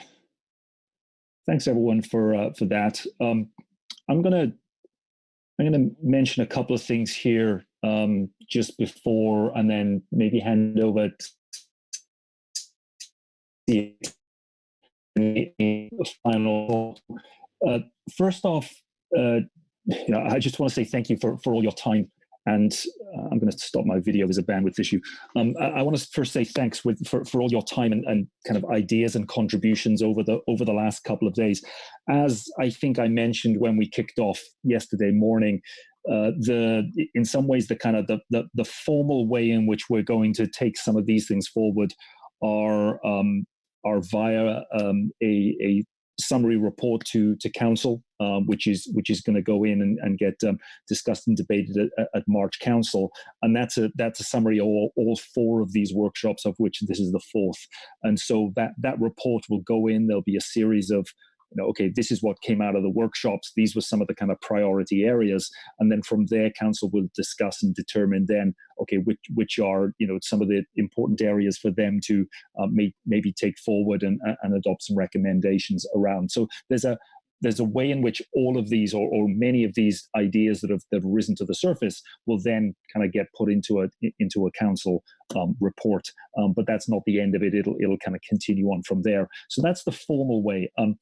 I would also add that I think there's this has clearly kind of generated a lot of conversation that I hope will not only be channeled through council, but will also find its way into kind of other areas as well. And I've often found with scenario work, if you put the kind of platform together and it allows you to have interesting kind of energetic conversations, then the ideas take on a life of their own. And so I'm hoping that, you know, for this one with Oregon and the ideas that are in here, and you've got copies of all the worksheets, they will find their way into, you know, other fora. They will find their way into kind of other conversations. And so I think there's a kind of informal, emergent way in which many of these ideas will probably get developed and come to fruition as well. So pay attention to the fact that there is this kind of formal process we know we've got control of, but then, you know, if there are ways in which ideas that are kind of coming out here and can be developed more informally, I think that's all to the good. The other thing I'll mention, and this is a little more kind of scenario specific. It's something that we've been doing after following up on each of the workshops. If you think about what the scenarios have done here, they've in some ways served their purpose in that they've helped us generate a lot of ideas. So we've got these ideas out into the mix now. We kind of know, okay, these are going to be helpful for us to think about how to prepare for the next 20 years. And so in some ways we could put the scenarios to the background. However, scenarios can often be a really interesting and important kind of framework or map to assess how change is happening. And I'm reminded, Jessica, I think you had a comment in the group that you were working with there around, you know, it's important to kind of stay informed about the state of the environment, thinking about those indicators that might suggest we might be moving into kind of one direction or the other. And so one of the things that I think we'll continue to do with the scenarios is start to track the indicators that are starting to say, well, you know, are we heading into a blue revolution world, or are things going in a particular direction that seems as if we're getting more booms and busts, or, you know, that kind of that make us think as if we're going into box and chocolates and so on. So just be aware that the scenarios will be used, I think, as a kind of map to gain at least a sense in which are we seeing things change away from one of the scenarios and towards another. And so to that purpose, one of the things that we really want to follow up with, and Kit, I think we'll do this either this afternoon or tomorrow, is a super quick 5-minute survey that we'd like you to respond to. And really, there are only kind of 2 main questions in that survey. One of them is going to ask you, of these 4 scenarios, which one do you think most closely resembles where we are today? And then the second question is, which of these scenarios do you think is most likely to be, in your opinion, our world in 2040? So I want you to, you know, maybe you've already thought, oh, I'm definitely kind of, I know that already, but it's one of the questions or a couple of the questions that we'd love to get your responses to. We've already done it for the other workshops. But I would love to kind of just encourage you to respond to that survey link when Kit sends that out a little bit later on after the session. So I think that's it in terms of really what I see as the next steps here. I just want to thank you again for all the ideas. Say we're taking it forward with a report to council, at least at a summary level, but all of these materials will certainly be available, and I'm sure they'll become resources for, you know, further, more kind of informal or other conversations over the months ahead. Kit, I'm gonna see whether there's anything else that I should have said that I hadn't, or anything else that you want to echo or emphasize at this stage.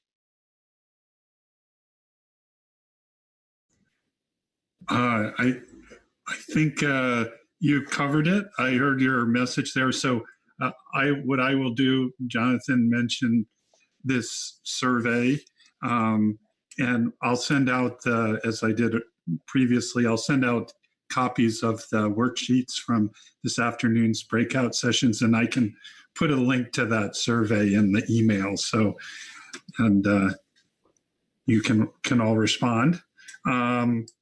And I just, again, echoing Jonathan, want to thank everybody for taking a couple days to participate in this workshop. And provide all the support. And then, of course, thanks go to Jonathan, too, for leading us through this process as well. Aside from that, Jonathan already mentioned we are going to be putting a summary report in for the council meeting that's coming up here in about a month. It'll be part of our briefing materials, which will be available on our website. I think I will also put the worksheets from all the workshops on our website as well. So should anybody want to go back and look at those and look at what the results were from the other workshops, they're available. So I'll be working on that as well in the next day or so to get those posted, and I'll send a follow-up out letting folks know what the link is to find those. So yeah, that's it from me. Okay, Kit, thanks very much. And just let me check if there's any final comments from folks before we let you go. I see a couple of things in the chat there. Jack, you're asking for a list of attendees. I think I'll leave that to Kit in terms of being able to kind of do that. But I would think that given that we're talking about collaboration and talking about effective communication and wanted to continue all of that seems like a good idea to me. Okay, I can do that. I have been, so the worksheets that I've been sending out, I haven't been blinding the email addresses. I don't really have a full accounting of, all the participants, their affiliations and so on. I can put the list of the names of folks in the body of an email, but I'm not sure I can give you the full resume of all the participants.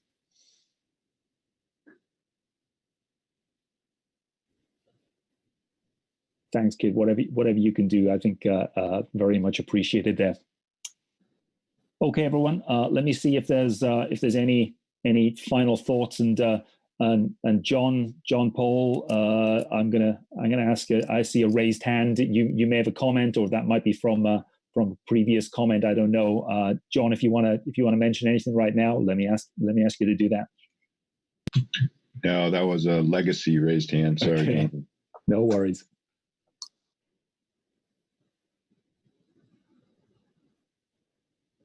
All right. Well, thanks everyone for all your contributions. As Mike said earlier, I think we certainly did cover a lot of ground, and that's all down to the energy and the ideas that you've kind of brought into this. So if there's no more comments for now, we will. Karen, let me maybe ask you to sign off here and give a couple of final remarks. Yeah, just thanks from the entire council family. Many of you are in that family. Many of you are now in that family, and just appreciate the time. I speak for a lot of people when I say that 2 days are precious and that they are valuable to us and the council's ability to deal with this set of issues in the future. So really appreciate it, and appreciate, Jonathan, your leadership on this and helping us through this process. So from the Oregon hosts, Gway and myself, thank you so much. All right. Thanks, everyone. Have a good Thank evening. you. Well done. Thank you very much. Thanks all. Thanks.